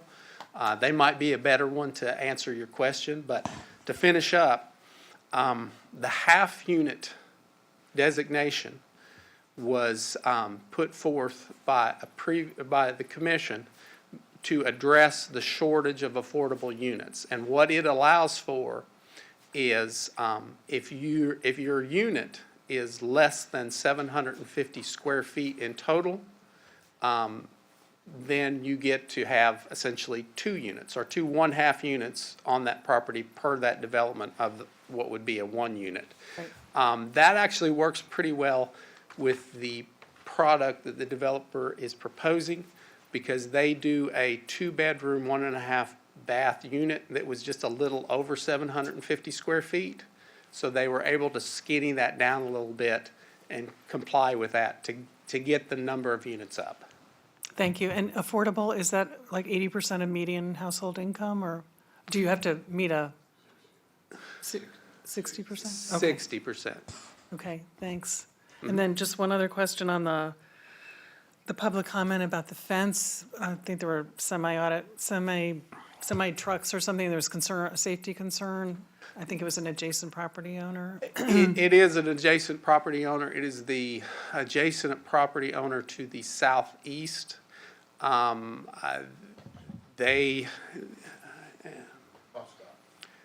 They're concerned that people are going to cut across his property going over to, what is that, 15th Street, I think it is? Kids specifically, yeah. Yeah. And I can let the developer kind of address that a little bit more, but it's something that has come up multiple times. When they did the 64 units, that came up as well as an issue. And though they're sympathetic to that issue, they also believe that, that if a property owner has a situation where they're concerned about what's going on their property, then they should kind of be responsible for fencing it off. We are complying with the setbacks, the buffer, the landscaping. We're doing everything that the code requires us to do. Okay, thank you. And with regard to the half unit, I intend to extend that discussion, but with staff, so we'll not put the burden on you related to that. Couple questions. The affordable housing designation that was included in the package was not executed. Has it been executed? It has, yes. Has it been updated to reflect the additional units? Not yet? We need to avoid any discussion from the if you would like to come forward, please. I can answer that. Okay. If you would like to come forward, everything has to be on record in front of a microphone, so. Right. Forgive me. I'm just looking for confirmation. But he's the applicant. He can step forward and also make a statement if he's been sworn. But yes, ma'am, Ms. Square. The LURA has not been revised yet. They can't do that until Not the Laurel, the affordable housing designation. Oh, okay. Good afternoon, everyone. Greg Fasano. I reside in Sarasota County, and I have not been sworn in. You're not allowed to make a comment from the audience, even if you've not been sworn. If there's anyone else in the audience who wishes to speak for the board and has not been sworn in already today, please stand, raise your right hand. Do you swear or affirm that the factual statements and representations you're about to make to the commission are truthful and accurate? I do. Thank you. When you Thank step to the podium, please state your name and if you've been sworn. Good afternoon. So what I was asking about is the affordable housing designation, and the one in the package is dated 19 and it wasn't executed. Has it been updated and has it been executed? Right now, there is a registered LURA with the county clerk for the original approval of 64 units. And once we get through this process, we're waiting on the county to provide us a new LURA agreement to register with the new density. And again, my question is related to the designation. Has the affordable housing designation been a topic of discussion to obligate or acknowledge the additional units being affordable? Yes. Okay. It's presented that way, that they'll all be 100% affordable. Okay. All right. And if I could, the letter that I showed earlier from Rowena actually addressed that. Is that the letter from 2019? No, that's the letter from 2022. Okay. We The could go one in the back real package. quick. Yeah. The one in the package is 19, so. Yeah. It would be. All right. Bring it up. That letter right there addresses that the units will be affordable. Okay. Got it. Thank you. Thank you very much. And that would be required to get the half-unit designation. We'll talk about that with staff. Okay. With regard to the emergency access, is that a county right-of-way? Yes. So is there a plan to do improvements and convey the improvements to the county? We have discussed that with the fire marshal's office and the Public Works Department, and the request upon the developer is that they bring that up to a state that it can handle their vehicles, or like an H-20 loading on it, but they're not asking that we provide a 24-foot paved two-directional road. The thought there is if it's only an emergency access, they only want to make sure that they can come in and out of it. Did they condition anything associated with the dimensions of the area? Is it 20 feet clear? Is that what they're asking for? Per NFPA? Forgive me, they gave us a laundry list of what they needed Okay. there, and But- we agreed to it. But they've provided input related Yeah, to, yeah, exactly, yes. We had a somewhat lengthy conversation regarding that with them and Okay. what they needed. Also within that right-of-way, one of the items was the school board had asked for a sidewalk to be installed up to the school. So in that emergency access entranceway right there in the north west corner, there would be a pedestrian access and a 5-foot sidewalk that would go all the way up to Able Elementary, which is about 250 feet. and that would be new construction. That correct? would be new construction within that right-of-way, yes. Okay, thank you. Any other questions for the applicant? So can you tell me the model for all the units are going to be the half-dwelling units at 750 feet or less? Is that the plan? There's not going to be any two bedrooms of 1,000 feet. It's all 750. And in the 750, it's two bedroom and one bath? All of them are going to be 700, or just under 750 square feet. They're all going to be two bedroom, 1.5 bath units. Okay. And the entire complex is going to be that. Okay, and galley style kitchens, I guess, in that size, something like that? I'm sorry.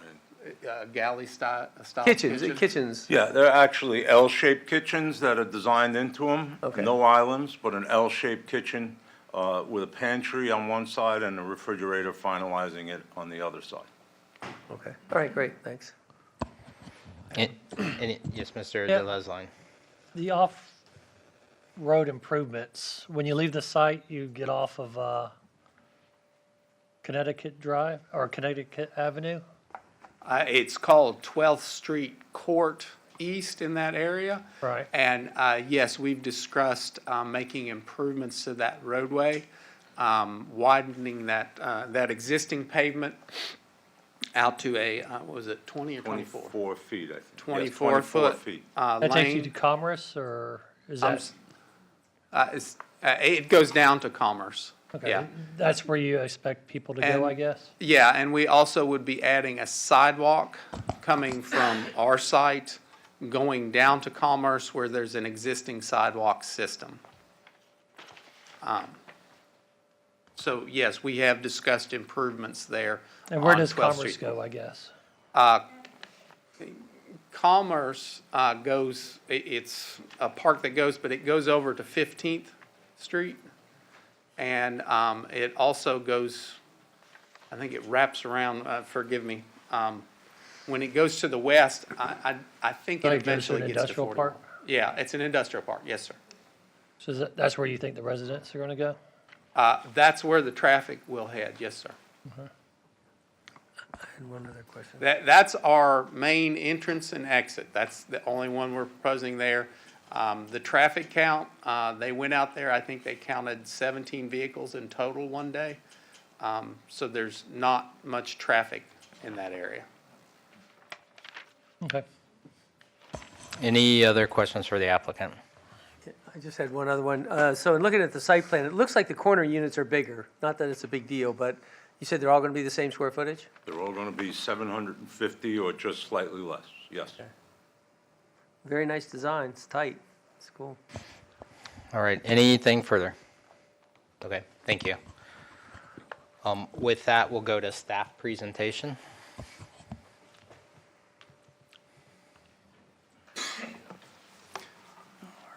Good afternoon. My name is Chris Klepek with Development Services. I have been sworn. Thank you. So as Mr. Claybrook said, the request is for a revision to the previously approved preliminary site plan from 64 multifamily dwelling units to 192 half-dwelling unit multifamily units. So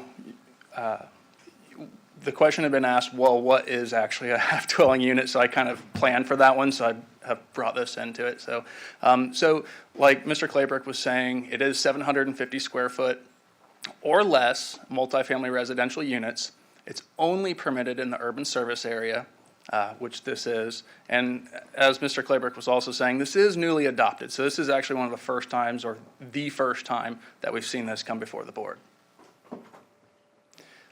Continued, so 2 half dwelling units is essentially 1 full dwelling unit. We don't use the term full dwelling unit, but it's a 2-to-1 ratio. So in essence, 192 half dwelling units is equivalent to 96 dwelling units, 2-to-1 ratio.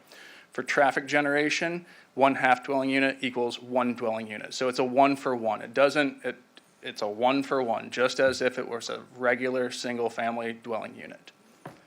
Parking spaces at a 1 space per half dwelling unit. We had recently, I think, brought back the demand for multifamily from 2 to 1.8. And we also used to have for every 10 spaces, you'd have to have a guest space provided. So we've recently removed that. So again, it's just 1 space per half dwelling unit. So this is the site location. It's south of Whitfield Ave and west of 15th Street, and it's just to the north of the Sarasota Airport. It's approximately just roughly 10 acres.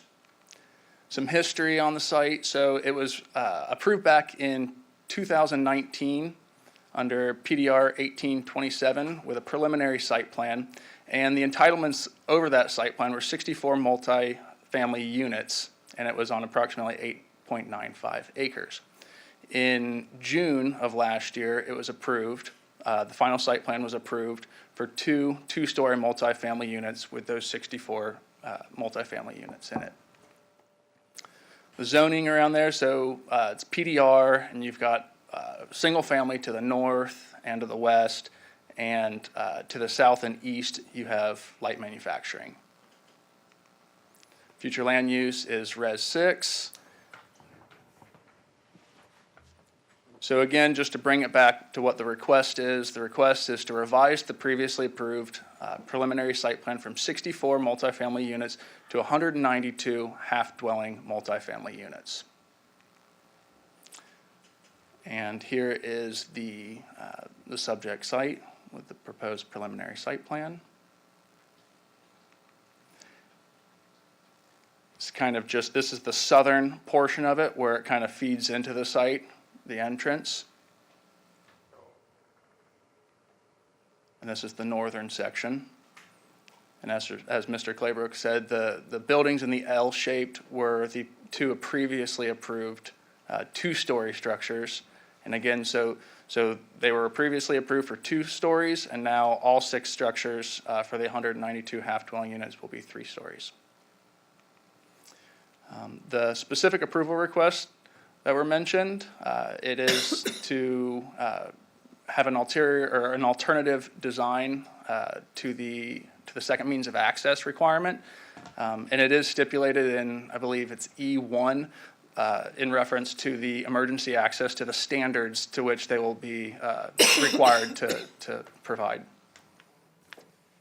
And then the second specific approval request, this one was actually previously approved under the original preliminary site plan, and it was to allow for the reduction in the buffer on the southwest corner to allow for the lift station to be kind of inside of the buffer area.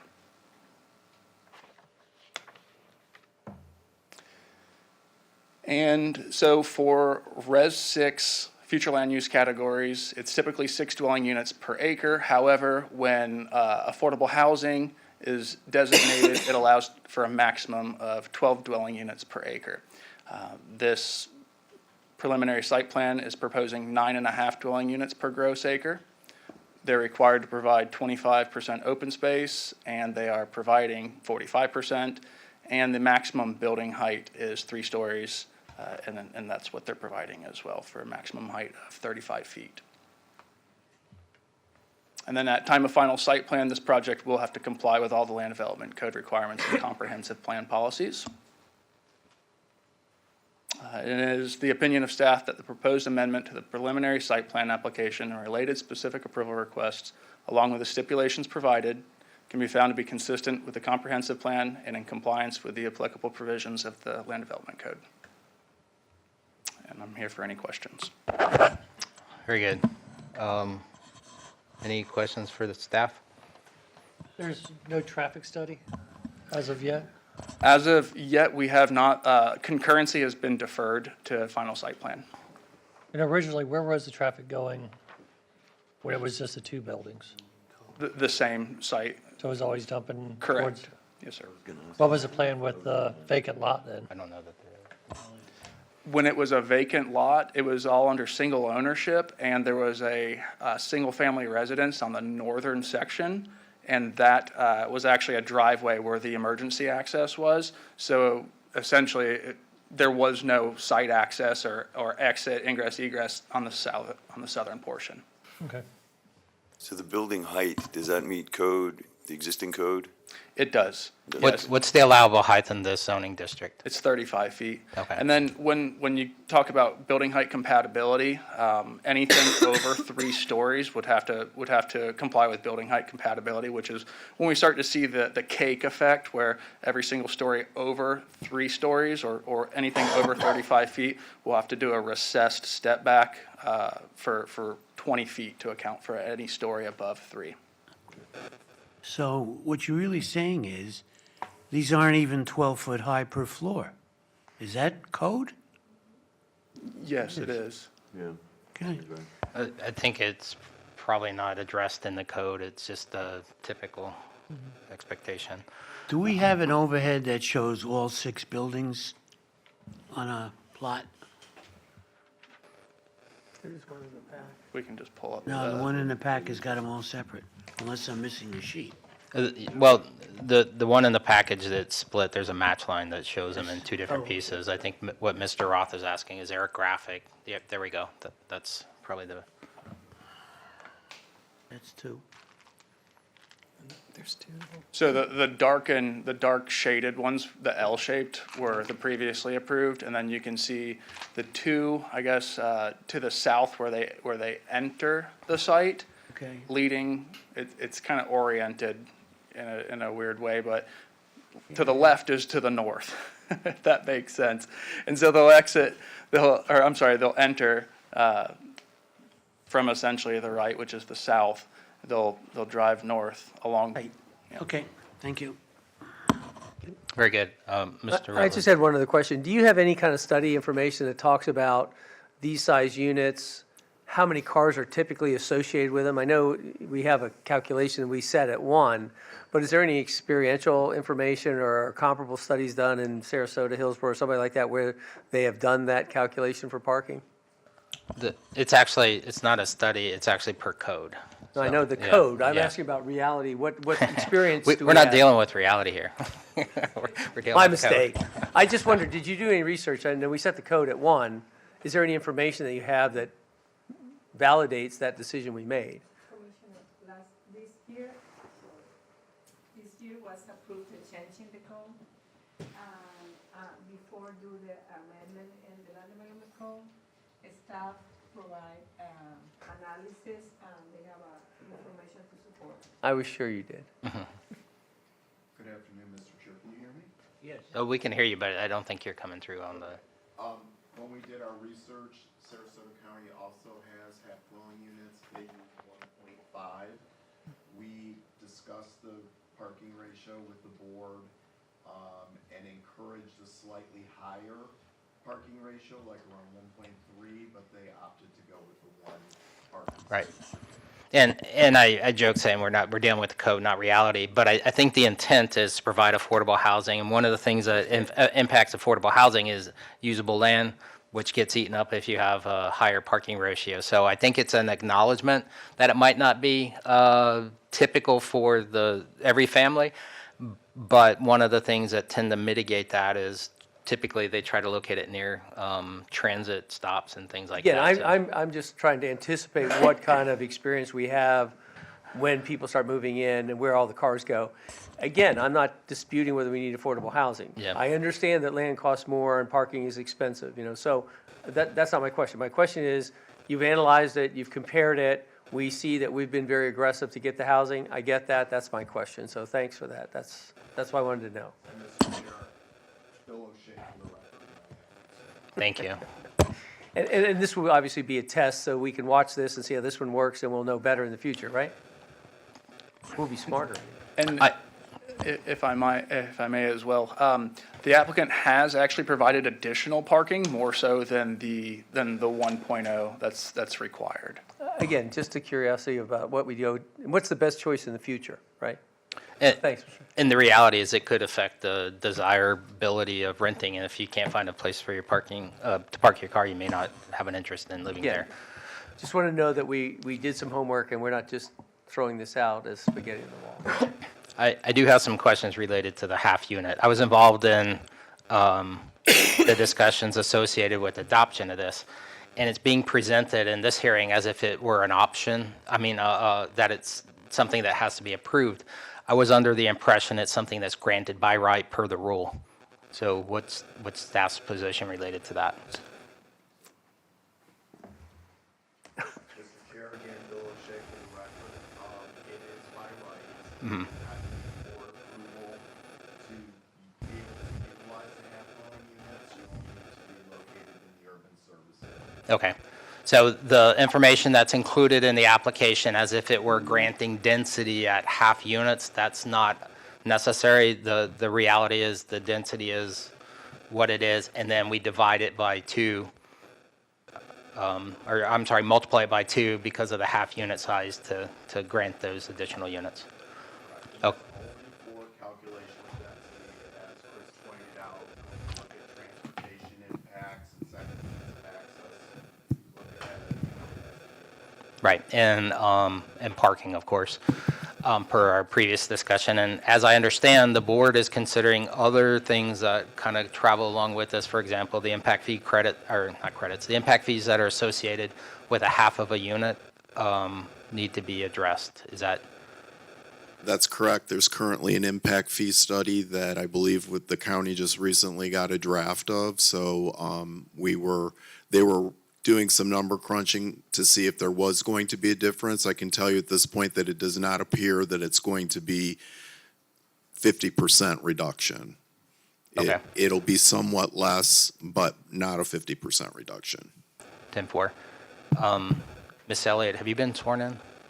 All right, we're not going to do that then. Mr. O'Shea, with regard to the affordable designation, which this project will have a corresponding designation as affordable. I think it's an H in the zoning. There are opportunities for financial incentives, correct? That is correct. It was recently revised, so I believe that we are targeting around the 80% or below for most of the financial incentives, but that will all be addressed in the LURA when they get closer to final site plan approval as to what they'll be getting in exchange for the affordability of these units. And the LURA is written in terms of dwelling units or half-dwelling units? It would be in terms of probably both, like Chris broke it down for you in his presentation, so that it's clear on what's being incentivized. So how is, if it's a half-dwelling unit, how do you, and it's allowed by right, how do you tie that to the LURA? It's just the number of doors? It's the number of units. So I think at that point, we probably are not speaking to density, we're speaking to number of units in the LURA. Doors of the apartment community, as Correct. opposed to density units? Correct. Okay, all right, sorry. Sorry to take us down a dirt road. Anything You're good at it. Yeah, too good at it. Is there anything else for staff? No, for me. Okay, all right, thank you. With that, I have one speaker card for this application. I'll call that, and then, of course, open it up to anybody else who wishes to come forward and make a comment regarding this application. The speaker card I have is Frank Garzu? Baruzzo. I'm not even close, so, Okay. sorry about that. Good afternoon. If you could state your name and that you have been sworn. Good afternoon. I'm Frank Garuzzo. I am a resident of Manatee County, and I have been sworn in. Thank you. Would just like to preface with this is my first time at a meeting like this. I am a new homeowner, and my unit is adjacent to the proposed changes to this PDR request. I am west of the development and just south of the park, right along the corner unit there. If you noticed on the site plan, you can see that that road that's being built as the access way does curve in towards my property. So there's just a couple of things I just wanted the commission to consider upon this request, as it's a bit of a different request from what they were previously approved for in 2019. The first thing is obviously the impact. I know it was just discussed, is just the impact of that increased traffic flow by doubling the size of this, making each unit two bedroom units, assuming there's probably 2 occupants within each of it. I know there's studies done by the DOT, not within Florida DOT, just the national DOT, that typical households do have roughly 2 cars in multifamily units of this. So I just do believe that that concern is legitimate. I understand that the code is just required for 1. Just wanted to call that out, that I do have a concern for that. My second concern is just around this sound that will be created and the lights that will be created. The original approval was for a 2-story building. A 3-story building is higher. I know that they are required by code to build a 6-foot high fence. I do believe that at 3 stories, we should potentially require them to build that fence to be higher, as that does impact the privacy of my home. When I did purchase this home very recently, it was all woods back there, and I did have this understanding that I would have a privacy in my backyard there. They have torn down all of the trees and everything there, and I think that at a 3-story building, and as you can see, the units will be facing the backyard of our house, that does impact our privacy as residents there. And then additionally, with regards to the noise, I do believe that a sound barrier is necessary, and that there should be requirements for that sound barrier, just as that traffic flow will increase significantly from what was originally proposed, and that those cars will be moving in and out potentially all throughout the night, and depending on the type of folks that are living in there, they can have jobs that go at different times of the day and do different times of the night. Lastly, just one other thing I'd like the commission to consider is the impact to the park. I am new to the neighborhood, but I did get to know the local deputy who does patrol our area specifically at the nighttime. And upon just introducing myself to him and meeting him, he did explain that that park had previously had some crime issues, and something that the county did put in was a gate. And I do just hope that the park has proper closures that basically don't allow folks in there when the park is closed, and allow, it automatically closes and opens during the park's actual use hours. Thank you. Sorry for going over. No worries. Thank you. All right. With that, is there anybody else who wishes to come forward and speak to the application? Come forward, please. State your name, county of residence, and that you have been sworn.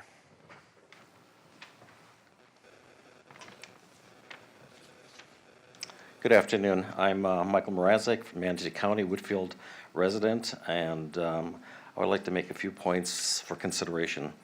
First one being the entrance and exit over there off of Commerce Court, and I don't know if you can see this over here in this diagram. Mm-hmm. They're proposing off the southwest corner over here. I'd like to see that blocked off from going up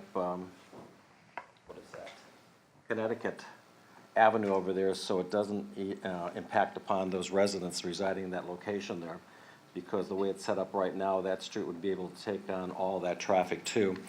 And right now they're focusing on 192 units, and as with the last gentleman had stated, I do believe these 2-bedroom units will probably most likely have at least 2 residents with 2 cars each, and these buildings, I should say the leases for these are all slated to be at 1 year, which means not only do you have the traffic of possibly 200 to 400 cars, but you're going to have a lot of moving vans coming in and out of there. So if that could be eliminated, a block from that area, going up that direction where they can only utilize Commerce Court or Commerce Place in coming into Pennsylvania, so they avoid those other residential streets there. Also, an idea for safety concerns is the installation of a fence along the east side of the project, buffering the businesses on 15th Street East there. So there's no liabilities or concerns there going into that location, crossing over right onto 15th Street. And that's it. Thank you for your time. Thank you. And you must give the clerk of the court your graphic you put into the public record. Oh, can you make a copy of it? If I provide your email address, I can email it back to you. Very good. Thank you. All right. Get it off to you. Again, is there anybody else who wishes to come forward and speak to this application? Anyone at all? All right, seeing no one else come forward, we're going to close the public comment portion of the hearing. And I'll ask just a few questions that are prompted by some of the comments that were made from some of the neighbors. With regard to the roadway network, I think there was a suggestion of possibility or opportunity to maybe close off some streets. I'm not sure who would be the best person, Ms. Greer. I don't know if you would be the best one at the moment. I don't see Mr. Gerstenberger, but aren't these public rights of way? Yes, they're all public right away. And there's not an ability to block or limit access. Everybody in Manatee County has the same right to utilize. Correct. So that while it might be something that seemed like a good idea, it's actually a violation of rule or regulation or rights. So that's one thing. And then I did hear some questions related to traffic, and again, that goes back to parking. If the cars aren't there at the site, it's unlikely there's going to be two cars per unit. That was part of the dialogue that we had. Is that doesn't seem typical, but it's the business model or the idea of the community, how they want it to operate. So I think that that remains to be seen. Again, it doesn't seem typical, but that's what's being presented in this application, and that's what we have to go by with regard to the application. I think, Ms. Slidar, I think previously we heard comment or discussion related to lighting that I think the previous application was dealing with amenities or recreational uses. Are there similar requirements with regard to lighting at residential communities like a multifamily community? No, they are not asking for a specific approval, and all the multifamily projects needs to comply with lighting requirements, and we have really strict regulations in Chapter 8. Mm-hmm. My memory is working, And- about lighting. And again, I think it was as was part of the previous discussion, one of the things we talked about is they actually go out and measure at the property boundary once the lights are Yes. installed. And Exactly. should they violate, Doesn't have any, it's not allowed that projected into any of the adjacent properties. right, okay, all right, thank you. And then I know noise was also an issue that zoning doesn't very well fit with regard to noise issues. That's not something that's addressed. I think everybody acknowledges that more people mean more noise, but are there mechanisms in place to mitigate?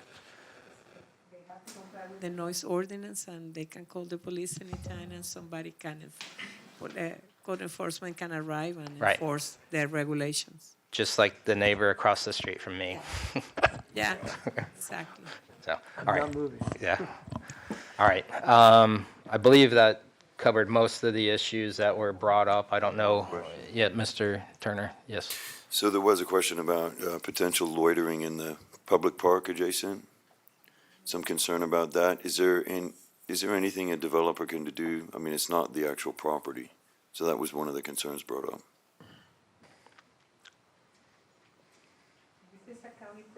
And it's the county that has to enforce, Not change the any regulation, developer. it's not the developer. Correct, okay, I just wanted to clarify. Yeah. Okay. So, right, again, public property, everybody in the county has a right to use it, not that everybody would or would find it convenient, but still, it's a county-owned facility. Any other questions for staff or the applicant before we go into the closing comments or? Mr. Chair, this is Yes, I ma'am. just have one comment. So I did send staff revised stipulation F1, refers to the timing of the land use restriction agreement to be amended prior to at the time of final site plan approval. So that would chew up the LURA with the units you're looking at today. Okay, all right, thank you.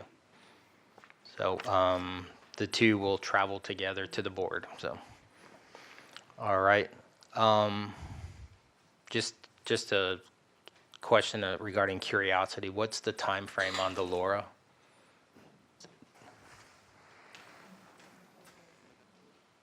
Well, Mr. Chair, normally they get the development approvals first, and then the applicant will Negotiates process or- the LURA, and I say prior to at the time of final site plan approval.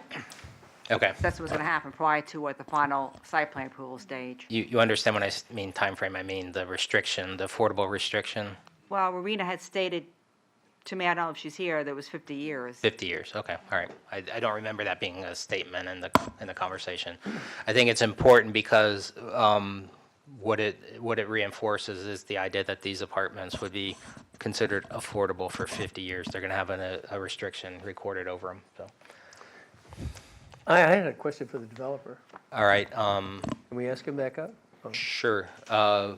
With that, again, we're just asking questions. Rowena Elliott, Affordable Housing, Manatee County. Not sworn, and I would like to speak to the affordability, please, of Yes, the ma'am. LURA. I was trying to avoid that, but. Do you swear or affirm that the factual statements and representations you're about to make to the planning commission are truthful and accurate? Yes. Thank you. Yes, ma'am. Okay, so the LURA that Whitfield Preserve currently has, it's on 64 units, and that is not 50 years. The developer has asked for 100% of their units to be affordable, but because of the previous livable Manatee did not effectuate that, we could have only incentivized 50%, up to 50% of the development. But they are asking for 100% of their development to be affordable, and so we would have to rescind the old LURA and put them under the new LURA, which would give them 100% of their development. That is if the board decides to approve that. Okay, So, you said the livable Manatee was Yes. 50%. I thought it was 25%. no, you require 25% of your development to participate in the program. Right, to a maximum of 50? However, the maximum was 50% incentivized. Okay, And so that was only 34 units at the time. yes, ma'am. 32 units. However, for them to be able to get their entire development as 100% affordable, we have to take it back to the board. So on February 16th, we would speak to that to ask the board if they would consider accepting the new conformed livable Manatee to effectuate for them with a new LURA. Or we increase the number of units in the old LURA that's only giving them half the units. And is this project receiving financial incentives? Yes, they would get the impact fee credits. Doesn't that remove it from the livable Manatee requirement and put it under the financial constraints? Isn't there? No, it is a part of livable Manatee the that they would get the financial impact fees. incentives? Yes. Okay. All right, I think that probably covers it. So if they get 100% of their development as affordable housing, then the new LURA would place them at 50 years of affordability. Got it. Thank you. All right. Anything additional for staff? Then we'll go to that one. All right. So what we'll do is we'll ask the applicant to come up, and Mr. Rutledge had some questions. And then again, we'll go to closing statements for county staff, rebuttal or closing statements for the applicant, and then we'll close the hearing. So, Mr. Rutledge? So I think it's evident that we have not done a lot of these yet. And I think it's incumbent on the developer to understand that we're going to be looking to them to communicate, educate, and respond to us. And so I'd like to ask what their experience level is so we can be comfortable that they're going to be a good partner for that experience. Okay, very good. Actually, it would be best if That's what I was hoping, no Fasano offense. addressed Yeah. How do you do? So this is our first project here in Manatee County. I'm sorry, can you again state your name for the clerk? Who are you? Yeah. Oh, this is Greg Fasano. Yes. I apologize. Short memories, okay? So this is our first project in Manatee County. It's been a little longer than we anticipated getting through the process, but the communication with your staff honestly has been great. They've been fantastic. We've been giving them our feedback. They've been explaining to us where we're right, where we're wrong, and how we get through it together as a team. So far, that has been a great process that brought us here today. We also brought, as Richard pointed out, our management team that will be qualified to qualify all the tenants under the HUD guidelines. Everybody gets a one-year lease. Their lease is renewed every year based on their qualifications that are set forth by HUD. So that process is already cast in stone on how it works, the qualification requirements, and the management company that's trained in producing all those documents or receiving all those documents from the prospective tenants. That's an ongoing process every year to be able to maintain the affordability component of these apartments. And what came up before, just to make sure it's clarified, these are going to be 60% AMI apartments. So what's your experience in having done this anyplace else on the planet? I mean, In not New York. not here. We built them in New York. New York City, New York State? Actually, around the city. Name this place. Borough. I know New York a There little was bit. one out in Newcastle, out on Long Island in Nassau County. Another one in the Bronx. Okay. So you can appreciate that, obviously, the staff has put a lot of confidence in you. You're coming here asking for our support, and I think I'm inclined to give it because we want that. But I'm also giving fair communication that we haven't done this before. So you get this good opportunity or this great risk. That's kind of how I see it. And we don't know about the parking, and we don't know about the noise, and we don't know about some of the conditions that may occur there. So we're really asking somebody to be our partner in this. And I want to hear you say that you understand that's kind of where we end up, and to get our votes and support to send it on to somebody else, I want to make sure that's clear. I do completely understand what your concerns are, and we've already discussed it in detail with your staff. Okay. As it is right now, we're providing 1.3 spaces per unit in the development. We actually could provide more. However, it's our understanding of the county process, we also have to go back to the board if we exceed I believe it's a 20% overage in parking. I'm sorry? 10% overage in parking, thank you. We can provide a few more spots, and ready, willing, and able to do so. We just wanted to not be encumbered by any more time through this process. So we're very cognizant of the parking issue, and that's why we took it to the maximum we're allowed. Well, and I would just say that we've been desperate, I'd say. I think there's a feeling of desperation to get affordable housing. So we appreciate your commitment to try and do this. I appreciate you working with our staff because I do think they're very good. And I just want to say financially, your capital stack works in a way that's very comfortable for you? Yes, we're fine with it. Part of going for 60% AMI, we're entitled to 4% tax-exempt bonds, and And we're you have waiting. control of the bonds now? I'm sorry? You have bonds now? No, I can't apply for them until I get approval for Get the your approvals. 192 units. So as soon as that does come through, hopefully, our application is ready to go.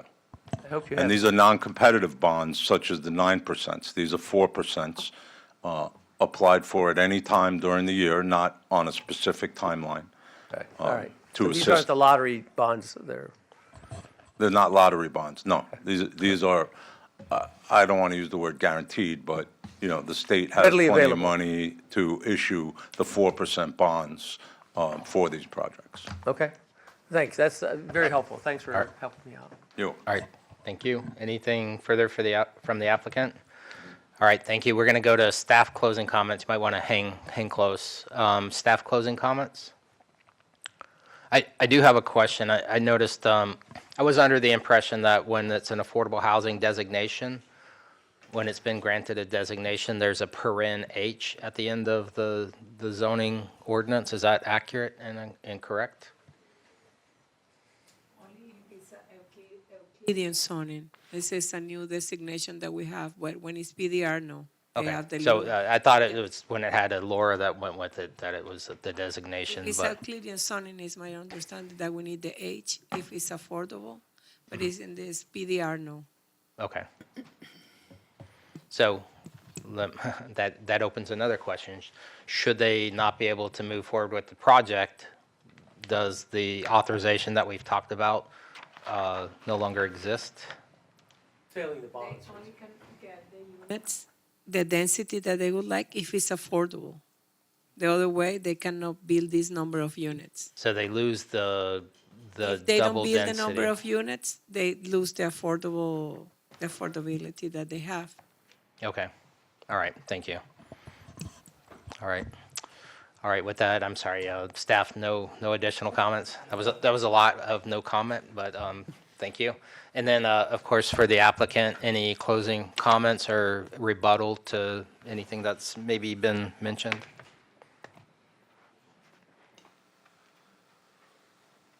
No, sir, we don't have any further comments, but we would like to thank the commission for hearing our plea. Very good, thank you. All right, with that, we're going to close the public hearing, and the chair will consider, or open it up for discussion, debate, or consider a motion. So what's the pleasure of the planning commission?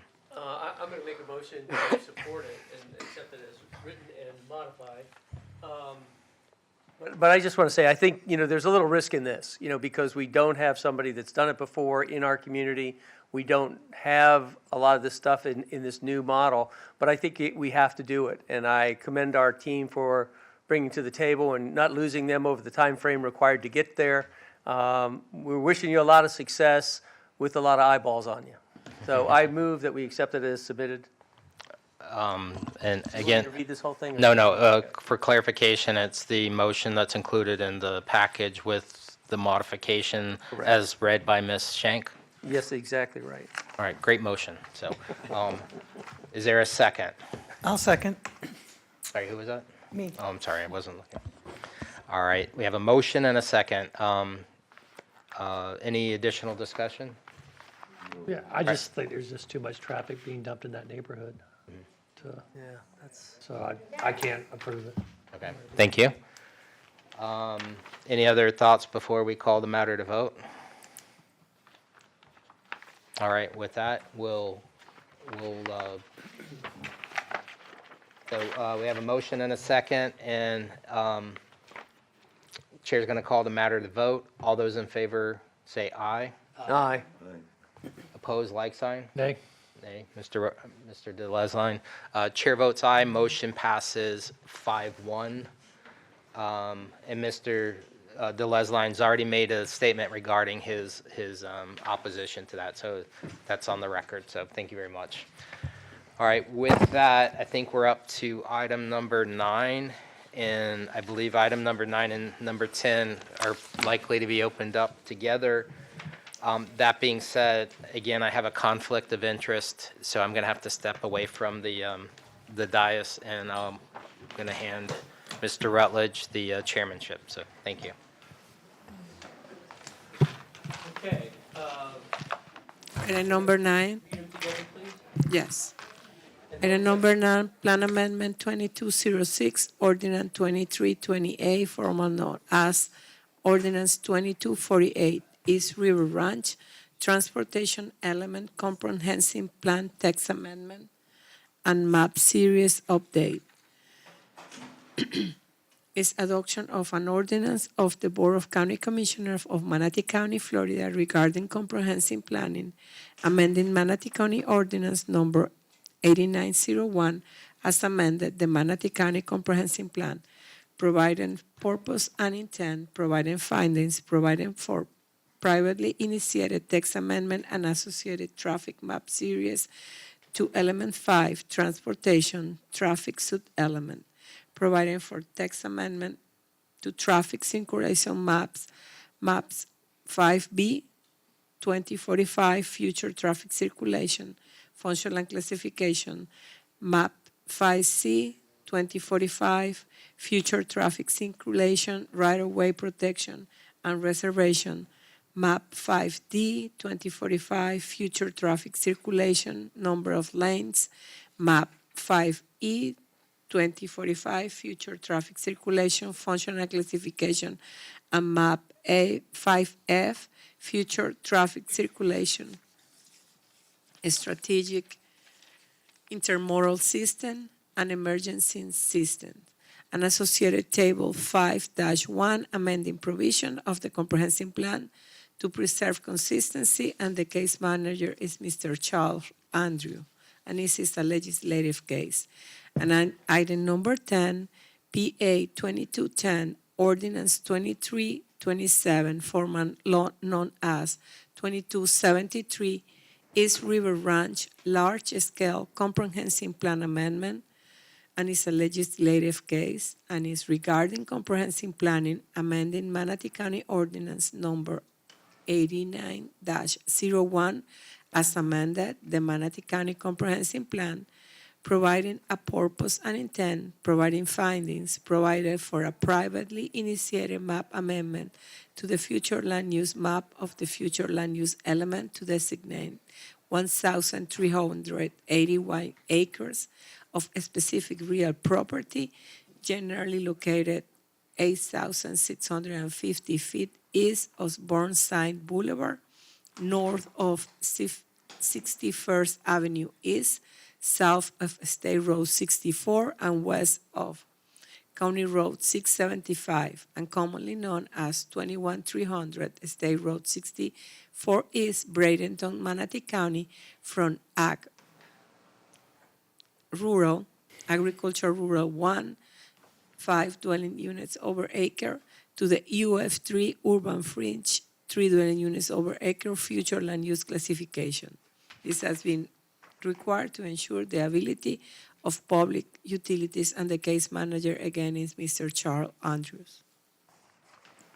Thank you very much. Can we ask the staff to make their presentation, please?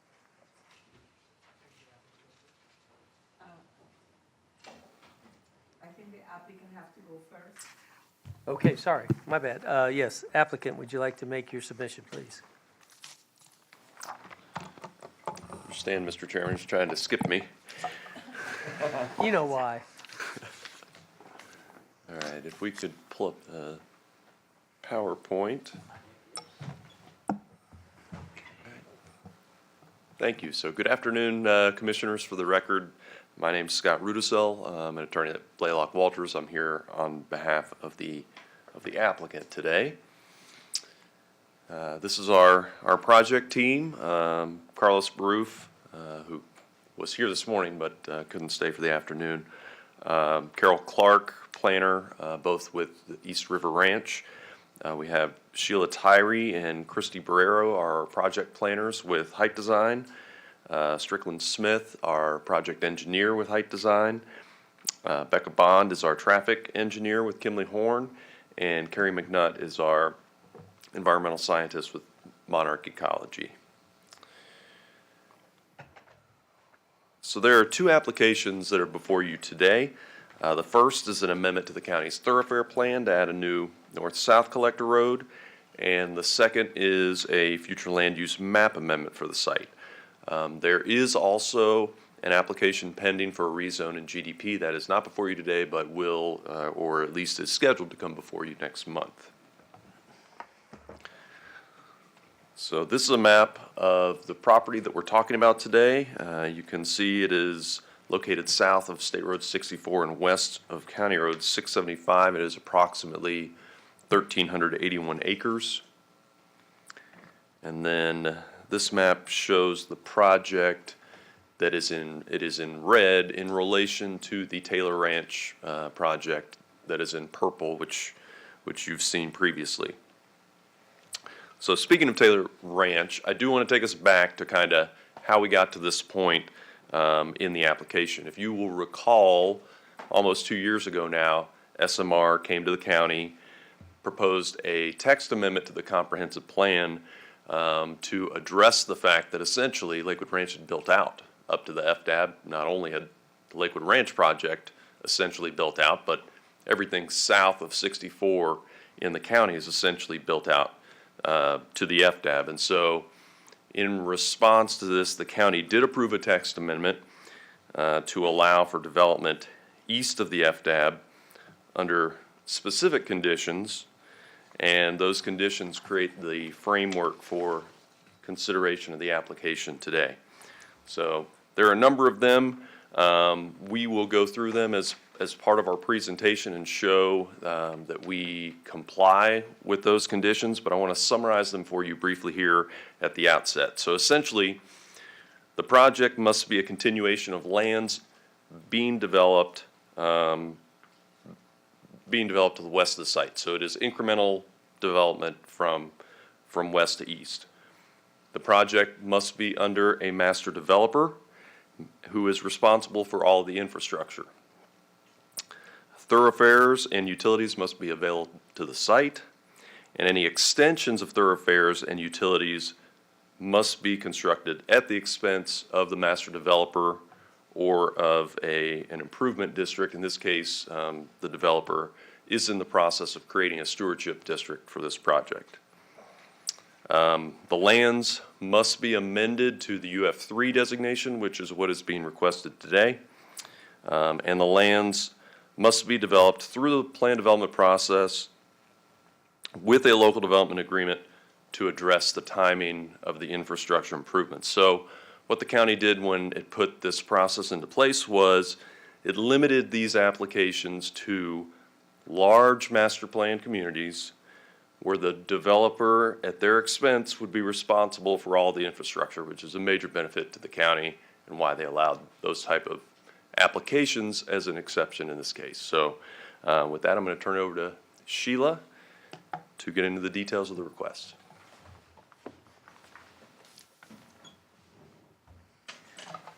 Good afternoon, Sheila Tyree with Height Design. Let me go forward just a couple slides. We sort of had all the little details. All right. So as Scott said, the property is just over 1,381 acres. Just another view of the vicinity and where we are located in relation to the major roadways and the proposed Taylor Ranch. Currently, the adopted future land use is agricultural rural, and these are the uses that are allowed in that site. It could be up to 276 residential units. The adopted zoning is general agricultural district, and that allows for agriculture, mining, recreation, schools, and public, semi-public uses.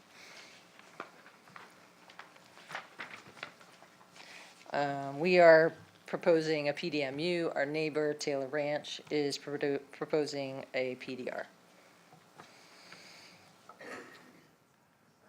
Anytime you're looking at a property for development, you want to know what kind of constraints you have to worry about, what kind of environmental concerns are there. So we have evaluated the project, and this is the green shows you the wetlands that are on the site, and it's about 124 acres of wetlands, and the streams are just over 3 acres.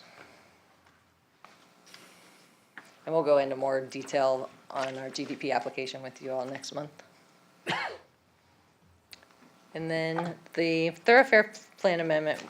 So when we were looking at the existing thoroughfare map, we noticed that, Bordenside and Eline are very close together. They're only about 1.25 miles apart. But then when you go from Bordenside to County Road 675, it's almost 3 miles. It's 2.9 miles. So we're extending 44th and Rangeland, so that will provide some traffic relief for State Road 64 and State Road 70. But we're also proposing a new north-south thoroughfare that will connect State Road 54 down to Rangeland. And that will provide additional circulation and connectivity for the residents in the area. So the proposed north-south thoroughfare that we're calling East River Ranch Boulevard will be approximately, right in the middle, about 1.5 miles from Bourneside and about 1.5 miles from County Road 675.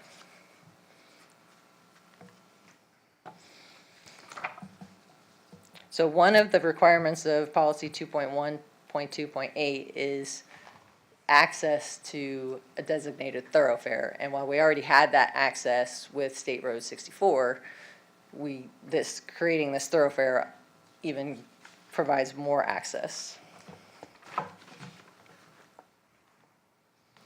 And then for the future land use map amendment, so again, currently it's agricultural rural, and we are proposing the urban fringe 3, which is the requirement of that policy that Scott was talking about. It's an implementation measure of the comprehensive plan.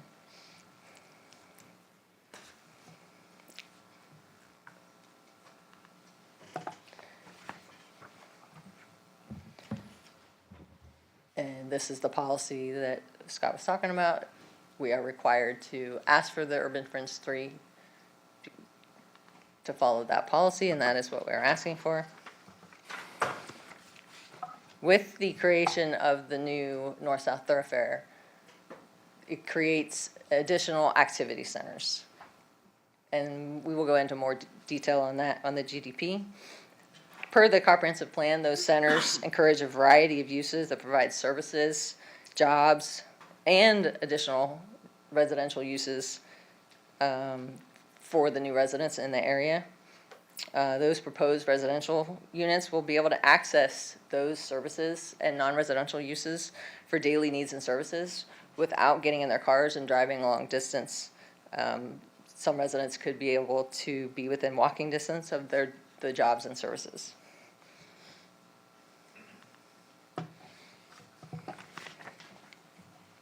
And back to policy 2.1.2.8. So we're supposed to be contiguous. We are next to Taylor Ranch. And the UF3 is a suburban growth development pattern. It's a continuous pattern. We're a master developer.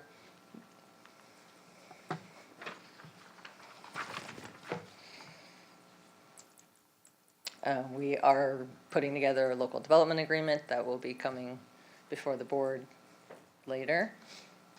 We're proposing the new thoroughfare, and we have the stewardship district that is pending. And same thing.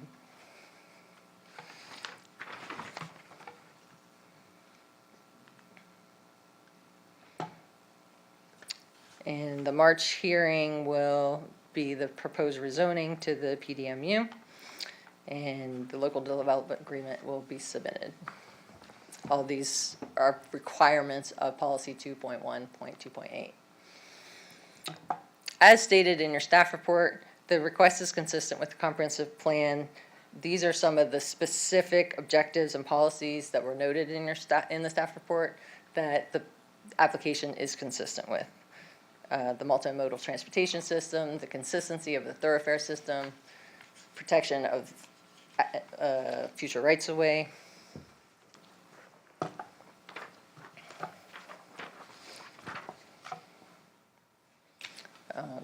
Developing a framework, traffic circulation.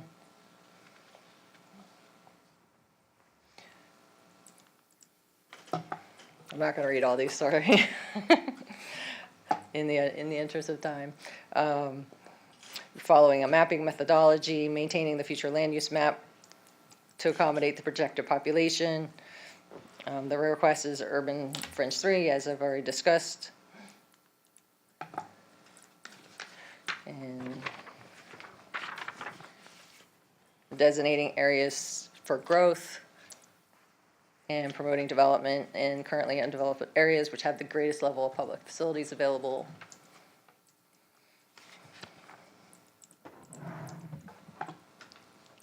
Limits urban sprawl because this is a predictable development pattern, so we're not leapfrogging. It provides opportunities and allows new residential and non-residential development to occur at locations as defined as appropriate.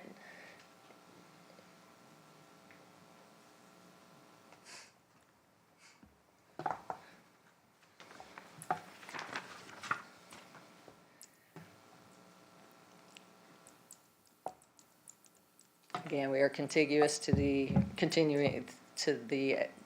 development that is coming this way, and it's limiting urban sprawl. now back to the fun stuff. So we did have a neighborhood meeting. It was virtual, it was a Zoom webinar. It was held January 26th, 2023, so just a short time ago. There were 71 letters mailed to the property owners within 500 feet of the property. Approximately 59 people attended the meeting.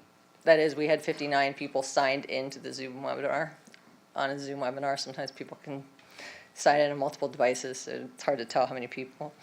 We did have, questions about, the wetlands on the site and access points and what kind of non-residential uses could there be.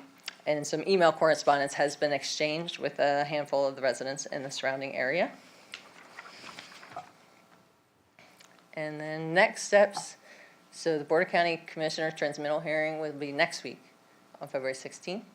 And then the Planning Commission back before you, March 9th, is what is scheduled right now for the GDP. And then the date for all three is still to be determined. And again, back to, we are requesting a change from, or the comprehensive plan thoroughfare amendment to add the additional north-south thoroughfare connecting State Road 64 and Rangeland Boulevard. And the comprehensive plan future land use amendment changed from agricultural rural to urban fringe 3. And with that, I will turn it back over to Scott for any additional comments.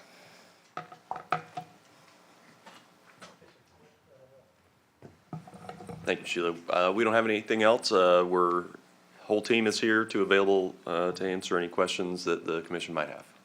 Thank you. Okay, board members, any particular questions? Not for me. No, nothing?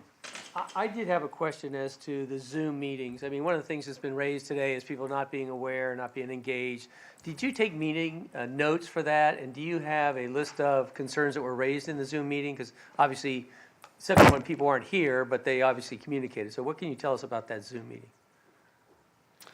The short answer is yes. We have a list of all the people that were in the meeting, although some of the names that were given don't appear to be real names. So we don't know for sure who all the folks were. But yes, we do have that list, and we do provide the staff with a summary of the issues that were raised and the responses that were given in the meeting. Do we have any information specific about what concerns were? I mean, obviously, traffic is one. I think wetlands is always a concern. Carol Clark with East River Ranch. I did submit this to staff yesterday. I realized I was looking in my files on my computer, and it was in the draft file, and I apologize for that. But in the packet that we submitted, we have a summary of the notices that we gave. So we sent folks an invitation. We had maps of what was being proposed. We did a short review of what we are proposing. We have the list of folks that we sent to. We have our PowerPoint that was at the meeting. And then we have the list of attendees and the questions that they asked. And there were 122 questions. Can you highlight for us a few of the key things you think are consistent? They seem to be somewhat consistent, but I'd like a little flavor of what the response was, since we don't have a lot of, I mean, we have a couple of cards, but not many. It was all over the board, actually. So one issue that came, well, I know, that's a I know, plainer come on, give me answer. some It's yes and it's specific. no. Okay, all right. So one of the issues that came up is, what are you planning to do with 61st Avenue East? And that is the sort of southerly border of the project. And we had folks that wanted that road to be paved, and we have folks that said, don't do anything with it, we don't want any access on there. And we're here to say, we will do what the county wants with that. We have proposed in our general development plan, and that's a next month discussion, that we will have the opportunity for an access at that point. We do not need that. We will still have two means of access for the piece that goes down there. So that was one of the issues that came up several times. There were a number of questions that were very, very specific about the development. We had folks ask whether we're gonna have an auto zone or a Publix. And it's, okay, we're not quite there yet. Who the builders would be, not quite there yet. And specifics in terms of identify where all the lift stations will be and their height. So a lot of questions like that. There were other questions and also comments that we just don't want this. This isn't what we want. We thought the line was going to stay there till 2040, so don't do this to us. There were questions about what environmental studies had taken place and what would happen in the future with that. And Carrie, our environmental consultant, talked about what we do at this point, which is an overview of what is on the property. And then as we move forward with final site plans and regulatory permits from SWIFMUD and DEP, if that's necessary, it gets much more detailed, where you actually have those agency staff go out into the field and verify the lines that we have identified and think are the appropriate wetland lines, for example. So folks wondered who hires the environmentalists and how that process works. And we told folks we had proposed more impacts to the wetlands, and that county staff reviews those, and so we cut that back. Can I interrupt you with that one point? Because it seems like there's a very small amount of wetlands for that much acreage. It seems like a lot of upland, so 128 acres of wetlands versus 1,300 acres, it seems disproportionately low amount of wetlands. Can you comment about that? Was it farmland or My upland? guess is, yes, it's been farmed. Okay, so that's why it looks like that on the aerial, right? Yeah, it's been farmed. Sorry to interrupt. You're doing great, by the way. I've spent a lot of time answering these questions. Part of the job. Some of the questions we frankly did not answer. We didn't necessarily answer questions about we just don't like this, on the list. And frankly, there were some questions that were more comments on the project team, and we didn't get into that. Although someone was kind of interested in our transportation engineer. No There comment. were, huh? No comment. I have HR training. There was discussion about the raceway and whether our plan was to close the raceway. And we can't do that. We don't want to do that. We can't do that. There was discussion about roads and road impacts. And again, that is something that is also done in steps. And for this project, we will be doing three transportation studies. The first that was done for the for the future land use plan amendment that is being presented today. We have done another more detailed analysis for the general development plan that you will see next month, sorry. And then an even more detailed analysis will accompany the local development agreement where we lay out specifically what improvements are necessary. So you get into turn lanes and traffic signals and so forth. But it's clear from what I see here that there's some significant roads. 44th is going to be extended at your cost and your expense? Yes. Your kind generosity. And then the road to the south of that, and then a connector road to the north and 64, right? Yes, and one of the things that we thought was very important is that 44th Avenue extension in town has been incredibly expensive and long for this county. So what this project and SMR Taylor are going to be able to make happen is the continuation of 44th and Rangeland. And you will go from Bourneside to County Road 675, only going through two property owners. And that is important. Now, I will say we do have a pinch point in our, on our site where we've got kind of like meets like that. There is some right-of-way from Waterbury grapefruit tracks that's out there. So we've identified that as an issue that will need to be dealt with as we move forward. But it's going to be nothing like what was necessary for the acquisition of and construction of 44th Avenue. A number of folks asked about what improvements are being proposed in the FDOT work plan and in the county's plan. And so we went through that. There was concern about what would happen east of County Road 675, particularly with roads. And our answer was, at this point, the lines on the thoroughfare map are just that. They are lines. And before anything would be done, and this is something the county would do unless there's property owners there, there'd be much more detailed analysis that would have to happen, there. So a number of questions about east of 675. You didn't find any unique species out there or concerned? Eagles, obviously, that's an area out there where. That was, the question about an eagle was raised. There is an identified nest.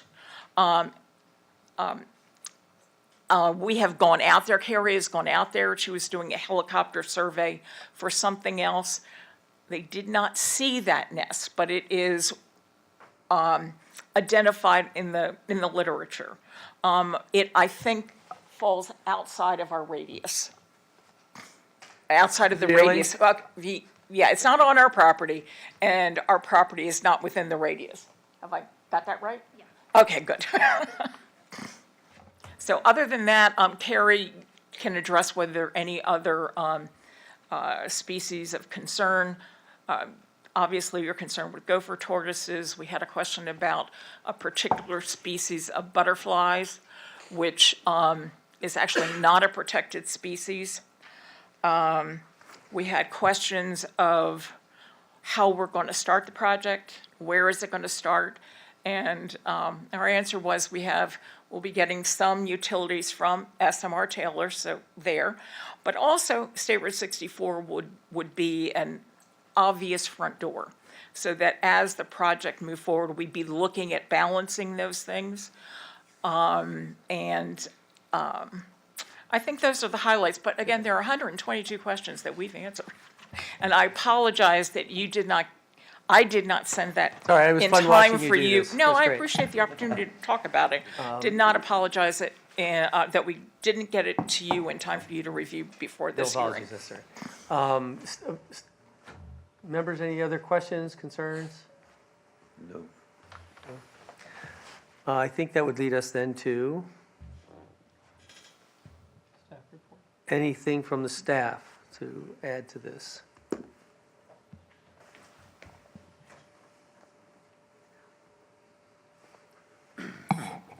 Good afternoon, Chairman, Commissioners. Charles Andrews, Certified Planner with Development Services. It's legislative, so I don't have to be sworn. All right, so I combined the PowerPoint here from item 9 and 10 regarding the text amendment and the future map series update with the comp plan map amendment, so I'll just bring this all together as one presentation. Thank you. You're welcome. Like I said, the request here, it's privately initiated comprehensive plan text and map series update. This is to establish the East River Ranch Boulevard as a designated north-south collector roadway. It'll function as the primary roadway through the East River Ranch project. For East River Ranch Boulevard specifically, it'll create 3 activity nodes: State Road 64 East at the north, 44th Ave East in the middle, and then Rangeland Parkway at the bottom there in the south. Here's a map here that I've kind of provided. We have some arrows here in yellow showing 64 East, 44th Ave East, and Rangeland Parkway along the spine road, for lack of a better term there, for East River Ranch Boulevard, and the creation of those activity centers, or those nodes, rather. Let's see here. The updates that are being proposed here would be to Table 5.1, the County Thoroughfare Plan. That's under Element 5 of the Transportation element of the Comprehensive Plan. Map Series 5B through 5F. And then in the interest of time here, I'll just kind of briefly go through these. Just showing the updates here, incorporating those changes, and then the related maps here. They're all in draft watermark, of course, 5B, 5C, 5D, 5E, and 5F.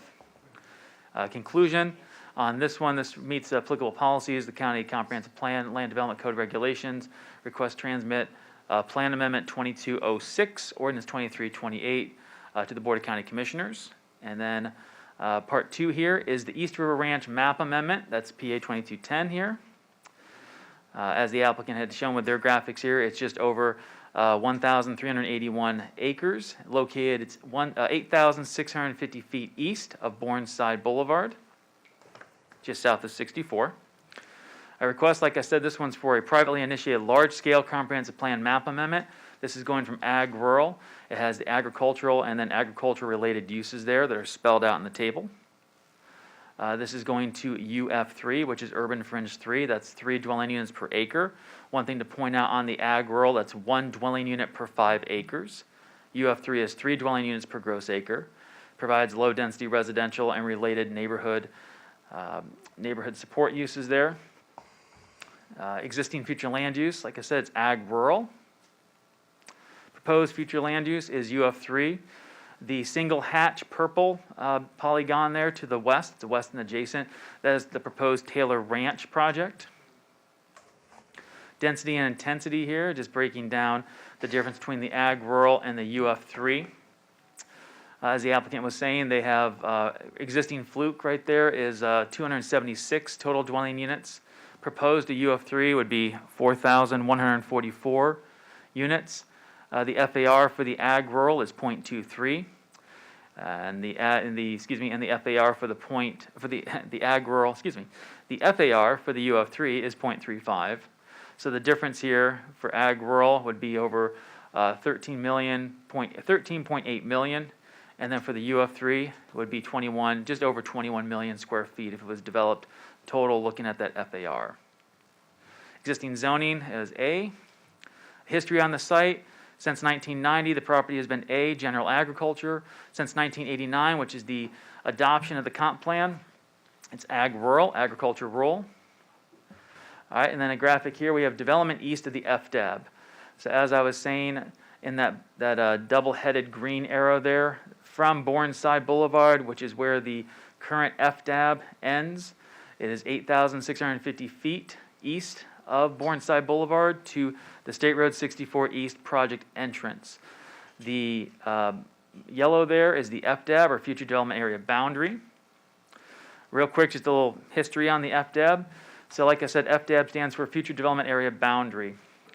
Per element 1 definitions, the area there that's in yellow and it's underlined talks about essentially, like I said, the development, the boundary that's established in the future land use map for new residential and non-residential development, which is consistent with our land use concept map, which I'll show you in a minute. So specifically, those lands east of the FDAB are intended to be preserved primarily for agricultural uses. Boundary is intended to serve as a means to provide an efficient use of the land and public and private investment and contain urban sprawl. It would be consistent with the boundaries of the water supply and wastewater service areas. Objective 2.1.2, geographic extent of future development. Specifically speaking, the objective states to limit urban sprawl by accommodating future development consistent with the adopted land use concept map, map N, underlined, or in yellow rather, highlighted. All development shall be directed to the area west of the FDAB, thereby preserving agriculture as the primary land use east of the FDAB through 2040. Map N here, if the commission can put their eyes there in the middle of the map, there is a yellow circle there, and that is roughly where the subject property, the site, is being proposed. The character area for that is rural.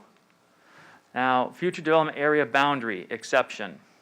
As the applicant was discussing, policy 2.1.2.8 was established. This is adopted by the Board of County Commissioners via ordinance 21-12, which is PA-2006 on November 18th, 2021. This policy provides an exception which permits development east of the FDAB if certain criteria are met. Specifically, one of the criteria being if a portion of the development is coterminous and contiguous to the FDAB or contiguous and coterminous to lands that have been approved pursuant to policy 2.1.2.8. Surrounding development map here, as shown in the previous graphic, Taylor Ranch is contiguous and contiguous and coterminous, try saying that 5 times fast, next to East River Ranch. This has a plan amendment and rezoning request tentatively scheduled for the board for March 23rd, 2023. And that's in the single hatch orange, and then solid blue is the East River Ranch project that we're discussing. Public facilities, we have Gullet Elementary, Jane Middle, Lakewood Ranch High. Transit, nearest transit is 9.1 miles west of the site. It's located northwest corner of I-75, State Road 64 East. Several parks around there. Just to the north, on the north side of State Road 64 East, is Lake Manatee State Park. We have Rye Preserve located northwest of the site. And there's some others, Duet Preserve further out east. Positive aspects of the project. Based on the analysis, policy 2.1.2.8, the request of the UF3 fluke appears to be a logical transition given the emerging development trends in the area, specifically as the county goes from agriculture to suburban, residential, and mixed-use development. Second point, through the addition of the East River Ranch Boulevard, activity nodes will be created and provide non-residential services to future residents. Some negative aspects. Currently, the applicant cannot demonstrate compliance with policy 2128 parent D, parent E, parent F, and parent G, which requires that properties east of the FDEB be coterminous and contiguous with regard to the availability of public infrastructure and improvements. The UF3, second point, the UF3 category allows for an increase in residential density and intensity in an area of the county that is comprised predominantly of agriculture and agricultural support uses. Specifically, the UF3 designation provides for an increase in density and intensity at designated activity nodes, which will be established by the proposed north-south collector, East River Ranch Boulevard. Third point, the site will place additional density and intensity with an established watershed overlay district as established under policy 2.2.2.2, specifically within the Evers and Manatee Reservoir watersheds. Mitigating factors. While the subject property is located east of the established FDAB, where ag and agricultural support uses have historically been established, the request will have to demonstrate compliance with Comprehensive Plan Policy 2128 regarding the timing of available public utilities as the request moves through the site planning process, i.e. Taylor Ranch. Second point, with the concurrent Comprehensive Plan text amendment to establish a north-south collector through the subject property on the county's thoroughfare plan, the UF3 future land use category can provide neighborhood and community serving office and commercial uses at activity nodes in an area of the county which are lacking these types of uses. Third point, detailed analysis of capacity and impacts on public facilities, including utilities and transportation, will be required at the time of future development of the site. Next point, any future development of the site shall comply with the Manatee County Land Development Code, including, but not limited to, setbacks, open space, traffic design, roadway improvements, and stormwater requirements. Next point, adequate buffering, landscaping, and design should provide a transition between the future development of the site and adjacent agricultural residential areas. Conclusion, the request appears to meet applicable policies of the comp plan and land development code regulations, and the request is to transmit plan development PA-22-10, ordinance 2327 to the Board of County Commissioners. And I'm here if you have any questions. Okay. Board. So Go ahead, please. I have one. Just regarding the FDAB, I know that because of the exceptions that are allowed, development can just keep going as long as you're contiguous with something that's already else been approved east of the line, but, so that has me a little concerned, like, how far can that go, and isn't that against the whole purpose of the boundary? Well, if I can go, Natalie, if you can pull up my PowerPoint, sorry. Put you on the spot there. So I can just show you the line here real quick, just for reference. Thanks. Guess we could go, wait, which one am I going here? Let's do, let's see here. 1 minute, maybe I've got, nope, let's go this way, sorry. Okay, so did I have something better? No, I don't. Okay, I guess this is the best graphic I got. So, actually, you know what? Let's use this map N. Okay. So if you see, I wish I could zoom in a little bit, but so the yellow circle right there, Commissioner, if you could keep going east essentially, so it kind of lines right up where 675 is, per that policy, because the FDAB was established with the comp plan to provide essentially this character map that you see here, where you have the urban core, which is in that darker orange, kind of the cream color, which is transition, and then the rural area, which is where this proposed project is. That, I guess, magenta line there that you can see in the middle, that is the FDAB. Right. So like I was providing the commissioners with in that presentation, that's why that was adopted, to preserve lands to the east and then have the urban core and the fringe area, rather, to the west. So with this policy, this could essentially, for lack of a better term, piggyback on projects, that are contiguous and coterminous along regarding the availability of public utilities, of course, Right. as, for example, Taylor Ranch can go, and then East River, and then et cetera, And going east. maybe and further. Yes, ma'am. Okay. But this is the policy that was adopted by the Board of County Commissioners in November of 2021. No, I understand Okay. that those exceptions are there. It just has me concerned. Mr. Delesline, questions? Well, with this, would they be able to go past Road 675? Any projects after East River Ranch, if it met the criteria that's established in 2128, A through F or A through G, if they met that, then yes, essentially, Commissioner, they could. It's the contiguous. Coterminous and contiguous. Contiguous, keep going and going, yeah. Yes, sir. Mr. Roth, sir? Hold on. So go ahead. The staff, so is there any, Yes, sir. is there any studies done on, so this, the FTAB line was developed in 1989, obviously before Lakewood Ranch exploded and we started running out of land. Where does it leave us population-wise when we've got such a migration? So if we don't go east, If we don't go east, you mean if we, where do we put everybody?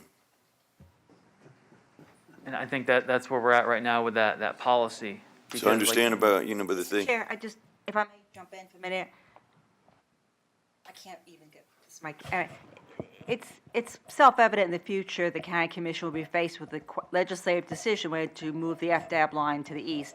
This is a stopgap measure until that time. I think the time will be coming soon. I do think it's the schizophrenic situation we find ourselves in, is that we like what we have.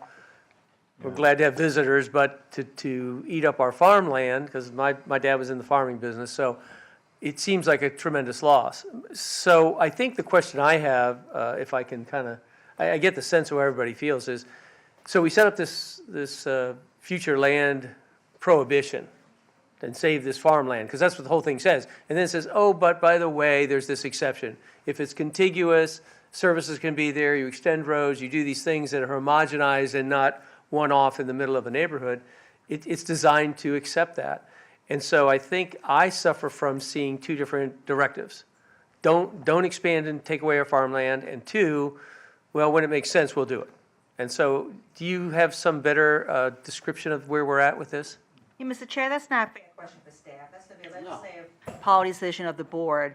He's a pretty in the bright upcoming guy. future. He's only dealing with private initiated amendments for this All right, particular all right, all site. right. He's not Yes. making legislative policy decisions and moving the line. no attorney's saying no, so you're out. I know, I know my limits. Okay, It's do the you suit, makes feel me look this is an smart. excellent use of the exception because of its connection to the ranch extension, utilities, roads? You find it very cohesive for that exception? I think the negative points in there is just as long as we have the utilities in place with Taylor Ranch and it's meeting the, like I said, D through G, which if the commission looks at 2128, it refers to utilities. So as long as the utilities on availability of those services running, contiguous and coterminous, then we Meets the follow the standard. directive of policy 2128 by the board. Yes, please. I come from a city. I'm from a small town called Brooklyn. We're at a very important stop in our relationship with land and the community. And our attorney is correct. A, you can go on doing this, and we will. It was 1990 or 89 when they started. And they created this situation. So in, 20 years, 30 years, we can now move on. And it specifically says, if the lands are contiguous, we can Easy for keep you to moving. Now, the only stopgap you have is the DeSoto line. That's the only stopgap you have, unless they decide to do the same thing, and they'll build on the other side. Is it inevitable? When you get to the county commissioners, that's when the community should be making a decision as to about how long and how far this can continue. If you look at our direction, which our manager told us at the beginning, is to look at what the land use code says, and that's what we're here for. That's what we need to do. It's not in our bailiwick to decide whether we're right or wrong about going on in terms of the road and in terms of the LDC. It's in 1990s code. You want to change that? You better get the entire county to vote it out and change all of the commissioners because they want to keep going. So, my direction for myself is I can't make that decision. I'm going to do the land use code. I know the builders, I know the attorneys, and I know the public. And they do want to go on. How far? They want to take the horse farms. They don't care about the horse farms. Why would they? They didn't build out there. They want to do houses. The developers want to keep making money, and there's nothing wrong with that.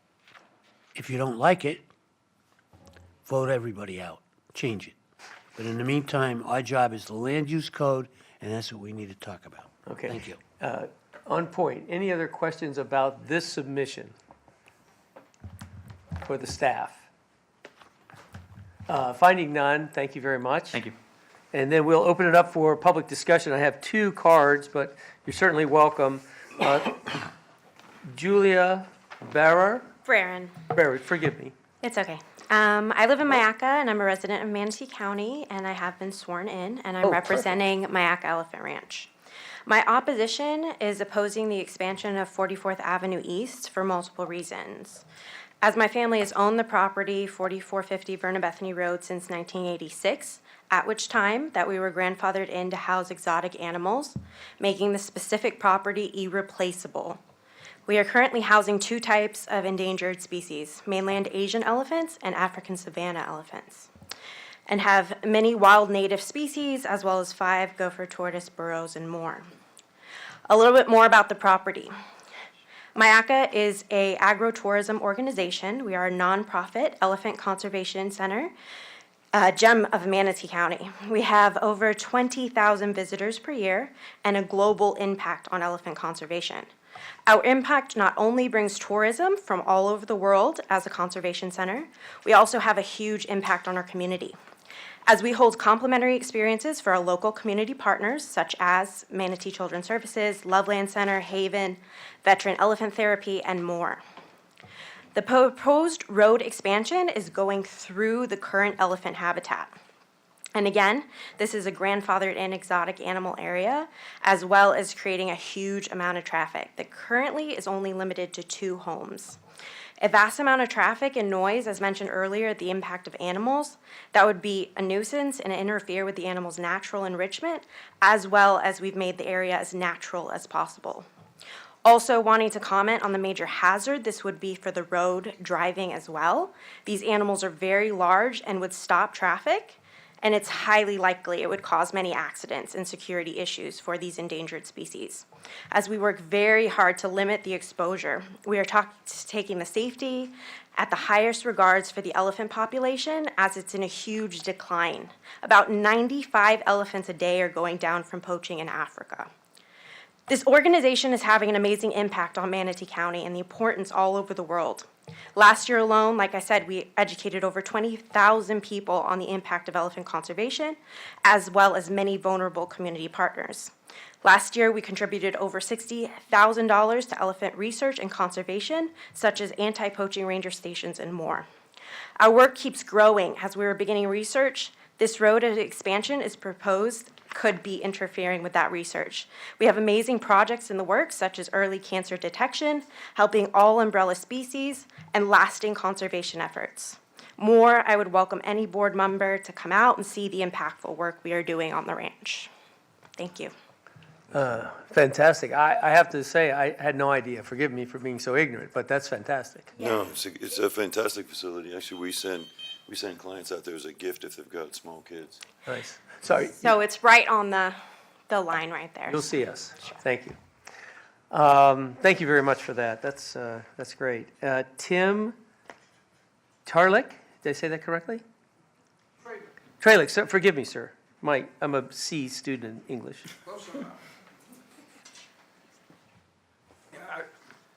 I've been in Manatee County for about 35 years. I'm sworn in.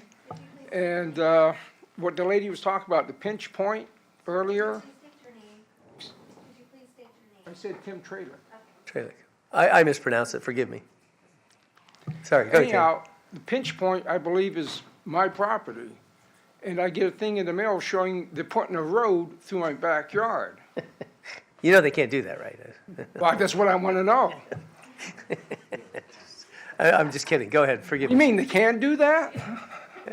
Anyway, go ahead. I don't mean to interrupt. I'm sorry. All right, well, I don't want them to do that. Noted. No road. And then also I wanted to know what's going to be bordering my property. I got a couple thousand feet along their new building area, and I just want to know what's going to be there, houses. I heard a golf course maybe, but the main thing is they got a road going through my property. No one said anything to me.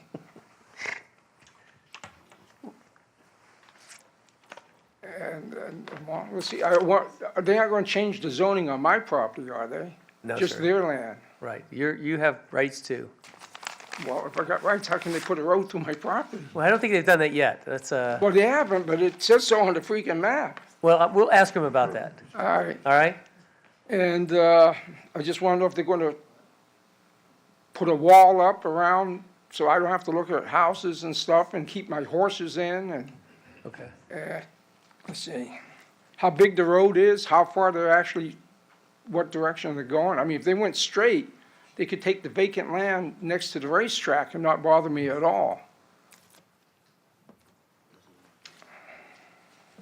And just, how many more cars are going to be out there? Like somebody said earlier, I used to make it to town in 20 minutes. Now it takes me an hour.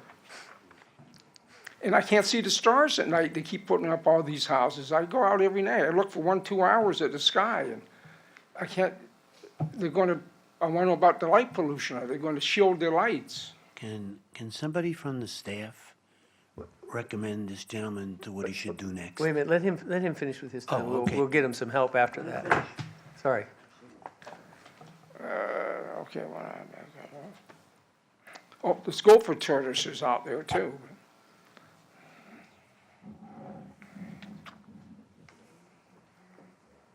UF3, you were talking about, is that 3 houses per acre? The zoning? Raise your questions and we'll get them answered by experts, not me. Oh, I just wanted that UF3 clarified to me. Yes, sir. And what else I got down here? I'm not very, You're doing great. I'm just a crazy old man who doesn't want people. I relate. I moved out there to get away from stuff, and now they're coming on me.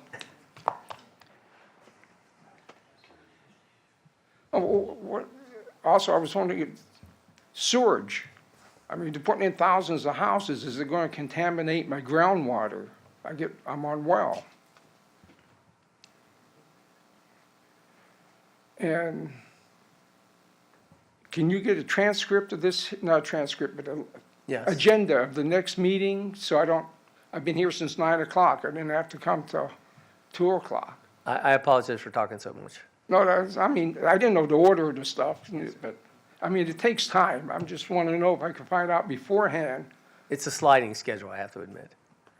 about it. And do I have to come? I mean,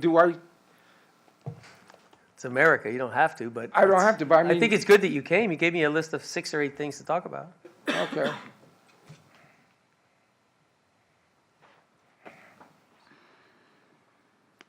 I don't get it. All right, and my main concern is the road going through my property. All right, thank you for your information. We'll start asking these questions of the submitters, and then you'll get some answers here, and we'll make sure you get contact so you can communicate with the rest of the staff. Okay. Contact who? Well, we'll give you a name and an email address and a phone number. You can reach out to us. Okay. Okay? All right. Tim, thanks for coming up. We appreciate it, sir. Thanks for letting me talk. You're a champ. Is there anybody else that would like to speak on this in the public? Yes, ma'am, please step forward.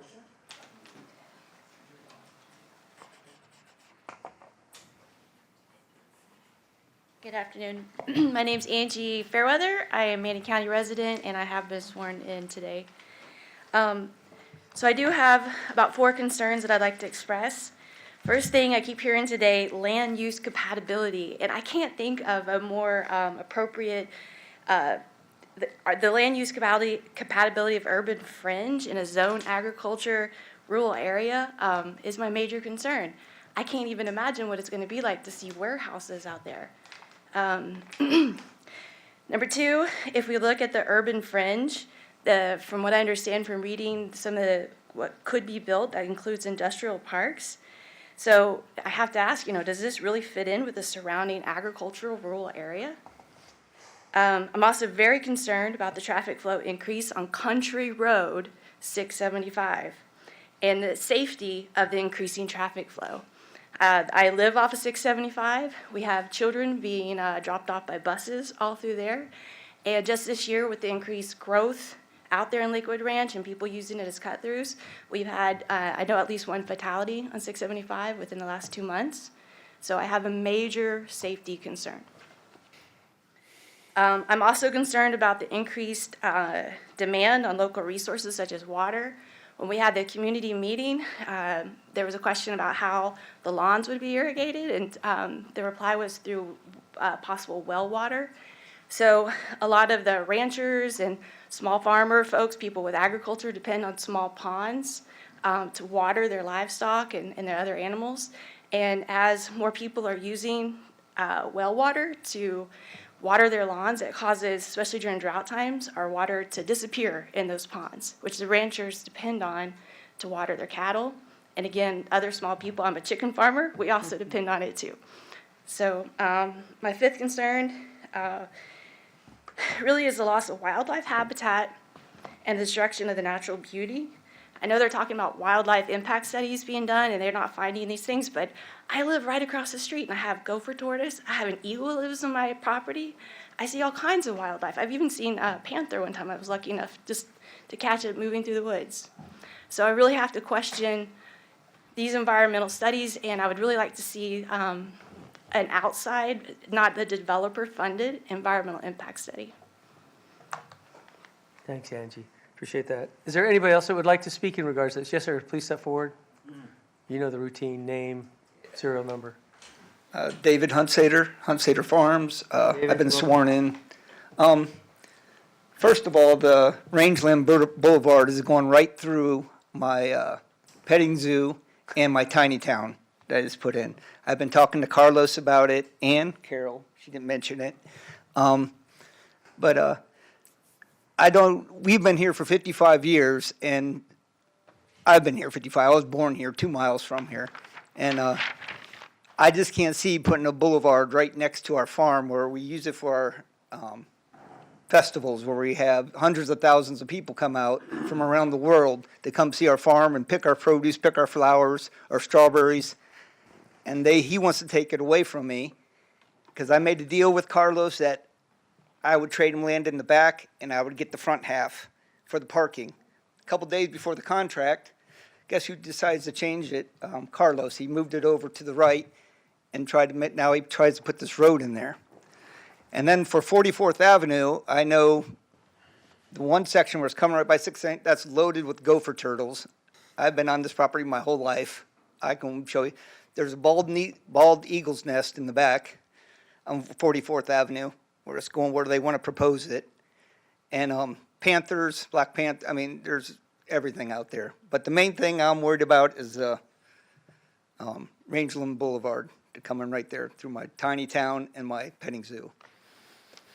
And that's all I need. Thank you. Thanks for coming in. I appreciate you spending all day here with us. Anyone else, please?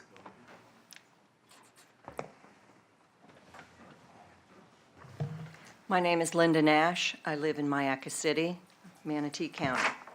So before, you were talking about property rights.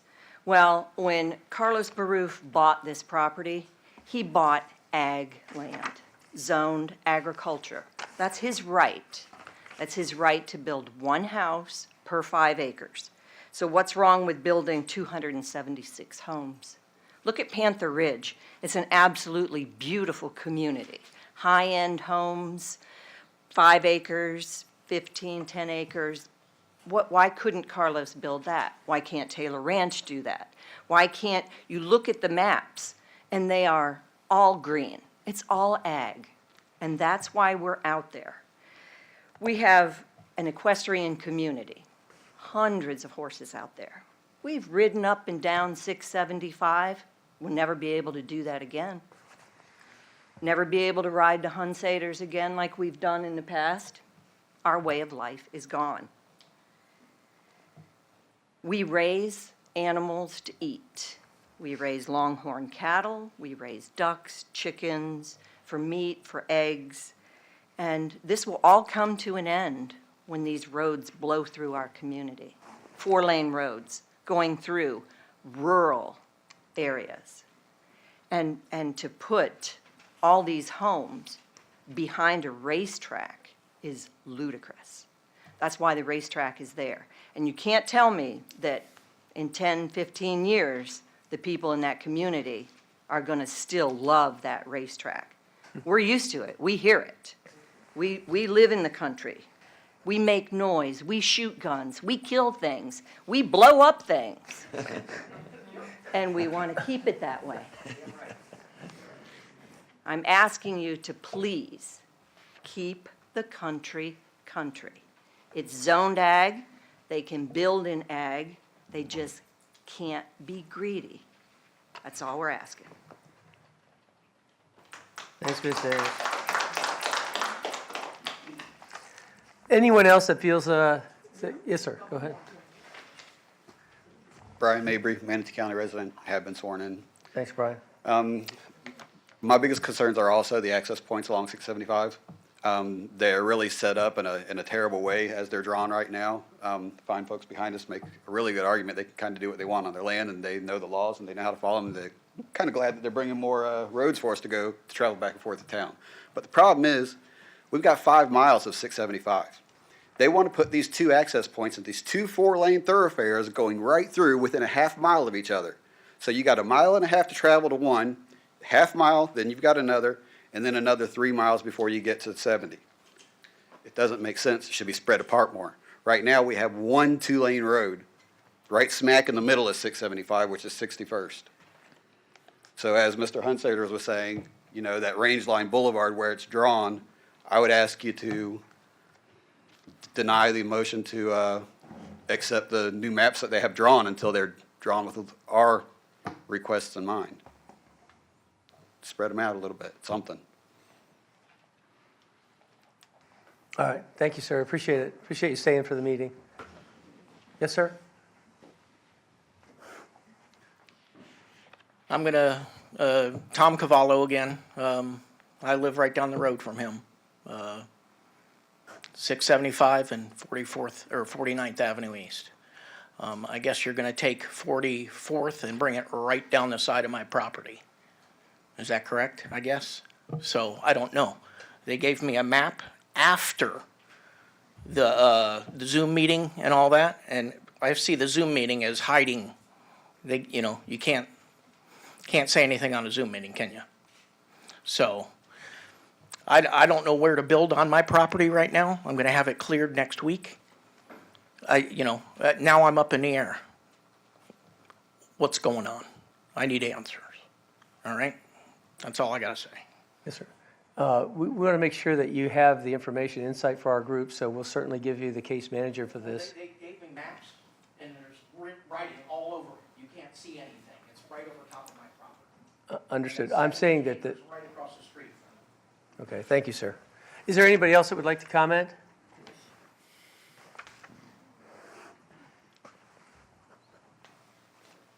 Hello again.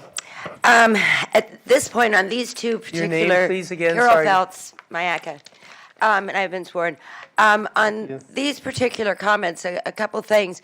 We have people that are trying to watch this at home, and I don't know if you're aware of this, but if you go to the county website and you try to access the live meeting, it actually says on it February 7th.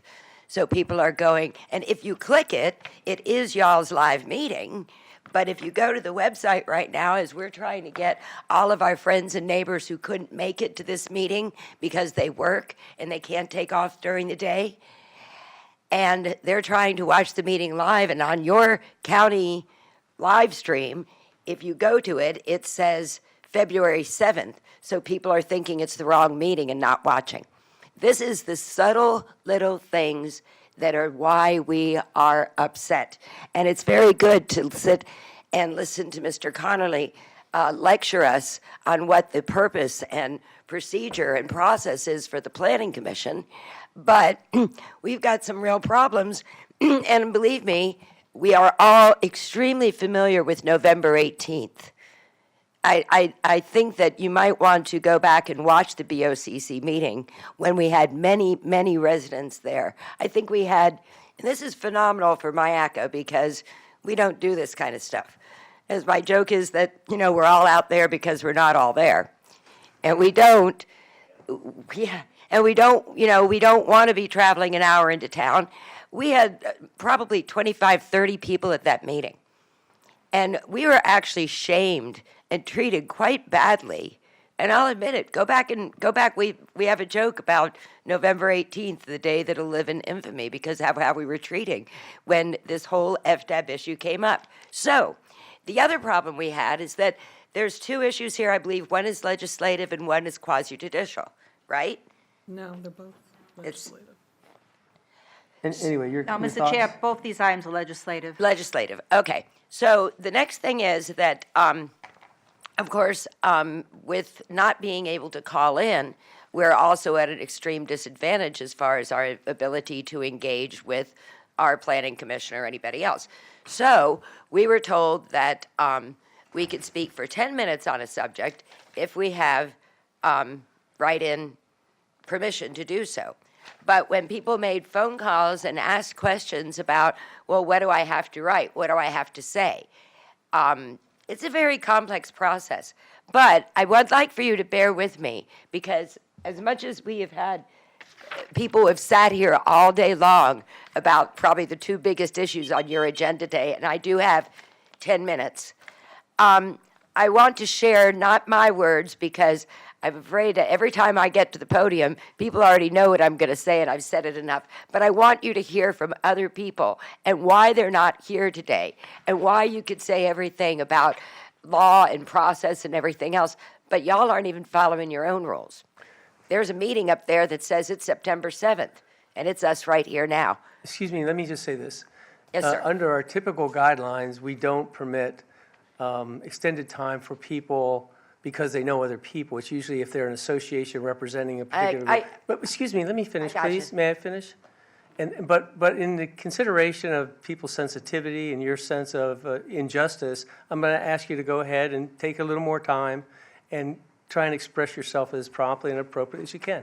What I'm going to do is I'm going to share some of the letters that people tried to make public comment. Please do. Okay, but we have a very difficult time with the system. This is from my neighbors, Selena and Karen Cunningham.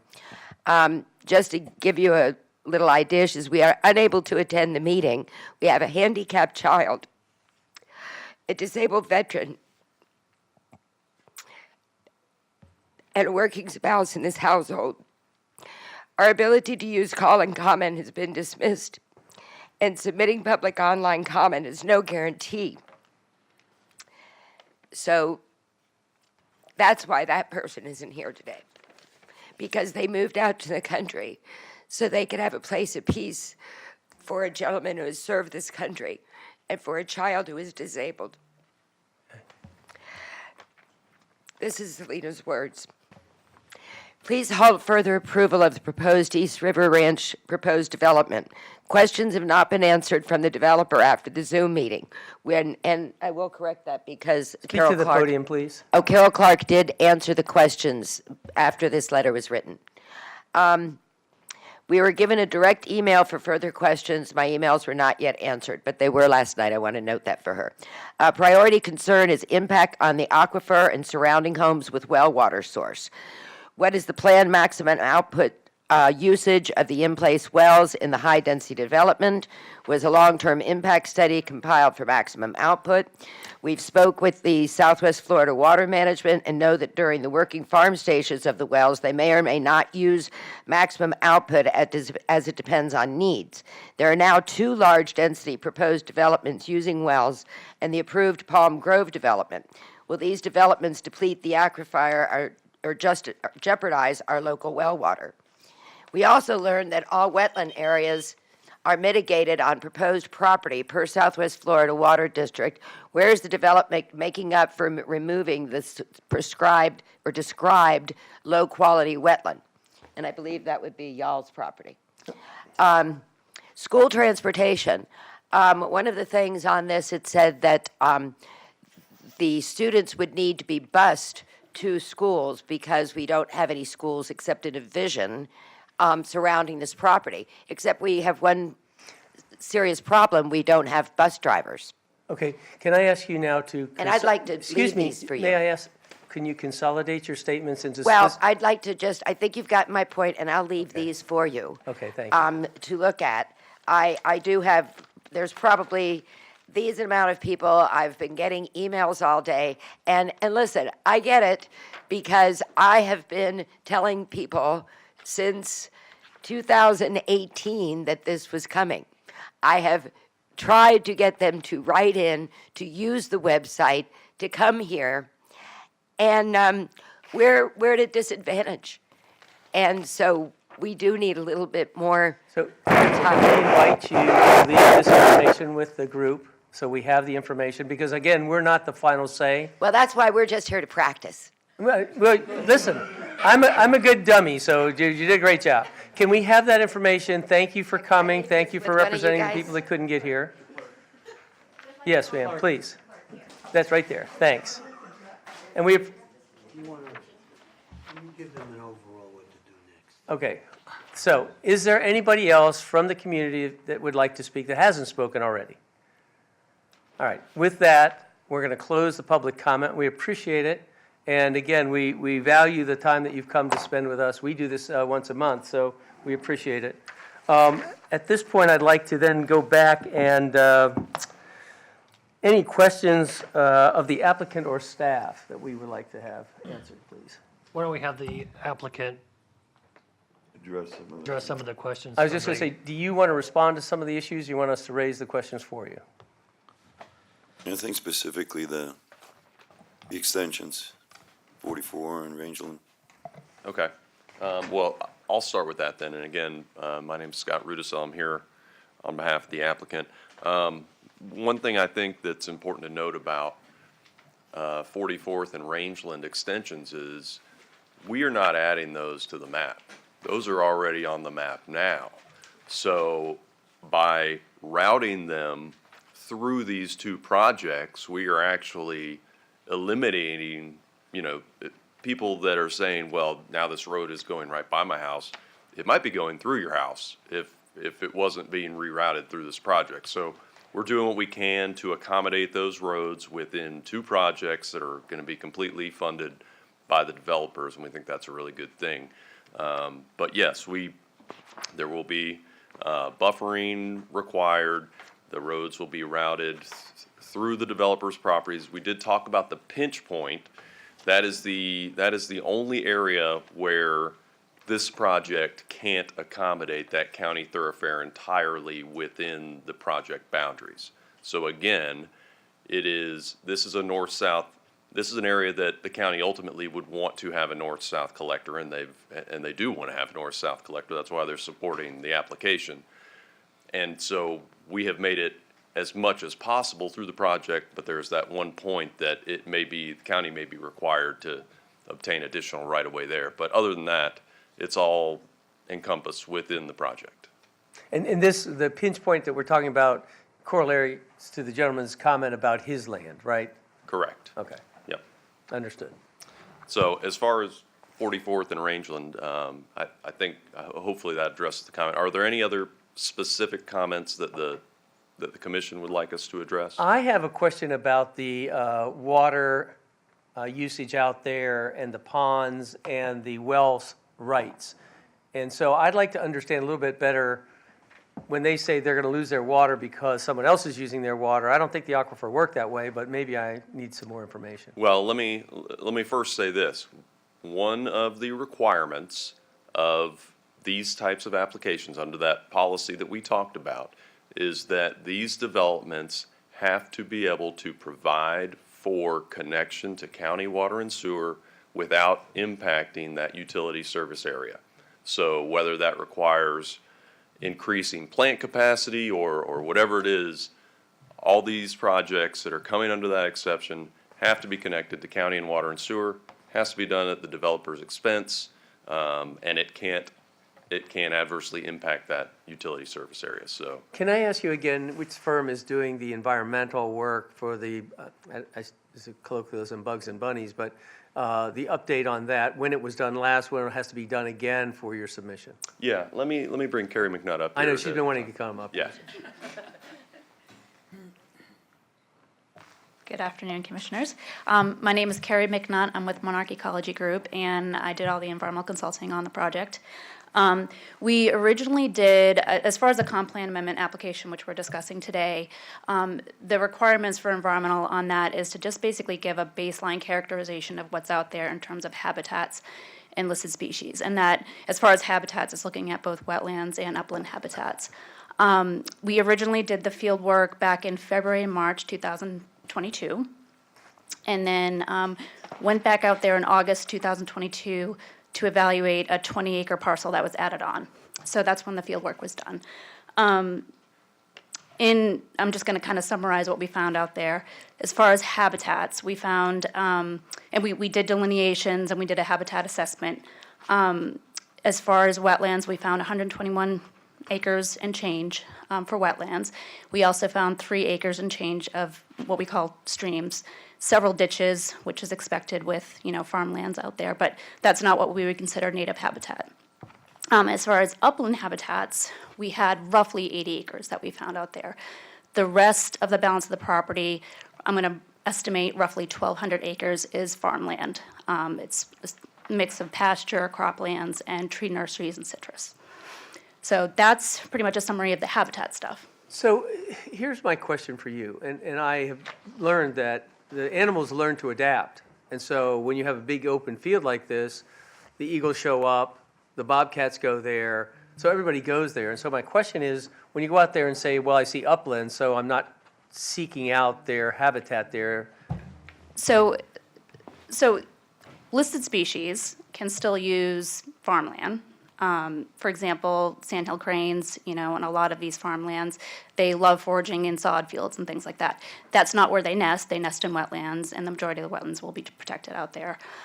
So we have to look at, we look at things like that. There's also kestrels, which is it's a state-listed bird species that we did see out there. However, there's 2 different species of kestrels. There's a migratory version that comes down from northern United States and migrates down here in the wintering season. And when we were out there, we did the surveys in the winter season, and that's when we documented them. So according to state protocol, in order to document whether they are the actual protected species, we have to do that in the summertime, anywhere between spring and August. So, and we have not done those formal surveys And yet. how about scrub jays, just to be specific? There's 0 scrub jay habitat out Because there. there's no trees for them, that's not there. They rely on very specific habitat types, scrubby flatwood, xeric scrub, and that does not exist out there. And what about storks? Wood storks? Yeah. Yeah, we didn't document any while we were out there, but absolutely would expect them to use the ditches and wetlands out there for foraging. That's not uncommon. Not to be dramatic, how about coyotes? I'm sure there's coyotes out there, but that's not a listed species, so that's not something that we Just curious. necessarily look So- at. so But you're paying I attention- didn't see any, but I'm sure they're out there, yes. Okay. Anything else from the board? I'm sorry, I didn't mean to fall into this rabbit hole, literally. Okay. Is it okay if I add a little more about the environmental stuff? Bug somebody. Sorry, go ahead, please. Just because somebody brought up eagles earlier, and Carol did a great job explaining, but there isn't what's identified as an off-site eagle nest. It's actually shown on the Audubon Eagle Watch database, and it's also listed on the county's eagle database that you guys have, your GIS database. It is, in March, we did see an eagle sighting fly over, and that's not uncommon if there's an eagle nest nearby. We did do a helicopter survey, and the reason we did that is because we had other work we were doing for our eagles, and we did do a survey over this area because we don't have access to those off-site lands, so we were curious if the nest was actually being used. We did not actually find the nest when we did the helicopter survey. So we don't know exactly, if the nest is there, are they nesting elsewhere, but we know they're not on the property. And what do you know about elephants? I would have to defer to the lady that spoke, but it's my understanding, I think they're to the east of our project, correct? So I guess, just curiosity, if it was determined that they were in some danger or risk with your development and it required a berm and some landscaping and all that, you wouldn't put them at risk for that, would you? I imagine we would have to talk about that and make sure that their concerns are addressed. Point but, for discussion, my okay, apologies. Okay, I think that it was maybe a continuation of the thoroughfare, but I don't think any of that has been decided, and probably not my area. I don't know to anything about it, just am curious. I think it's a admirable work, and I'd like to have you consider it, right? Yeah. What else? Good. Counselor, anything I missed? No. That's rare. Okay, with that, submitters, would you like to make any other comment before we cut you off? From further comment. I have one more thing that I'd like to hit on briefly. If we could pull up the PowerPoint again, just that first slide. Maybe I can go back. Oh yeah, you can see it there. So one of the comments was about how, development could conceivably continue going further and further east under this policy. And so I do want to point out, it's not that easy to pull together 1,300 acres of property and do a large project with a master developer and all the utilities. So if you look at this site east of 675, you'll see a bunch of 10-acre, 5-acre parcels, and you can see that to the south too when you look at Palmetto Park, Waterbury grapefruit tracts, like very similar. There's a ton of 5 and 10-acre tracts. It would be very difficult to put together this type of master plan development project going further east, at least in this particular area.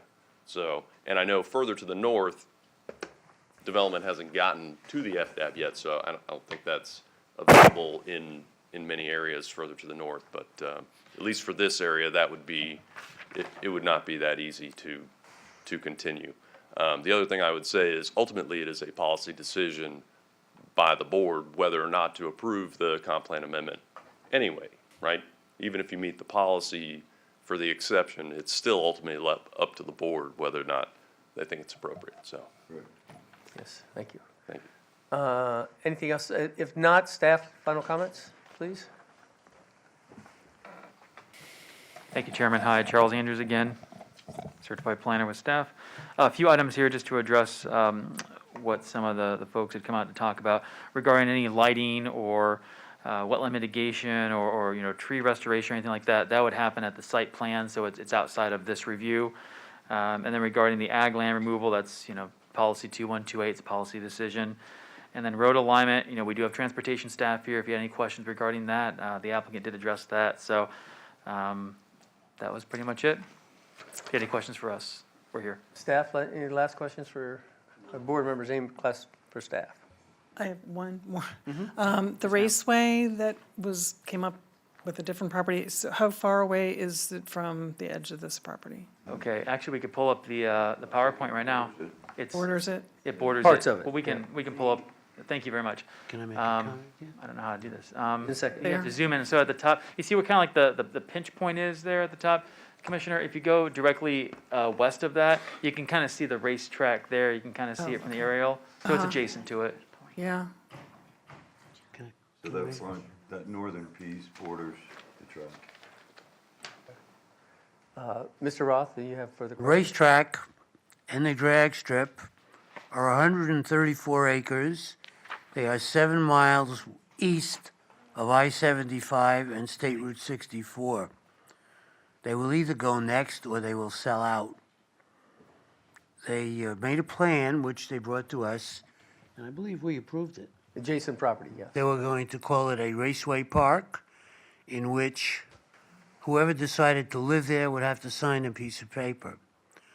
Our attorneys have told us, in no uncertain terms, that the county cannot enforce that. That's something that the owners of the property will have to enforce. That's Thank you. correct. That's a correct statement. Oh, and then one last thing, our agenda coordinator, Bobby Roy, was kind enough to print out the neighborhood workshop minutes for you folks. So I'll pass this out right now. Thank you. Okay, any other questions for our staff from the board? No? At this, Yeah, I have a question. yes, sir, go ahead. So we held a Zoom meeting, or did the owner of the property hold the Zoom meeting? Yeah, Mr. Chair, the neighborhood workshops are handled by the applicant, Right. not the county. Right. So the county does not have a requirement as to how we hold it. It's like, it doesn't have to be in the paper, it doesn't have to, it's up to the person who, General requirements on mailing notice out. You do let the applicant either do it in person or by Zoom. Right. They're encouraged, not required, Commissioner. thank you. How could we make it a requirement? For next meeting. Thank you. I have two let me ask you this question while the attorney is here. There's two things that concern me about what we do. One is the sign within 500 feet of a property, and the other one is the meetings that are responsibility of the owners of the property. How can we change that? Separate meeting? It's an LDC amendment on the signage. It's not a state statute requirement, it's local requirement. I think perhaps what you should do I'll is talk make a with her about motion what the- for the yes, next meeting thank as a submission. No, I won't do it at the meeting. I'll talk to the attorneys directly. All Thank right. you. Well, that was good. So, no other comments. I'm going to close comment and ask the board for their responses, and we'll start with our esteemed single female member. Are we looking for more comments or questions? Comment before a proposed motion. I So have no just your further thoughts. comment. No further comment at this point. You think I should have a comment? No, what do I know? I'm still concerned about the FDAP. Mr. DeLeslie, he'll Okay. see how he does it. It's just a lot to take in, I guess, when all said and done, and I get both sides of the story, kind of a thing, and it is kind of a line drawn in, but it was drawn in, you know, I mean, there was no given thought about it 30 years ago when it was drawn in, kind of a thing where it stopped and where it began, so I'm really undecided right now.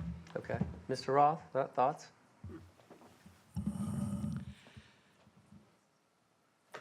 Is it 1990 or 1989? 89. The land use code was set with whatever we're talking about today. That was 30 years ago. I've already made my comments as to what I think about what we're doing. And the answer to this is very simple.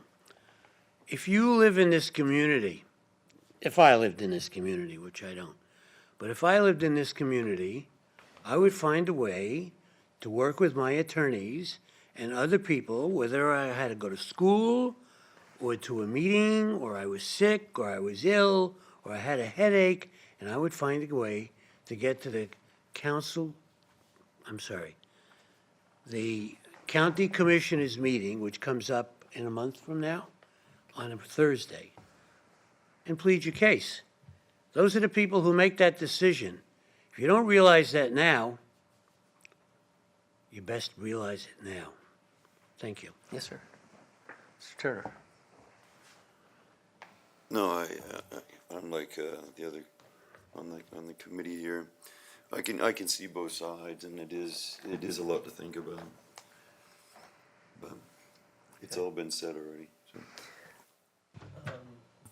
So, thank you. First of all, thanks everybody for coming out and staying. It's a long process, and despite the fact that we're getting rich on it, we appreciate your comments. I would like to say this. There are often times when I feel like my emotion, my EQ would say one thing and my logic and commitment to what we're supposed to do is something else. I do think that Mr. Ross' statement is 100% correct. A well-thought-out, and you've been well represented here today. Trust me that the notes and the information you've brought up are critical, they're appropriate, and they should be vetted. And so I think that's what we do. We get them on the record, we try and get you contacts and help you, but the real decision is going to be made when the commissioners vote one way or the other. And your power to facilitate your opinions, as well as their team, which they come forward with, you have a good team here. If you have a different thought or an approach, I think you've done a good job communicating it. I think I get it. I don't think I have the power to do what you want, but I certainly think that you've been aired out and you've had every opportunity to communicate factual points that are important. So I would just say this. I think this is how government works. You cannot like it. You cannot like me, but you've had your chance to communicate to us some very important stuff, and you've got some leaders in your side of the table with your opinions. So I would just say, press on, make your points well known, and understand that this is the process that Manatee County has. That's what we have. So we're going to exercise that with the understanding that we always have our right to make our position known. So with that, I'd like to get a motion from the board, and however you would think best. Mr. Chair, if you take them in the order of the agenda, number 9 is Plan Amendment 2206, Ordinance 2328. This is amending the Transportation Map Series update as pertains to the roads. And 10 is the one that pertains to the actual map change. Okay, can we have a motion on number 9 for the road detail as presented in the agenda? I motion to approve. With modifications and as presented. And as presented, yes. Okay, do we have a second, Mr. Turner? Mr. Roth, second. Is there any other comment, or if not, I would like to have a roll call vote if we can, just so we can see where everybody is. Can you do the roll call? So this is for the roads. The roads, yes, correct. Okay, I'm going to vote in favor of that. Member DeLesline? In favor. Member Roth? Yes. Member Rutledge? Yes. Member Turner? Yes. Okay, 0. passes unanimously. Okay, can we ask for a motion on number 10 as presented in the agenda? And but number 10 is PA 22-10, Ordinance 2327, East River Ranch, large-scale concept plan, map amendment. So this is the private initiated map amendment, change the future layouts category to UF3. A motion either for or against, please. Second. No, we don't have a motion, we need a motion. You can't second it. Give us the first and you can have a second. I motion to approve. PA 22-10, ordinance 23-27. Now you can second. Second. Mr. Ross seconds. Again, any last comments? Can we do a roll call again, just because I want to be sure we have? Member Keba? I'm voting against this one. Okay. Nay. Member DeLesline? I guess in favor. Member Roth? In favor. Member Rutledge? In favor. And Member Turner? So it carried 4-1 with Member Keba voting nay. Okay, very good. Is there anything else for the good of the board that we need to present? Mr. Chair? Yes, It's ma'am. not quite, but there is a note in your thing about a work session, how to use some computer stuff later on. I'm not sure if you're doing that today Do or we not. adjourn and then do that, or? Yes. How about I turn it over to the real chairman? Very good. Missed you. Very, very good. Connerly, At the helm. signing back on. So what we're going to do is we're going to adjourn the Regular land meeting. use meeting or hearing, and then open up a workshop. So with that, the meeting's adjourned.